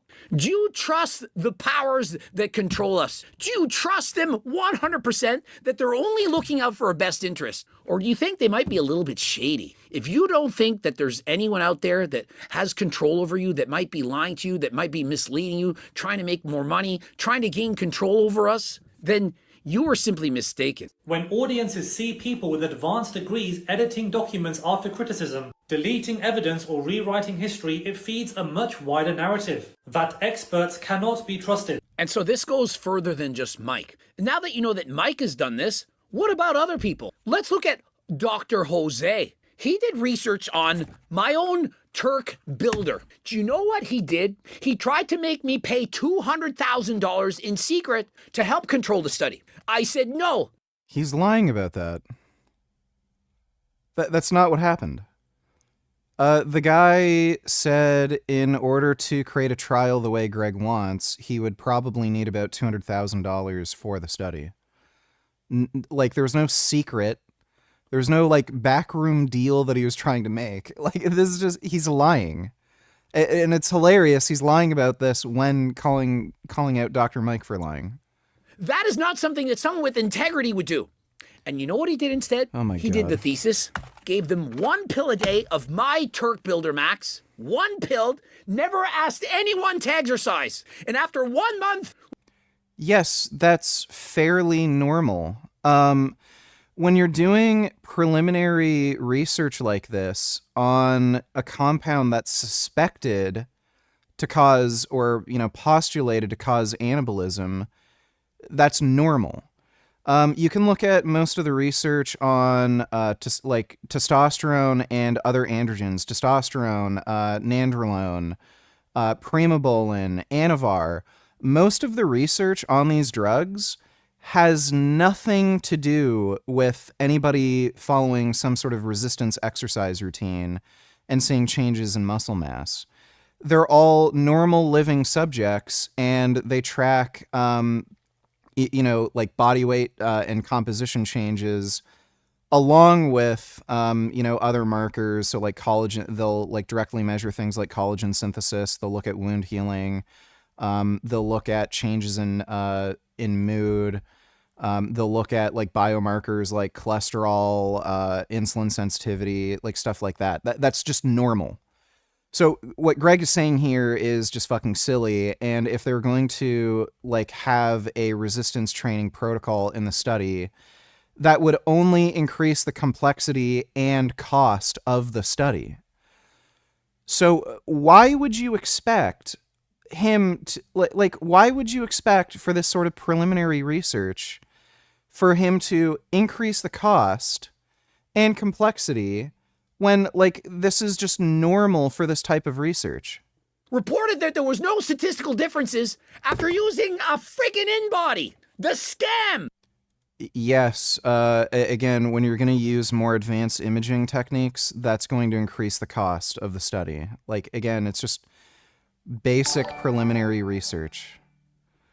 Dodo donated $2. We'll never actually get to gaming, are we? Also, when's the last time you hung out with Ask Yourself? It's been a while, hasn't it? I think that he's an intellectual. Yeah, haven't hung out with him since I left Guelph. He's moving in, though, at the end of the month. We are going to game, don't worry. We just got a few videos to react to. Thanks for the donation, though, Dodo. I tested myself with an in-body, 19.8%. But yet, he used that with such a low amount of people in the study, there is no way it could have made a difference. And So, again, this guy isn't claiming it's the best research ever. It's just what he was able to do with the money he had. So on freaking purpose, he lacked integrity. He didn't, like, why is he attributing malice to any of this? Like, Greg is such a fucking liar. He tried to take me down because I wouldn't pay him $200,000 in secret. And so what do you think happens? None of this, why is he saying this was in secret? This was only a, this was a conversation he had, I think, through email or text message with the guy. Nothing was presumed to be in secrecy. This was just a conversation. Because of that. Oh, Coach Greg is a snake oil salesman. He lied. Not lying. And so do you really trust all of the studies that they don't pay off the statisticians? Like, I love how this fucking guy is criticizing Mike for lying, and then he's lying about this. That they don't fudge the numbers. Dodo donated $2. Wait, what did you say he's moving in with you? Ask yourself as well, if he is moving in with you, I'm also coming over, but besides that, can you make sure you do some IRL debates and more stuff? Then be more productive like Hamza is. Okay, sure, I'll do that. Thanks for the donation, Dodo. The moment you sacrifice probity for reputation, you've crossed the line from scientist to salesman. Have we not seen pharmaceutical companies lie to us in the past? It started with cigarette smoking. This is not unhealthy. It doesn't cause cancer, no problem. Years later, we find out how bad smoking actually is. It moves on to alcohol. Alcohol, 1 to 2 drinks a day, no problem. Mike even said it in a video. Turns out, it's actually a carcinogen that even 1 drink a week is bad. And so they trick us, they lie to us, all for the benefits of the big pharmaceutical and major companies. The billions of dollars that are being made from smoking cigarettes, drinking alcohol, and they try to pull a fast one over us until we've got so much evidence that... He's saying this while promoting a dietary supplement that has no proven efficacy. It's undeniable. And what about that crisis from over 25 years ago? Opioids, I do believe it was. They said, no, they're not addictive. Don't worry about it. Doctors then began to prescribe it. I watched a Netflix documentary on this. The thousands of lives that were lost over making billions of dollars. And so because of Mike and his actions, the scientific community as taking a hit. Did you guys know that major companies, this is what they'll do, I'm not making this shit up, they will run 10 studies. 10. Let's say it's to prove that creatine works. 10 studies. Let's pick the best one. Those 9, some didn't show a statistically significant difference. A few showed a little bit of change, but this one out of the 10, wow, oh my goodness, that's a major breakthrough. Publish that. The other 9, we won't report those. And so I understand what's going on. My brother is literally a statistician with a master's degree, and people would try to pay him off. And when he said no, guess what they did? They hired someone else. Oh, you don't want it to say this? Cool, no problem. Someone's going to accept the money. Someone will accept a bribe. And so, guys, this is the aftermath of the Mike Israetel video. And so you can say it happened over 10 years ago. Who cares? What just happened now. Mike posted it today. And so if you say you don't care, that's just because you are uneducated, you don't give a shit, you'd rather be blue-pilled than to swallow the red pill. The moment you sacrifice probity for reputation, you've crossed the line from scientist to salesman. How much money do you think Mike Israetel is making? I'm going to bet it's over $10 million a year. I think he makes potentially even more money than Coach Greg. He's quickly pointed out, oh, Coach Greg is selling snake oil. Based on what? The fact that Jose did a bullshit experiment on my Turk Builder Max? Did he even try it? And so he's quick to point the finger to other people saying, oh, you're a grifter, snake oil. What about when he looks himself in the mirror? When he tries to cover it up? Now remember, several years ago, we determined that myself, girl of mine, Sebum, we were selling ecdysteroids that we thought were Ajuga turkistanica. Turns out it was cyanosis. It's a different plant. A different herb. It's still an ecdysteroid. It still has some benefit, but you need it in much higher doses. And so previous to this, I said I put on 4 pounds of muscle in a month, of which I did. Some people put on more. No, you didn't. Than 4 pounds a month taking creatine. I'm clearly an amazing responder to almost anything. I mean, look at the muscle I have. I'm 50. I'm only on HRT, of which you also think I'm lying about. Buddy, you were blasting high doses when you were an IFBB pro bodybuilder. You do not need high doses of testosterone to maintain a lot of the muscle mass you gained when you're on higher doses. And I am not. And so when that happened, what did I do? What did my company do? Like, I wouldn't even say Greg is, like, necessarily a particularly good responder to steroids. Like, he wasn't ever that big when he was competing. Like, some of that's because of his height. Like, if you're a shorter dude, you're gonna have a harder time putting on, like, a lot of muscle mass. But, like, didn't he compete, like, at under 200 pounds when he was on steroids? Like, it's not, like, he was never that big. HTLT supplements. We changed all the labels. We changed it from Turk Builder to Acti Builder to accurately reflect exactly what was in the product. What did Derek do from Gorilla Mind? He doubled down. He continued to sell Turkplex, made a video saying, nope, it's not true, continued to lie. And since that time, continued to sell Turkplex. He was 212 at class. He was 212 class. Well, isn't that like? Let me see. Greg Doucette stage weight. Yeah, I don't think he was ever 212. Yeah, Greg Doucette stage weight has varied across. In 06, he won the middleweight competition at 169. Well, in 2023, he competed in the 212 class. So he was in the 212 class, but he weighed in at 193. So, like, 212 is just the weight cap. That doesn't mean you're 212. So he was 193 and a half. Like, that's big for 5'6", but that's not, like, a big person. So, like, yeah, he's jacked and everything, but he never got that large.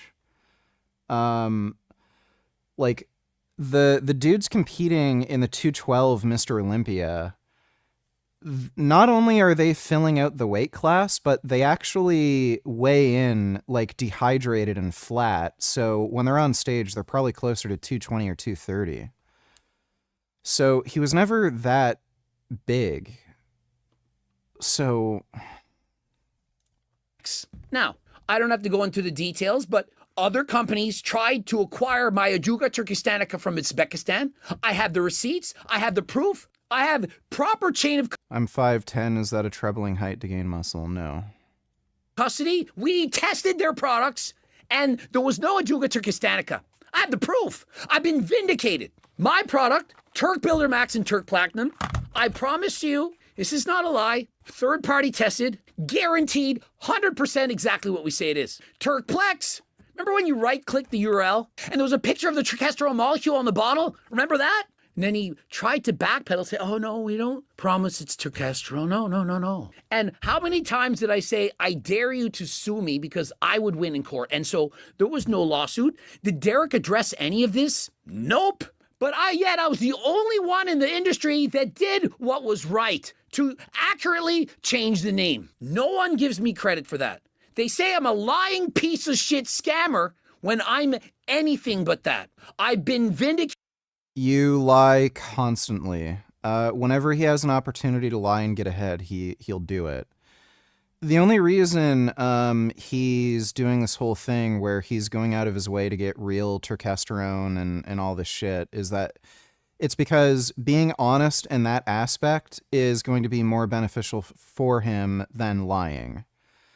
But in the case where lying is more beneficial for him than being honest, well, he's going to lie about the efficacy of the product. They tested over 10 different people's products, posted it, videos are out, but y'all don't give a shit. Because why? Well, you like Derek. He was on the Joe Rogan show. I weighed in at 222 pounds this morning. That might have been a bit of a higher weigh-in, like I might be like 220, but yeah, I weighed in at 222 this morning. Cool. He says fuck a lot in videos. And so that is what happens. And so I continue to sell these products, and you can continue to hate me. And like I say, my worst day, it's like Christmas morning. Every day I get to wake up and see exactly what's happening. Do you really think you're going to have a bad day on Christmas Day if somebody said something mean about you online, bro, from Bangladesh? And so you're thinking, no, you're affected because you talk about it all the time. It's part of the business. I am, in fact, a salesman. I am, in fact, making millions of dollars. And I love it. Why do you think I have so many videos? Do you understand I have 60 finished videos that haven't been posted? 30 have even finished editing. And so I could stop working for the rest of the year and I would still have all my videos. But yet I continue to work because I love what I do. Every day is Christmas morning. And so imagine if every day you could wake up and it was like Christmas morning. You're spending time with your friends, family. It's amazing. Celebrations, good times. It's me every day. And I wish you had the same life that I have. It's an incredible one. I've said it before and I'll Yeah, all you gotta do is sell a bullshit scam supplement and make millions of dollars, and you'll enjoy life too, just as much as Greg. say it again. This makes us all look bad. And to be clear, this is not just some over 10-year-old document. This document is the document that gave Dr. Mike Israetel the authority to call himself doctor at the beginning of his videos. Dr. Mike here. And the authority to command that authority whenever people doubted what he was saying. You are presuming you know more than me about the thing I'm one of the top experts in the world in, and also the thing I'm literally involved in myself. So whatever ideas you have about how I can improve, just right off. And so remember, Mike flashes this in front of you every single time. I am doctor. But yet, how did he do with his own information at his recent bodybuilding competitions? It didn't work out so well. I mean, I know he didn't have a proper tan. I don't think Greg's ex-girlfriend really has any dirt on him at all. Chances are the worst she can say about him is he might have a small penis. Like, that's really it. Like, I don't know if she was employed when she was with Greg, but I know at some point she was working at PetSmart. Like, what is she really going to complain about being with Greg? Like, he is annoying, but like the kind of lifestyle she had when she was with him, like, you know, he was obviously paying the bills. They traveled a lot, went on a lot of vacations, had a lot of fun. Like, what's there really to complain about? Maybe he was a little annoying. Maybe he has a bit of a small pee-pee, but you know what else is she going to say? If anything was really going on behind the scenes, like, you would have heard about it. Women can't keep their mouths shut. So, I know he said they signed an NDA. NDAs don't mean anything, especially to women. She'd be blabbing online about how he was abusive or something if anything actually happened. But yeah, worst case scenario, the only thing she'd have to complain about is he was working all day at one point when I wanted to watch movies with him, and he was just working, and that annoyed me. That's all that was really going on. And so since that time, how did he correct his body? Did he go back to his science that he learned in university?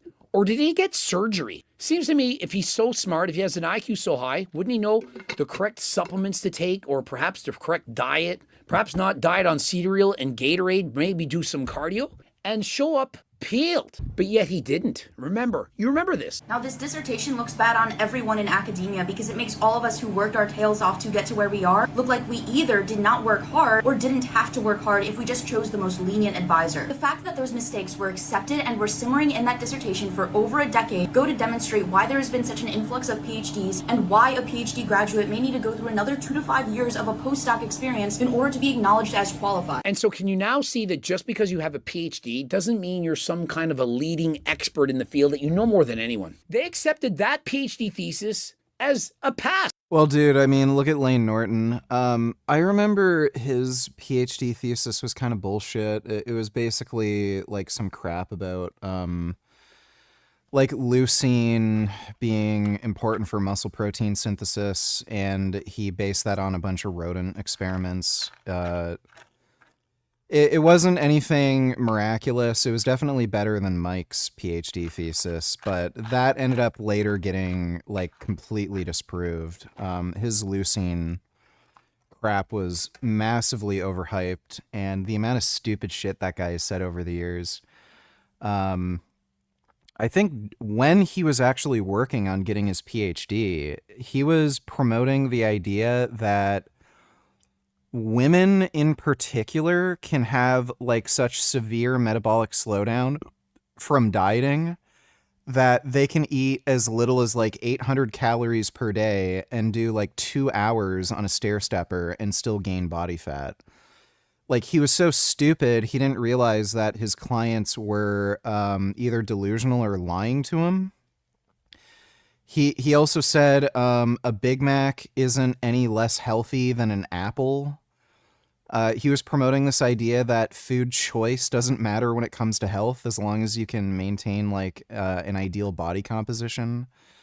He was promoting some of the stupidest fucking ideas. And again, this is a guy with a PhD, so yeah. You can have a PhD and still have some of the dumbest fucking ideas imaginable. Yes, that's acceptable. It's kind of like being an IFBB pro back 10, 15 years ago. It is actually very, very hard. But today, there are so many categories and so many competitions, it's 5 times easier to become a pro. This is why holding a PhD has slowly become more and more devalued over the years, and why the job market for PhD graduates has become so unnecessarily competitive. I am passionate about this because this is the reason why I will struggle in the next 7 years to get a job after I graduate, especially if I decide that I don't want to do a postdoc. And this is at the core of why I find this dissertation and how it passed so disturbing. Now, before I close this chapter off, I just want to say that those saying that Dr. Mike Israetel has provided more good than harm, I beg to differ. And so has he actually provided more good than harm? People are saying, yeah, but he changed my life. Yeah, you can change your life and still be a liar. You can change someone's life and still be a scammer. Of course you can. Low but consistent alcohol consumption gives people cancer every year, and race realism was the reason why that Pew Pew man in Buffalo, New York decided to do a mass unaliving. And allegedly, according to recordings of Mike Israetel on other podcasts and on his own channel, Mike Israetel has advocated for low-level alcohol consumption and biological race realism. I believe those two things do much more harm than rudimentary weight loss advice that you can simply Google. And before you comment, he couldn't have really promoted low-level alcohol consumption and race realism. Oh, yes, he did. What's going on with alcohol? Should we drink it or not? If you have 1 or 2 glasses of wine a night, most nights, statistically it has almost And you can see this is a guy who's overweight who's saying this. No effect on anything negative wise. It has maybe some curious positives here and there. Really? Yeah. The GPT tells you. So even the person interviewing him is like, really? Should he have said this? Or should he have said, you know, I think maybe, but I could be mistaken. But when you say, hey, I'm a PhD, I'm a doctor, you can't challenge me in the thing I know best. You know, if I studied for 1 year, I would be expert and authority in the field that you know best. Because you asked it, that your race or ethnic group is not the most intelligent of all of them.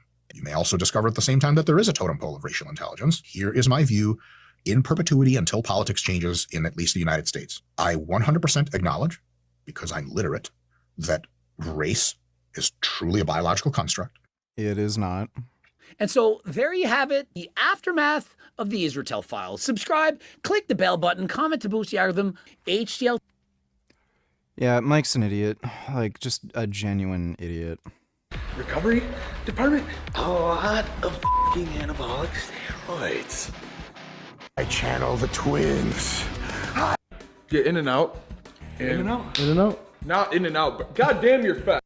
Pull downs. The technique looks really good, big stretch. I'm not sure about sets and reps. We'll probably do about 4 sets here, 10 to 20 reps each one. For me, the reason I'm gonna do 4 sets is because I'm trying to prioritize a little bit more back width than I am thickness. My back is pretty thick already, not a limiting factor for me. They do a lot of rowing later in this workout, so I'm gonna try to bump up the volume of the pull downs. The rows won't be as high volume to get a little bit more of what I need for back. So, yeah, let's get into it and do some pull downs. I'm really trying to just get the vibe of the Trend Twins in this workout. And that means careful, meticulous, moderated, and safe. And so what I'm gonna do on pull downs here is warm up starting with 100 pounds for a set of about 15, really get the blood flowing, really get the muscles nice and warm, connective tissues warm to be safe and ready to prime that nervous system for heavier work sets. So calm, cool, and collected, exactly. Hey man, tell us what Pokemon character that like tattoo is on your arm. What's the Charizard? Scott, can we just do pull-ups instead? Damn it. Dang it, Trend Twins.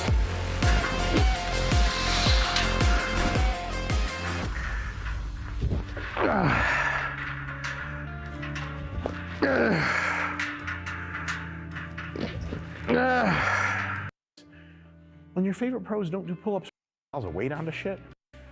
Oh yeah, that's heavy. Throws are crazy, dude.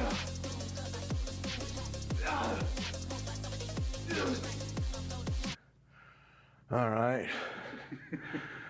The Trend Twins are doing row to shrug superset. An interesting choice. Definitely a good way to really kill the traps. I get a ton of trap training for my shoulder work, which I do a lot of. You don't really train your traps from doing shoulders. So what I'm gonna do is modify the exercise and kick you guys some really cool, clever shit. We're gonna be doing cambered bar rows. I'm gonna honor the Trend Twins, and I'm gonna superset that to regular rows, same bar. I just flip the bar so that it's flat, and then I do a couple more reps of regular rows. With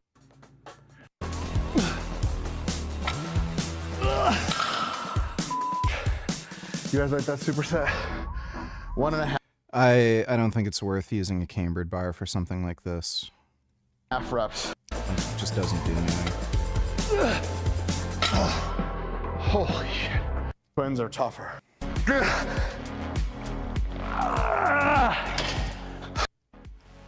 They're here. Pull down like this. One arm at a time a little bit. It's gonna, yeah. Mid back workout.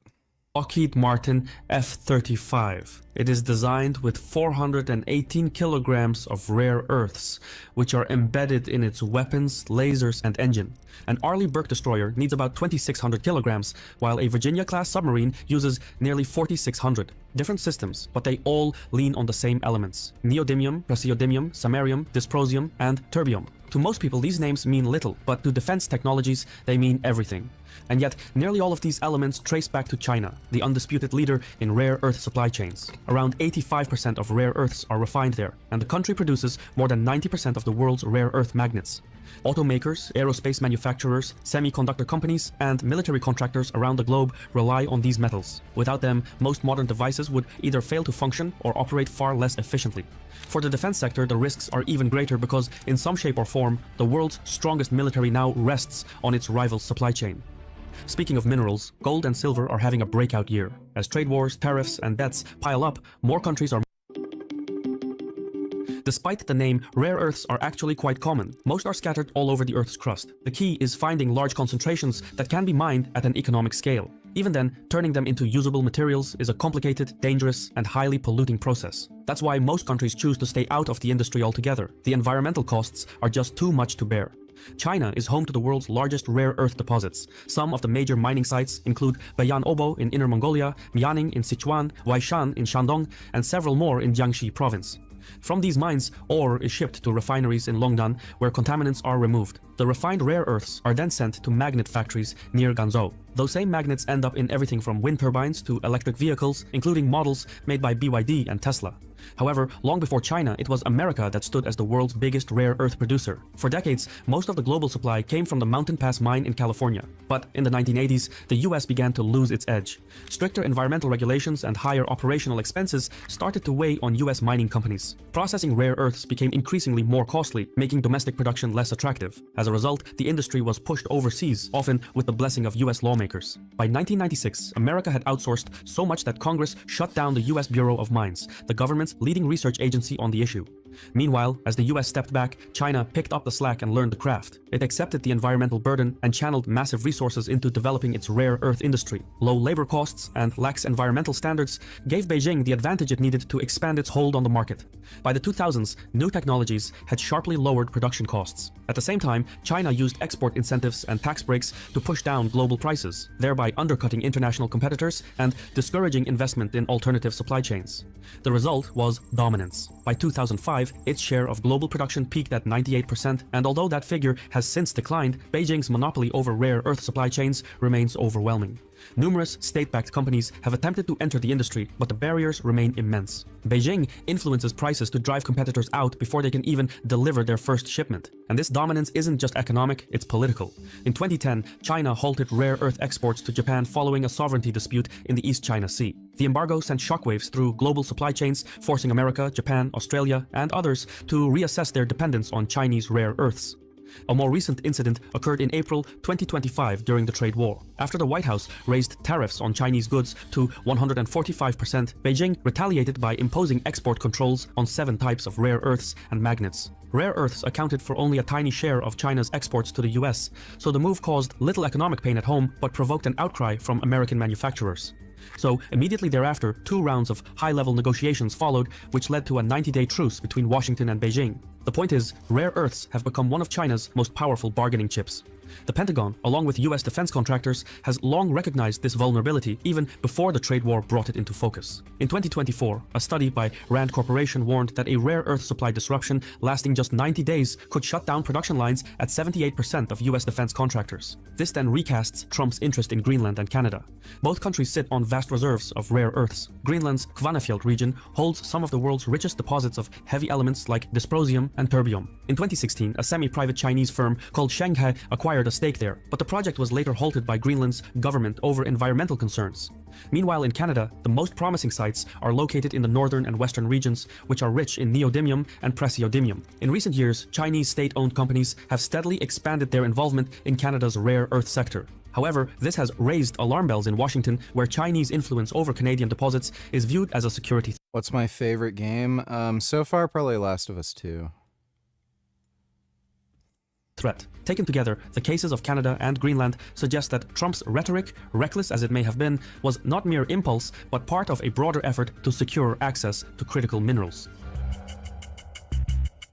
America has spent the past few years scrambling to tackle its dependency on Chinese rare earths. Most notably, the White House has invoked the Defense Production Act, a Cold War-era law, to fast-track domestic production of critical minerals for national security reasons by prioritizing such efforts and channeling new funding. At the center of this push is the Round Top Mountain in Texas, which holds an estimated 130,000 tons of rare earth reserves across 16 elements. It is being developed by USA Rare Earth and is expected to supply about 1/5 of US demand by 2027. To close the loop, the same company company is also building a $100 million magnet plant in Stillwater, Oklahoma. There, the mined materials will be refined and turned into finished magnets, with a capacity of 2,000 tons per year and plans to scale up to nearly 5,000 tons. Federal funding is also on the rise. The 2025 National Defense Authorization Act set aside $1.2 billion to build a strategic reserve of rare earths for emergencies. This ensures the Pentagon has sufficient supplies in case imports are disrupted. Another $400 million has been allocated to support U.S. companies developing mines, refineries, and magnet plants at home.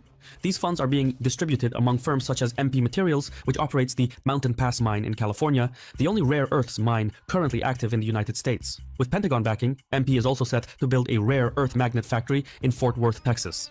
The US government has agreed to purchase its output and maintain a price floor, which would shield the company from market pressures. The deal stands as one of the clearest examples of state intervention. These programs and more are part of a broader push to rebuild the supply chain inside America. Yet, serious challenges remain. Chief among them is time. Rand estimates it will take the US at least a decade and between $10 and $15 billion to build a self-sufficient rare earth supply chain. This includes infrastructure investments, permitting processes, and workforce training.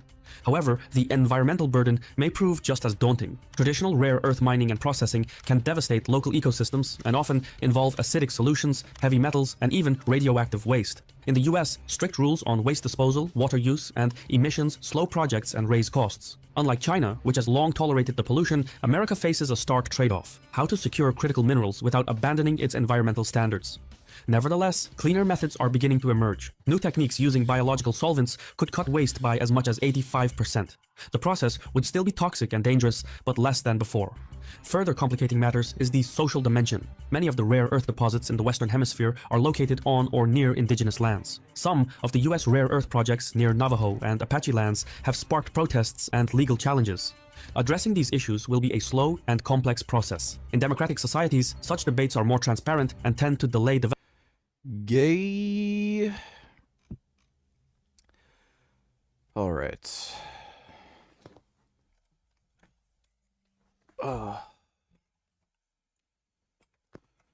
I'm not looking forward to this, but, you know, it's one of those things that just has to be done.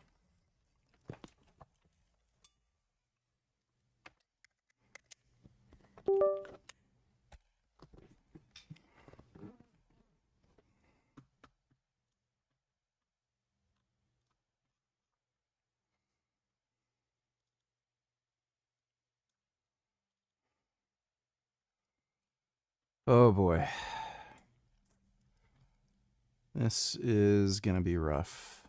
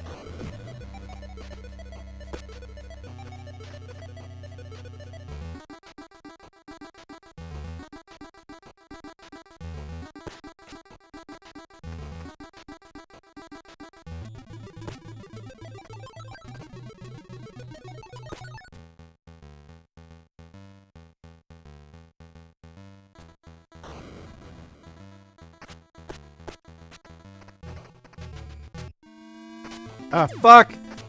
What a load of bullshit!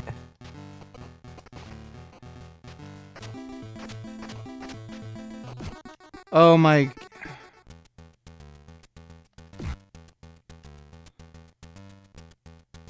Fuck you.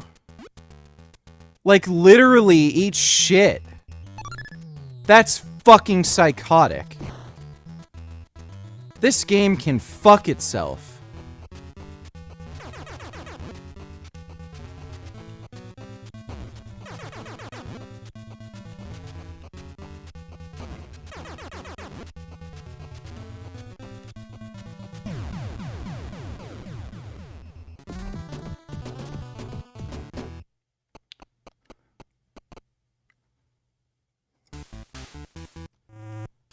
Dude, this is already making me so fucking nervous.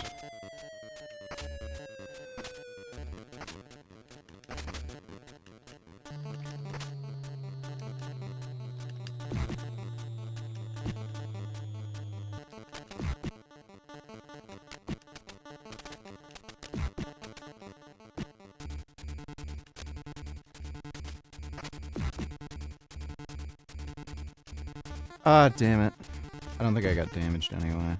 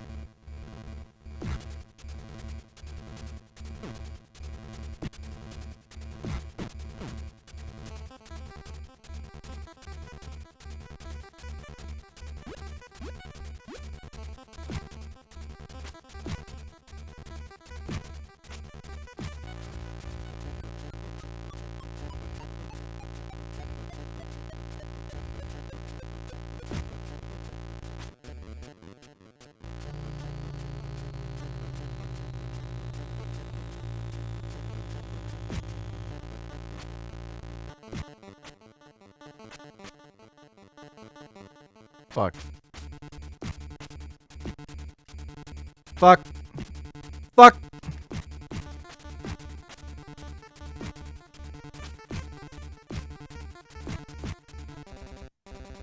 No! Ah, damn it.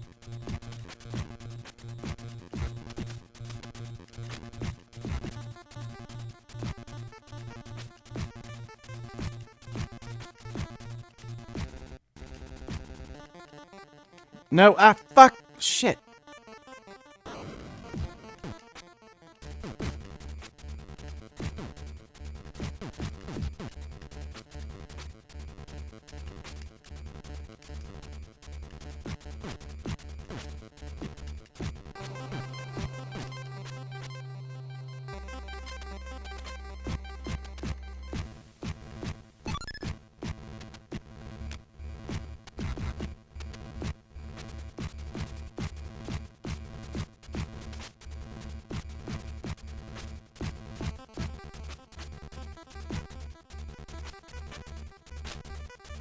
What?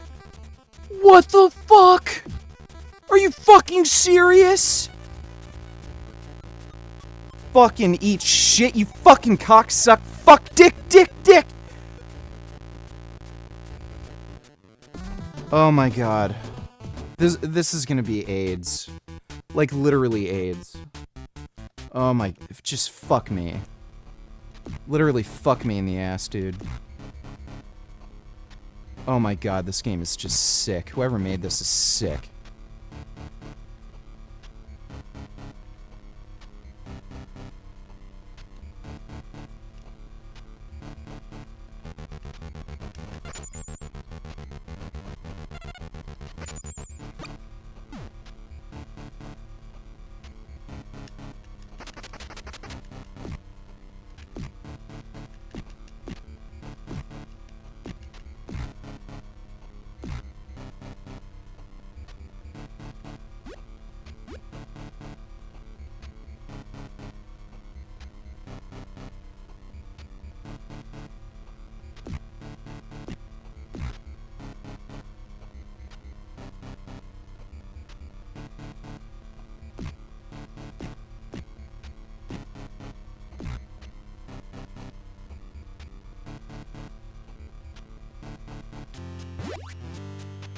Oh boy.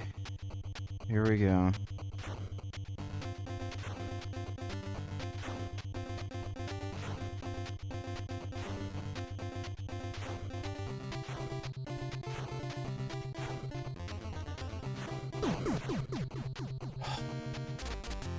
I haven't done this in so long. Fuck.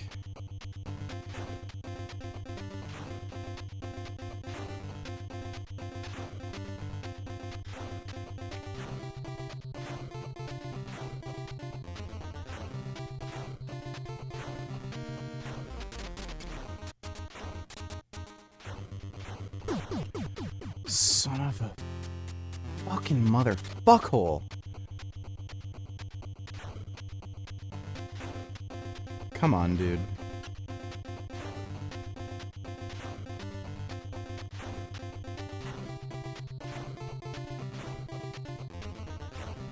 Fucking lock in.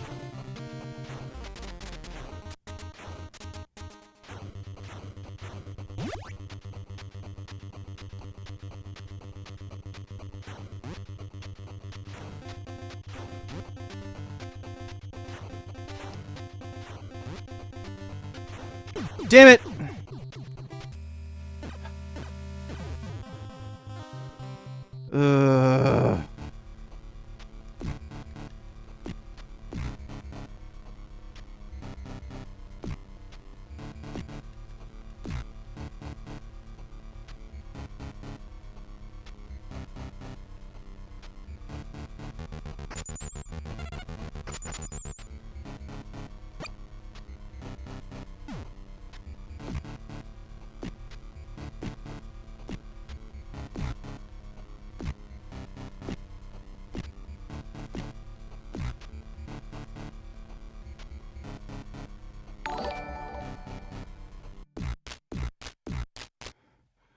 TMK donated decided to buy the cheap Chinese bench rack thing, and it's decent. Guess what? I benched 110 for 5 reps. Hell yeah, time to get jacked as fuck. Well, I didn't recommend you buy that, but I hope it works out for you in the long run anyway. And may you make many gains, sir. But, you know, 110, first workout, not too bad, so you're off to a good start. Thanks for the donation, TMK.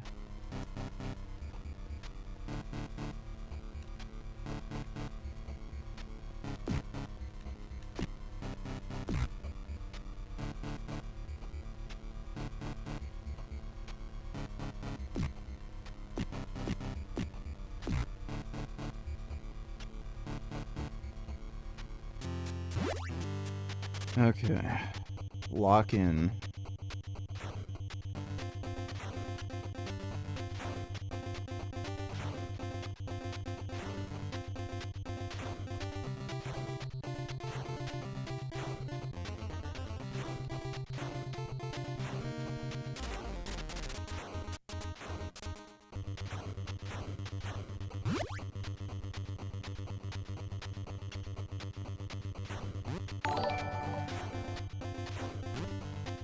Durian Rider, is this game Durian Rider? Since you're riding a durian escaping a saw, is this game Durian Rider? Is this game Durian Rider? Is this game Durian Rider? Is this game Durian Rider? Is this game Durian Rider? Is this game Durian Rider?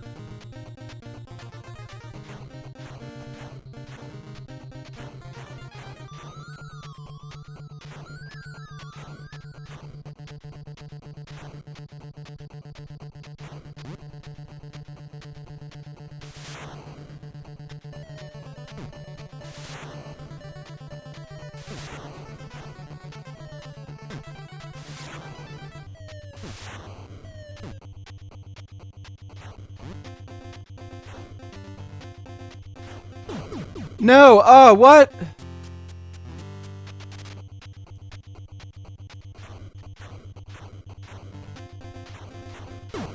Fucking cocksuck, motherfuck, bitch, fuck dick! Are you serious?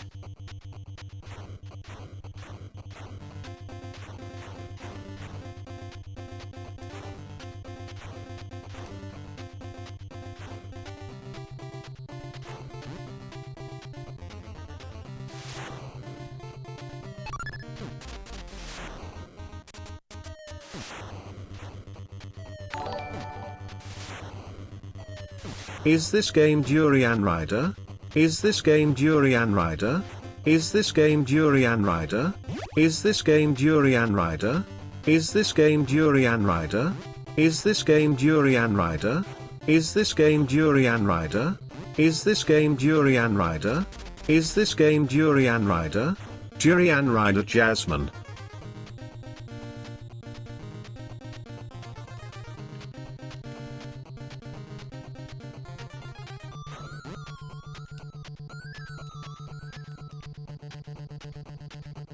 Ah!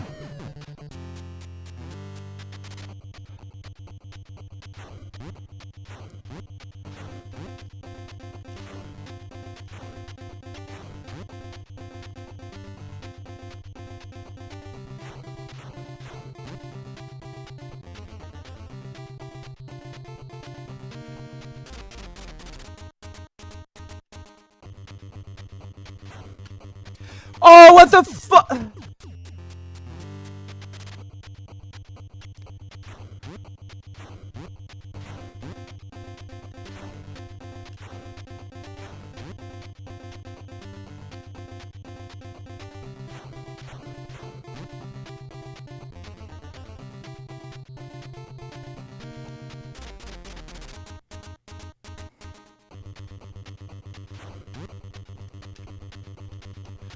Great, yeah, there we go. Of course.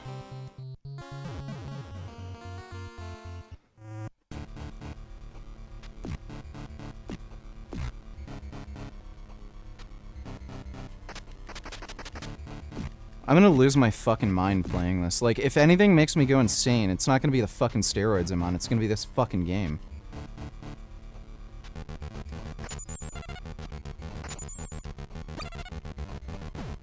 Oh my god, yeah, sure. Sure, buddy.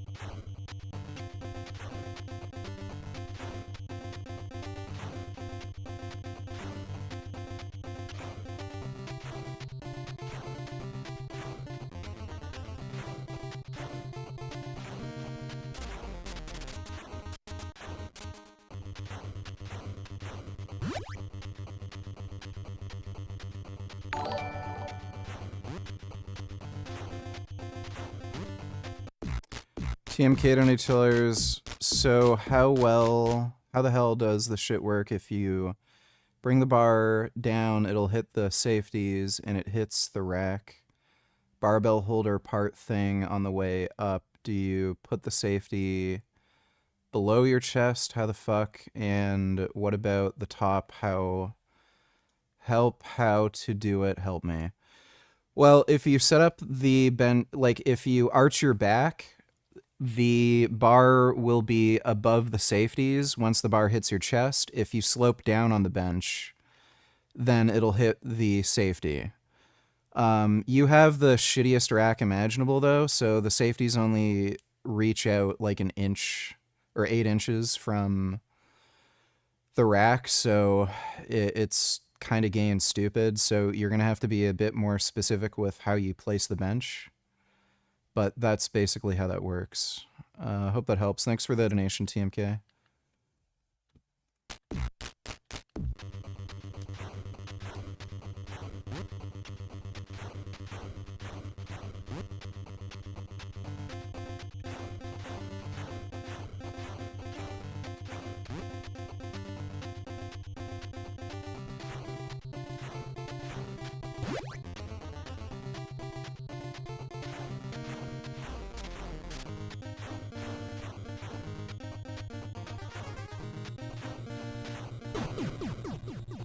Oh.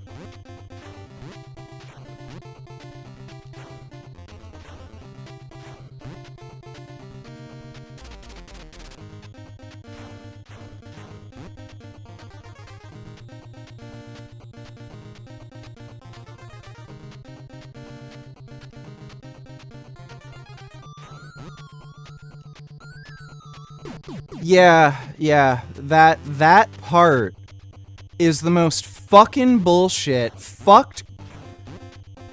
That's one of the parts in the game that's just so fucking out of this world horseshit.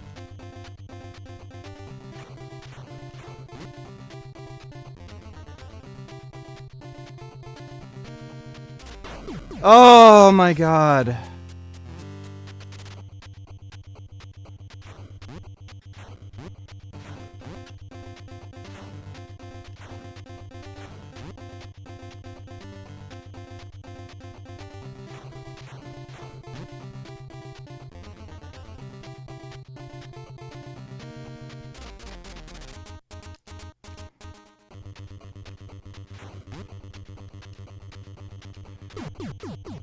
And you just go through the thing.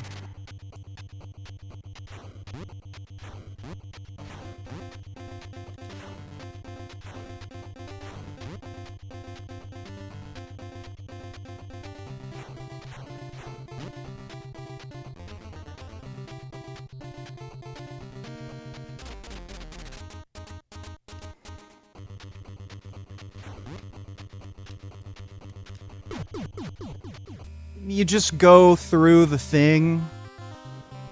Right. I don't know, man.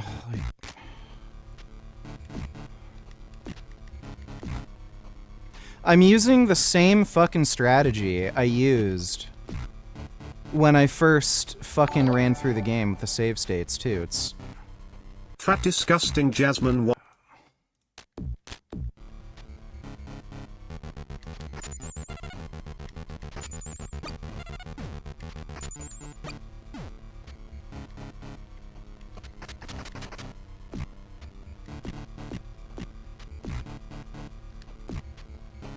Fuck you.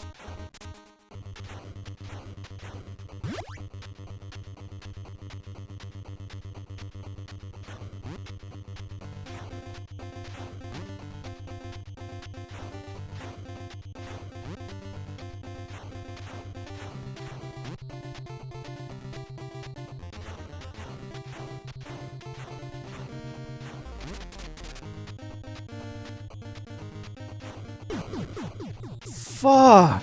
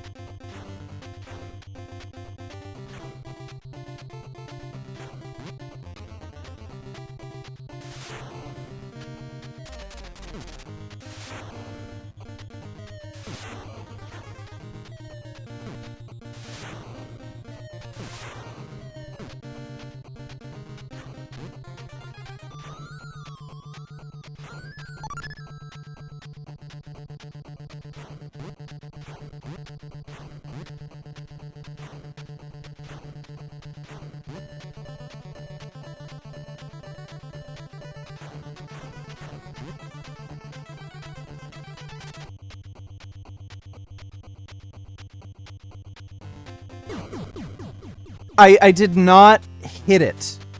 I literally didn't hit it. The game cheated.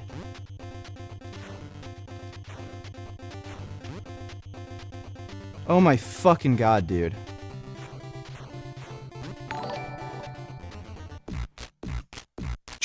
Yeah, nice try. Fucking asshole.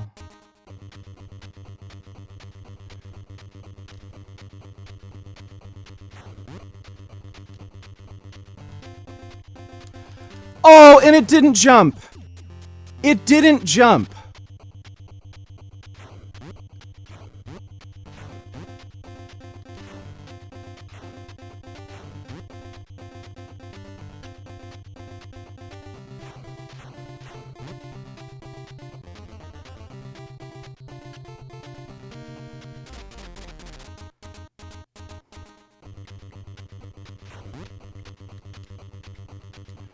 Great, yeah, and what a load of bullshit.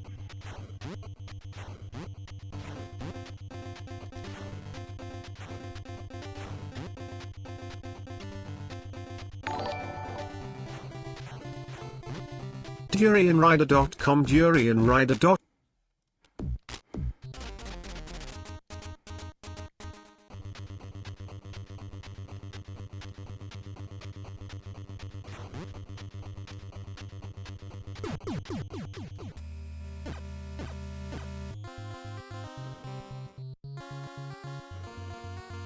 Wow, dude. Are you really? Fuck you! Fuck this game! Fucking horse shit!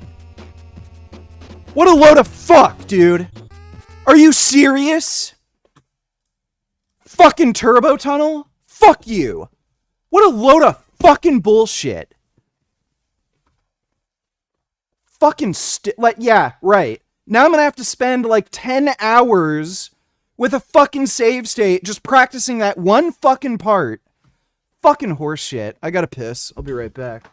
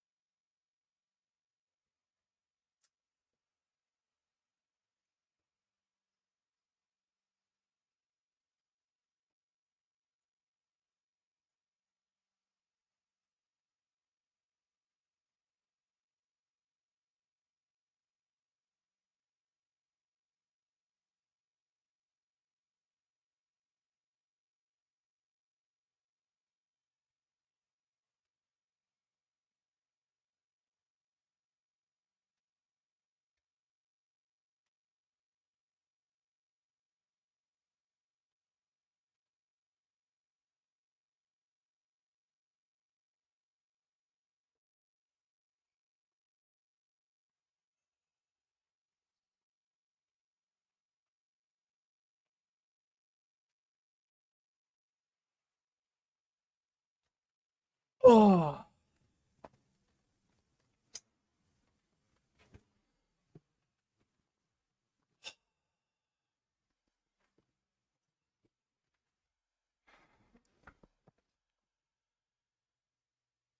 Oh, I'm gonna have to, like, dedicate a whole day off to this fucking game, dude.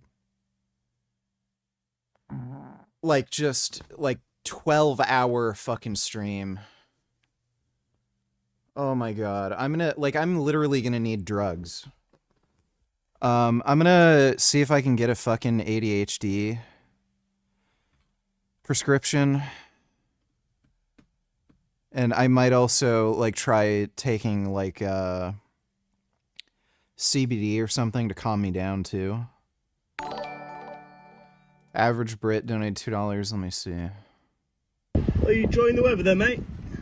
What? Are you enjoying the weather there? What are you talking about? I said, are you enjoying the weather there? Yeah, I'm enjoying it. Am I not allowed? Yeah, but you're in the bin. Oh, Jesus. The moment you try and do anything, someone comes along and tries to stop you. No, I'm not trying to stop you. I'm just saying you're in the bin. Right, if you want to fight about it, be a man, come out and fight about it. What? You're trying to stop me doing whatever I want I'm in my own bin. I'm not trying to have a fight, mate. Listen, knobhead. If I want to have a swim in my own bin on the hottest day that we've ever had in England, then I'm entitled to do so. Go to the leisure centre, mate. Leisure centre? Yeah. It's £2. Leisure centre? Yeah, it's not a bloody problem. Listen, there's no problem. About leisure centre. I'm just saying you're in the bin. Yeah, well, I'm trying to enjoy the hottest day in England. It's 40 degrees. Well, what? It's not a celebration. It's not like a bit. Celebration. How is it? Well, it's a celebration for normal English people like me. You're trying to bring me down. No, I'm not trying to bring you down. Yes, you are. I'm not. Of course you are. I'm not trying to bring you. Why did you come here? First of all, saying, "Oi, oi, what are you doing?" Like in my own bin, in my own house. Right. If you want to fight about it, come here and fight. No. I'll come out, but like I don't want to fight. Well, come out then. Don't just say, "Oh, I will come out." All right. I'm coming out. I'll knock your bloody nose down your throat. All right, then go on then.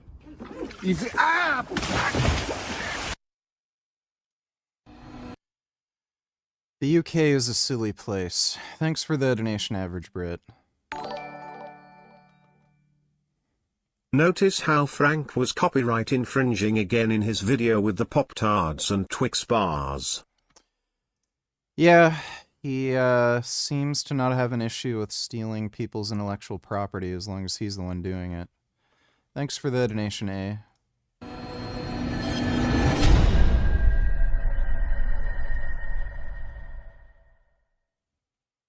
All right, what's going on, you guys? Nick here with Nick Strength and Power. I've got a couple of interesting stories for you guys today. The first story that I've got for you guys today, the latest update from Keon Pearson. This is probably one of the freakiest physique updates I think I've ever seen from anybody. I think this is going to go down as one of those physique updates that people remember and talk about for years. And I think when we talk about guys breaking the internet with an update, this, to me, is one of those. This is one of those updates that we're still a couple days out from the show. This is one of those updates where it really feels like, okay, everybody else... it shows the donation you put in. Can just go home. Keon's winning 212. And no disrespect to the other competitors, but I mean this genuinely. Like, look at Keon in this update. Who's beating him in 212? Who has this type of muscle, this type of round, full, open class? He 1,000% can win the Olympia. In the news, kind of the opposite of how I feel about the Keon story. The latest physique update from Rubiel Mosquera, Neckzilla, at 5 days out. Man, I think I'm correct in my prediction that he's going to be outside of the top 10, and I think I'm also correct in thinking there's a good chance that he's not in shape. When we saw that first update from him when he first arrived in Vegas at that Cult Fitness gym, and he was posing with a tank top on, he'd like lift up his shorts a little bit, showed his legs. You could tell his face looked puffy. You weren't seeing a lot of detail. And I'm looking at these pictures here. I think we're going to see Neckzilla drop the ball. Would you consider doing a heavily modded playthrough of Cyberpunk? There's so many sick mods, and I can help put together a list for you. Yeah, I wouldn't mind playing through that game again with mods. I never bothered to get into modding that game. There's some, like, lighting mods and vehicle mods and shit that I wanted to try out. Thanks for the donation, though, Lotta. At the Olympia. This doesn't look like the same Neckzilla that was winning those 2 shows. Look at that side leg. I don't like the Crash Bandicoot games. I think those suck. Ratchet and Clank is cool, though. In these pictures, there's like almost no feathering or separation. It's just vascularity and mass. It's just a big mass of veins. There's like no detail in that side leg. I mean, I think you guys are seeing what I'm seeing, and when he's in shape. Now, on the other hand here, the latest physique update from Good Vito, Vitaly Ugonikov, a few days out from the show. Regan is one of the guys that I didn't have in my top 10, but that I think could prove me wrong and end up in the top 10. That's the hard thing about these prediction videos. Not everybody can be in the top 10, and there's so many guys that are good, and you can make an argument for them being in there. But I think Regan is at the top of my list of guys that could be in the top 10. Yeah, Jack and Dexter's cool. I would change and add him to my prediction. I wouldn't mind doing a playthrough. He looks of great 2 or 3. in these updates. He is under good lighting, so I should put that caveat there. But like I've said, my really only hesitation with predicting a high placing for Regan is just that he's been so inconsistent in the past, and that he's looked so good on Instagram in the past, then just didn't really deliver when it came to the big shows. Maybe this is the year that he finally does, because these are really impressive updates. He's in great condition. I saw kind of a comparison post earlier, comparing him to Urs, and like aesthetically, he looks like just a more muscular version of Urs. They look like they're in comparable shape with this comparable structure, and Regan just looks like a bigger Urs. And so I think that's the argument you could make for Regan cracking the top 10, is I had Urs in my 10th place spot in my prediction video, and I think that could be a toss-up with Regan as well, or even higher than that, because Regan was 9th at his last Olympia. And the final story that I've got for you guys today, the latest physique updates from Brett Wilkin at just days out from the show. Again, Brett is another guy that I didn't have in my top 10 prediction video, but looks really impressive in these updates. He's another guy that wouldn't surprise me if he was able to move up, kick somebody out of that top 10, and find himself in there. And honestly, this is really why prediction videos are just kind of a silly thing to do before there's even a prejudging. They're really just based on nothing. It's just pulling something out of your ass and hoping it sticks. Because we haven't even seen these guys on stage. We're basing it on nothing. And that's why it always surprises me when people get upset that they're not in these prediction videos or in somebody's top 10 or somebody's pick to win or somebody's top 6. If it's a prediction video, before we've seen you guys on stage together, before we've seen a prejudging, it literally just means nothing. Don't take it personal. That bell notification. I recently did an interview with a Brazilian bodybuilding media outlet. So the interviewer asked him about the height situation, the controversy days out, exact same lighting, exact same setting, exact same room, but looking a little bit tighter here, I would say. And if you guys watched my video yesterday, my Olympia prediction video, you guys will know that I have Urs rounding out the top 10 in 10th place. Not a room for guys like Urs to in both shows. So I feel like at the Olympia, Urs can pull off something similar. It's earlier today. And even though this picture is taken under much better goon lighting, it's in color, it's not black and white, he looks a little better in this update. Sir William Squire von Dutchmeyer donated $3. You are watching BBC News. It's getting a little British in here.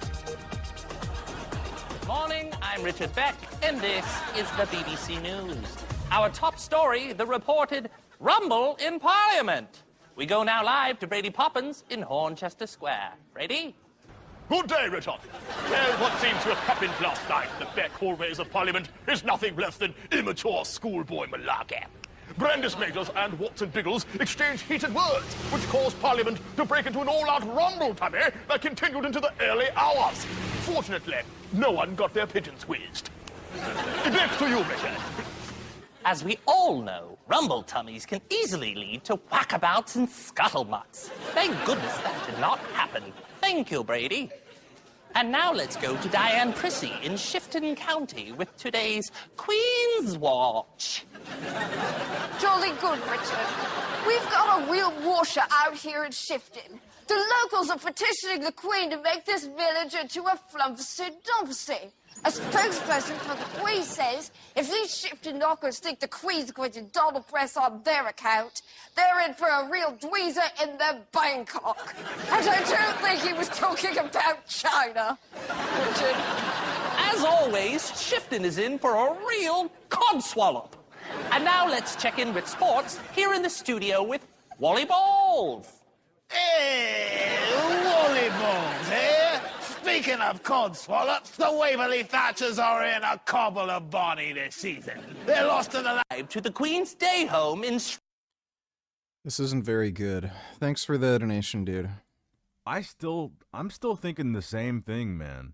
Even with better lighting and full color here, I still think something besides his legs here, showing off his midsection, is money. And I thought that was a really interesting comment because I didn't even really consider that. Because, like I said, we haven't seen somebody get disqualified from the Classic Physique Olympia. So I was just kind of thinking, if Mike misses weight, he's either done, he's out, he can't compete this year, or he tries to make whatever weight class he's in, presumably 204, and tries to find a way to make 204. I didn't even think about the fact that maybe it is an option that if he misses weight, he just doesn't even try to get down to 204 and just competes in 212.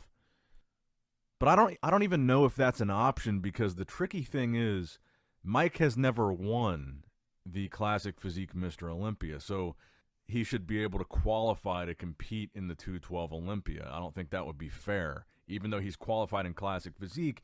Like, typically, if you want to compete in another division, you can compete in another division, but then you have to go qualify for that division at the Olympia if you want to compete in that division at the Olympia. And I suppose it is at the discretion of the promoter. I believe it's the promoter's discretion. Maybe the IFBB has a say in it too. But with special invites, they can just kind of do whatever they want. The special invite could be any division to whoever if they really wanted to. And I think that would probably be the only way that we see it happen. But I guess even in that situation, it still wouldn't really be fair to the other competitors. So maybe this is a dumb idea anyway. But I liked what the guy said. I do think that Mike versus Keon would be an interesting matchup. But now the more that I think about it, it wouldn't be fair to the other competitors in 212 because he's not qualified. And so if they gave him a special invite, it'd be like, well, why? Because when you're talking about like Derek Lunsford, it makes sense why he would get a special. It's totally normal to have multiple versions. Yeah, but that was the final version, and then he got the PhD. Very detailed, very confident, very trust us, bro. They released what they claimed was the real final version dated March 2013. Cleaner, with fewer errors, obviously the actual approved dissertation. Yeah, right there. I wanted to pause this because I was watching a video earlier from Revival Fitness. Make sure you guys watch it. Of course, I'll drop the full link down in the info section below. But Revival Fitness is one of the biggest fucktards on the platform. there was this one part right here that really got me thinking when I was watching this video this morning. And if you went too quick, you would have missed it. But he didn't miss it, and a few other people didn't miss it, and they screenshotted it. And basically, this is the newly submitted dissertation, and it has this note right here from a change that was made. You can see rate of force development and peak power were calculated, blah, blah, blah, right? So this was the actual school approving this change on October 3rd this year, 2025. Remember, this dissertation came out in 2013. So, like, who is in communication with the school? Who's really running cover for Mike on this whole situation, right? It just doesn't make any sense. If it was as simple as, oh, we had the old draft, here's the new draft, why are all of these people involved? And it gets worse. Let's let Zerk continue. Except, there were some massive problems with this story that people immediately noticed. First, the final version they released was owned by a digital marketing agency in Argentina that works with Mike. Which is really weird, ridiculous. Why would they be the ones editing the thing? Mike's 2013 PhD thesis be owned and edited by his current marketing team? Because they're running cover for him. Like, it's very obvious unless you have a brain that doesn't work, right? Like, there's a reason why you haven't seen any of this on Mike's channel addressed by him personally to his almost 4 million subscribers, and you're seeing all these other people. He's passing the blame, so if it doesn't work out, it doesn't go back to him directly. He can be like, oh, well, you know, Milo just, I guess he had some wrong information, or he can just choose to not address it at all. That's not how archived documents work. Second, the PDF was clearly two different documents stitched together. Pages 1 to 200 were editable Word document exports. Pages 201 to 223, the ones with official university stamps, were scanned images. Why Frankenstein two documents together unless you're trying to hide something? And I agree with that. Third, and most damning, the corrected version was dated March 2013. Solomon reviewed a version dated August 2013. Think about that for a second. Mike claimed the earlier version from March was the clean final draft, and the later version from August that Solomon reviewed was a messy rough draft. And that's why, if you guys are following Solomon, he did this post. He said, my critique was, of course, based on the document published to the academic community at the time, this new information raises a different but equally perplexing set of questions about institutional quality control. If this was indeed a draft, then how was it possible for it to be officially archived and presented to the learned public as a final approved PhD thesis, right? It just doesn't make sense. How does a rough draft from August have more errors than a final version from March? Did Mike go back in time and make his thesis worse? Did he unrevise it? That's impossible unless someone edited the document recently and tried to pass it off as the original. Fourth, immediately after Solomon's video dropped, Mike restricted access to his thesis on the university website. Why hide the original if there's nothing to hide? So, Agreed. Mike's new statement, and I quote, Yeah, and this was the new statement that came out yesterday, okay? Upon review, the dissertation Solomon examined was indeed the correct document. So now he's backtracking. He let his boy Milo make this video, just completely hung him out to dry, and now he's saying that the dissertation dissected by Solomon Nelson in this original video is in fact the right draft that should be there. Most of the errors were clerical, a misplaced negative sign on a few correlations, and a table pasting misalignment repeated across 3 tables, which we know isn't true. You guys can literally go here, go down to the timestamps, and you can see for yourself just how bad it really was. So he's trying to pretend like it's not a big deal. These are now fixed and will appear in the official archive. For full transparency, the original, the corrected copy, and the data tables are linked in Milo Wolf's video description. It's a trip taking that much criticism at once, but I've been dished out plenty myself. Fair play. Okay, so now this is the situation that we're at with everything that's gone down. On review, the dissertation Solomon examined was indeed the correct fast forward document. a little bit. Hold on, what? And that's the thing. And guys, this is why people are pissed. Because Solomon's video came out and everybody came. Really great job talking about this topic. It's going to be defending his thesis today, no pun intended. But what's going to be interesting is not what happens to Mike himself, because this really isn't about him. He lost all credibility with serious people a long time ago. The scandal here is that standards in the field are so low that Yeah, standards in the field are so low. That's what we're basically seeing from everything that's going down right now in the involvement of the East Tennessee State University. I would love to see a statement from them on what's going on with this, who's involved, who's editing the document. Will we ever see one? Probably not. They're a garbage clown college. Nobody cares. But it would be nice to know why they're getting involved and what they're doing, especially now that we know that they submitted a second document, everyone approved the edits, and now we're going back to saying that the original document was actually the final version. this shoddy work can get passed, apparently without having been read at all by anyone. Yeah, nobody read that. Come on, guys. So what's much more important here is to see how other science-based influencers respond to this. Are they alarmed this thing this bad could get through the review process and what that means for the standards in their field, which is the only possible reaction from someone who actually cares about the principles of science, not just cosplaying as a scientist? Or do they circle the wagons and defend them? Pay attention to that as this unfolds and you'll get some valuable data. Yeah, that's actually a really good point, and that's why I wanted to play this video. What are other people in the field saying after they're, you know, these scientific guys that are so smart, and they go and they read the dissertation for themselves, what do they have to say about it? Well, of course they're going to run cover for each other, and that's exactly what Jeff Nippard did, because Mike ran cover for him with the whole fake natty situation, so now Jeff has to pay it forward, and that's actually a point, if you watch Revival's video, he talks about quite a bit. All these guys, they're just like a mafia, and they run cover for each other, because at the end of the day, do they really care about you, the viewer? Do they really care about the progress that you're making in the gym, or is it all about making money? Well, I think that their answers speak for themselves. I'm going to play this clip from Greg Doucette's video. I think this is chapter 4. By the time I post this video, there's probably 5, 6, 7 chapters out. So just we'll play this small little clip right here.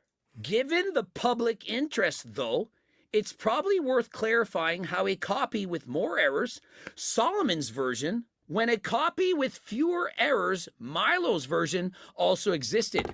Did Mike not just admit that Solomon had the final draft? That was the final version, and that Milo's copy... Yeah, Jeff deleted that Instagram post. Oh, it's embarrassing. It was a copy that was altered, perhaps... Like, by the way, like, Jeff makes good money, and he, like... It's so weird. Why would he play this fucking clout game? Like, Mike Israetel's a fucking clown. Why is he trying to run cover for Mike? Like, the guy's an idiot, he's not your fucking friend, and he acts like a fucking jackass. Like, why the fuck do you care? Perhaps from that media team. And again, that's why people are pissed. You're saying one thing, more information comes out, you try to cover your ass, people call you out on it because people are internet sleuths and they find everything, especially when it's a hot topic like this, and there's lots of money to be made on creating videos, unfortunately, like this one. People are going to continue to milk this situation as long as Mike wants to continue lying about which copy was the real one that was submitted for his dissertation, right? That's the state of YouTube fitness right now. It's all about just milking all this bullshit drama. Nobody's really in it for the educational purposes like it was 10 years ago. Everybody's just in this space for reviews, and unfortunately, we all have to play along because that's what's popular in the YouTube algorithm. In fact, I'm pretty sure that the AI bot that reads your videos before they get posted, it's able to figure out whether or not the video has like some controversy in it, and then it shoves it in the algorithm. And if there's no controversy, if it's not drama, if it's not negative in any way, your video goes into a different section where it doesn't get...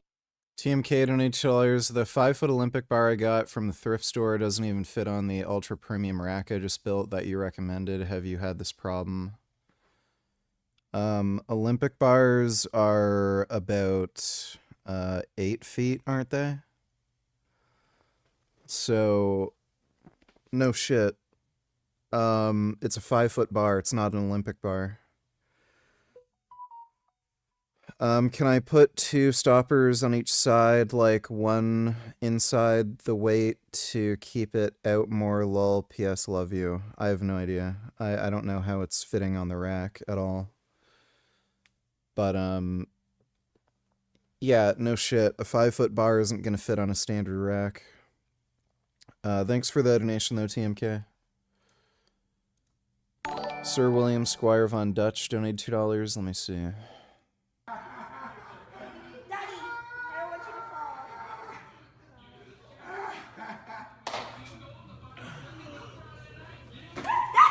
Oh my!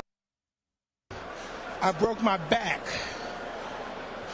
What do you mean by that? You broke? My back is broken. What? A vertebrae or what portion? Spinal. Yeah, that was a good meme. Thanks for the donation, Sir William Squire Von Dutch. Get any views because I literally see it happen on my channel where I'll post a bunch of drama, get lots of views, then post an educational thing, and then it barely gets pushed out, and a lot of people DM me, they're like, bro, I had no idea that video was even released because I didn't get a notification. But anyways, that's a me problem, not a you problem. Let's continue with Greg's video. And so, Jeff, how can you be critical of Solomon when he did absolutely nothing wrong? Why did it take 5 or 6 days in order for Mike to come out and admit the truth. But I think what they don't realize is that Mike right now, I mean, this week alone, has been lying to you. But you're saying it's from 12 years ago. The lie wasn't from 12 years ago, but the problem is he lied to you right now. I guess technically I submitted the wrong draft to the graduate school. Oopsie. Just from my own opinion, that pisses me off to just try to make that much of a joke out of it when so many people are talking about this situation.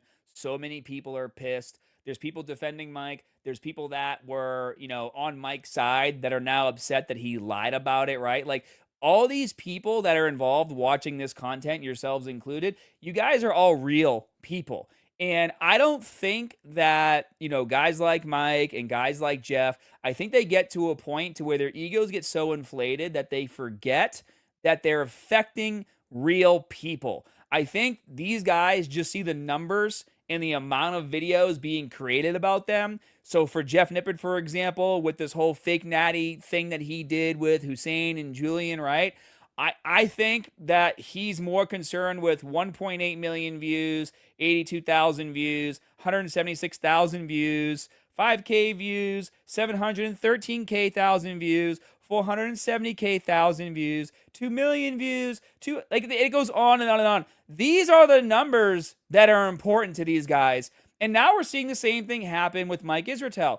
Does he really care? Who knows? Maybe him and Jeff Nippert had a sit-down conversation together, and Jeff was like, hey, man, look at how many views I got on my channel by the way I handled my situation. Maybe if you handle your situation the same way, you'll get hundreds of millions of views, too. You'll make so much money, and everyone's going to forget in 4 to 6 months anyway, so who really cares, right, guy? Like, maybe that was a conversation that happened behind the scenes between Jeff and Mike, and now we're seeing the same thing play out for Mike. 198,000 views from Greg, 135,000 views, 46,000 views, 60,000 views, 23,000 views. It's all clout. You can see, like, when Mike's channel started popping off, where his content just became more and more garbage. Like, it's all clout and brain rot. Like, they just discover at some point that, brain rot bullshit makes more views, so that's what they just start uploading.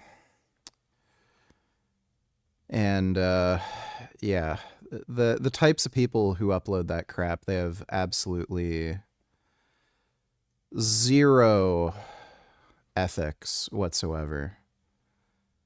Like, Jesse James West and shit. They're all just trash people.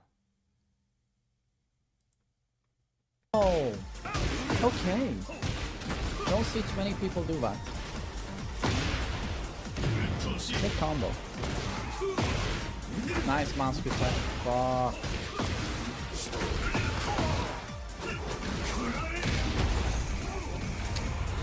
Dude. Quite the sequence here.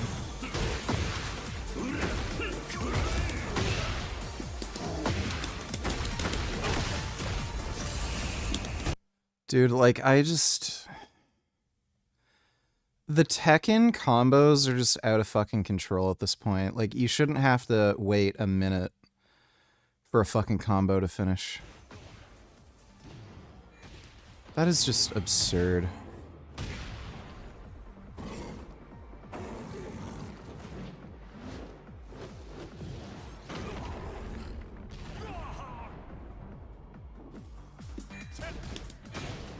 You low parry, are you fucking trolling?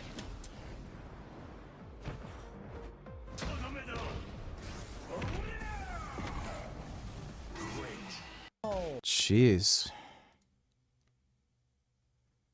That's fucking horrendous.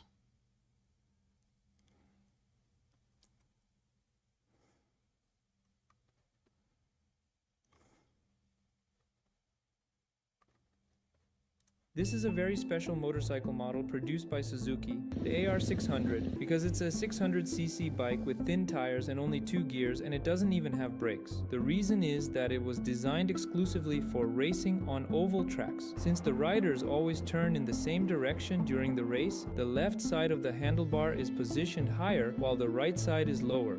This makes it easier for the rider when taking corners. These races are events where spectators can place bets on the riders, just like horse racing. That's why the riders wear fluorescent, colorful, and numbered outfits. And despite sometimes sliding out in corners, with all these unique features, this motorcycle managed to start from the last place and finish first in the mixed motorcycle race held in... Huh. That's interesting. Themselves in the past and how many injuries they've...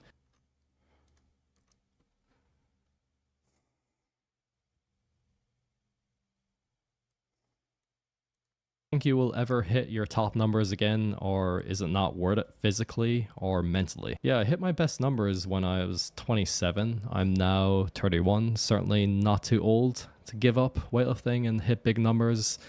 It's not like you hit 30 years old and your athleticism instantly drops. It's a slow decline and it can depend on the individual and training history. Some weightlifters get crippled with injuries and fail to progress even in their mid-20s, like Koleski from Poland peaked when he was 18 or 19 years old, whereas Liu Xiaojun had a long career and clean and jerked 207 kilos at 37 years old. I think that was his biggest clean and jerk in competition.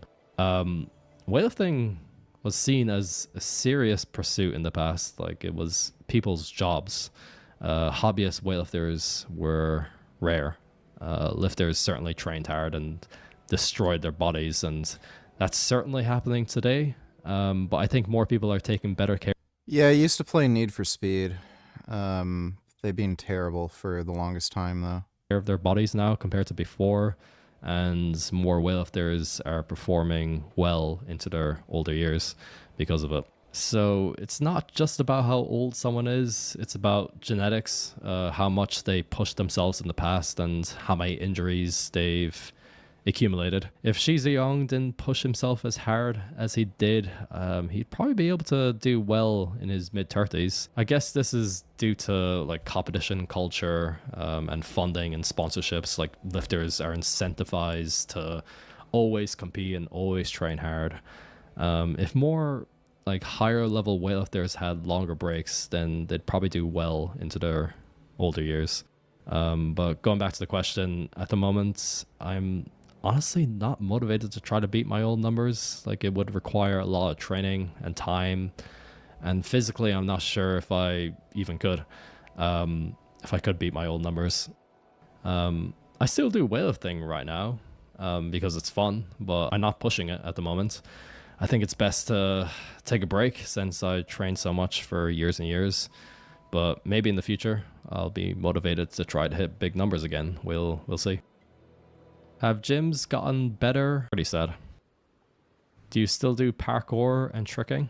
I barely do those two sports at the moment. On average, I probably do tricking once every 3 months, and yeah, I barely ever do parkour, but I can still do a bit. I guess the great thing about it is if I want to get back into tricking, I can easily do like the basic tricks, and with a tiny bit of effort, I'm able to get back to high level tricks. This is unlike weightlifting, I guess, where you can lose so much from taking a small break. Yeah, I've met Clarence. He's coming out next week. He's going to stay here for a few days. What's the top 3 tips you'd give to a beginner weightlifter? I think the important thing is to do some form of snatch and clean and jerk every single... Yeah, the ring gymnasts are pretty crazy. What stopped doing you a lot of chin-ups and dips are going to make your arms pretty jacked. From snatching 200 kilos? I mean, like when I was peaking... Yeah, I've seen the new Destiny vegan debate. He got wrecked. It was difficult to maintain my snatch, let alone improve on it. It would take an entire year of hard training to add like 1 or 2 kilos onto my snatch. So in the end, I didn't see it as worth it. And I think it was simply motivation that prevented me from reaching 200 kilos. Of course, some of you will think that sounds lazy to say it's just lack of motivation, but I'm talking about truly maximizing my potential, like approaching the human limit of what someone can snatch and training extremely hard to achieve that goal. It's a huge undertaking. Most amateur weightlifters never reach their full potential because they don't dedicate their life to the sport. Like, reaching 95% of your potential requires a lot of motivation. Reaching close to 100% of your potential requires you to sacrifice loads of things in your life. When you're a professional weightlifter competing, then there's a financial incentive to lift as much. No, I haven't heard of general subjective continuity. As you possibly can. The motivation is much higher compared to someone like me who uploads YouTube videos. Have you ever deliberately tried to gain some weight? I watched your favorite video games video on your second channel. Any games you played recently that you like? Honestly, most of the games I played. Larry donated $2. This reminds me of a particular streamer I like to watch. Little friend right here. Oh no, that looks awful. Ah, come on, piece of, god damn it, fuck this fucking shit, I hate art. Fuck this dumbass paint, you hear me? Fuck it all. I just yeah. That's literally me. Thanks for the donation, Larry. Have been in the last 5 years. I guess this is pretty controversial to say, but in my opinion, this is the greatest period ever for video games, and I think it's thanks to the rise of indie games. Like, there's never been this amount of creativity in games before. Like, I don't play AAA titles anymore, and it's nice to see all these companies fail after producing terrible games year after year. Dodo Donatillers VG, I am not happy with you. Said this was going to be a gaming stream and you played games for 30 minutes, then rage quit. Can we play some actual games, maybe like Silent Hill? Or at least Metal Gear at the very least. Yeah. I'm gonna try to get a prescription for ADD meds. I have a huge issue with attention span. I'm gonna try going on ADD meds, and I think I'll have an easier time playing games, especially fucking like Battletoads and shit, but I've had such a huge issue with just paying attention to shit for the last few years, especially. It's gotten really bad. But yeah, I have to schedule blood work at the end of the month anyway, so I'll when I call the doctor, maybe I'll just do that first, the ADD medication thing. But in any case, I have to schedule a thing with the doctor anyway for a blood work requisition, and I'll ask about the ADD medication then. Thanks for the donation though, Dodo. But just to name some of the games I've really enjoyed recently. First one is Pseudo Reglia. This is a really... Well, Butrin is fucking horrendous. Like, that is just awful. But I've been on all of it.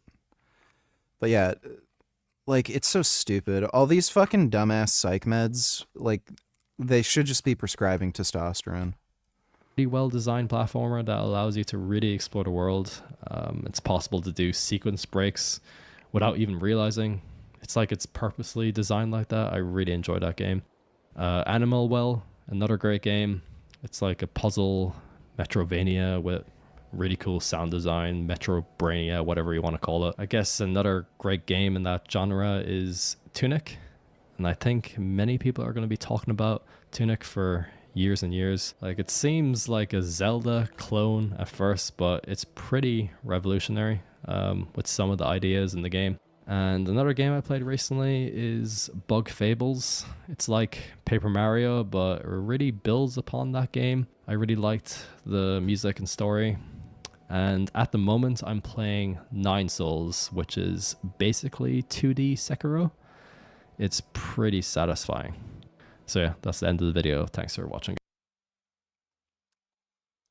I probably won't ever play those games. All right, I'm gonna get to bed.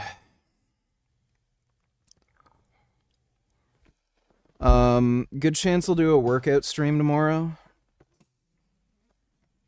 And then later, do like a normal stream. But, I was planning to play more games today, or game for a longer period of time, but I ended up reacting to a lot of shit, and then I fucking... Like, there's no way I can play Battletoads without being on meds. Like, I'm gonna need to be on meds to finish that game.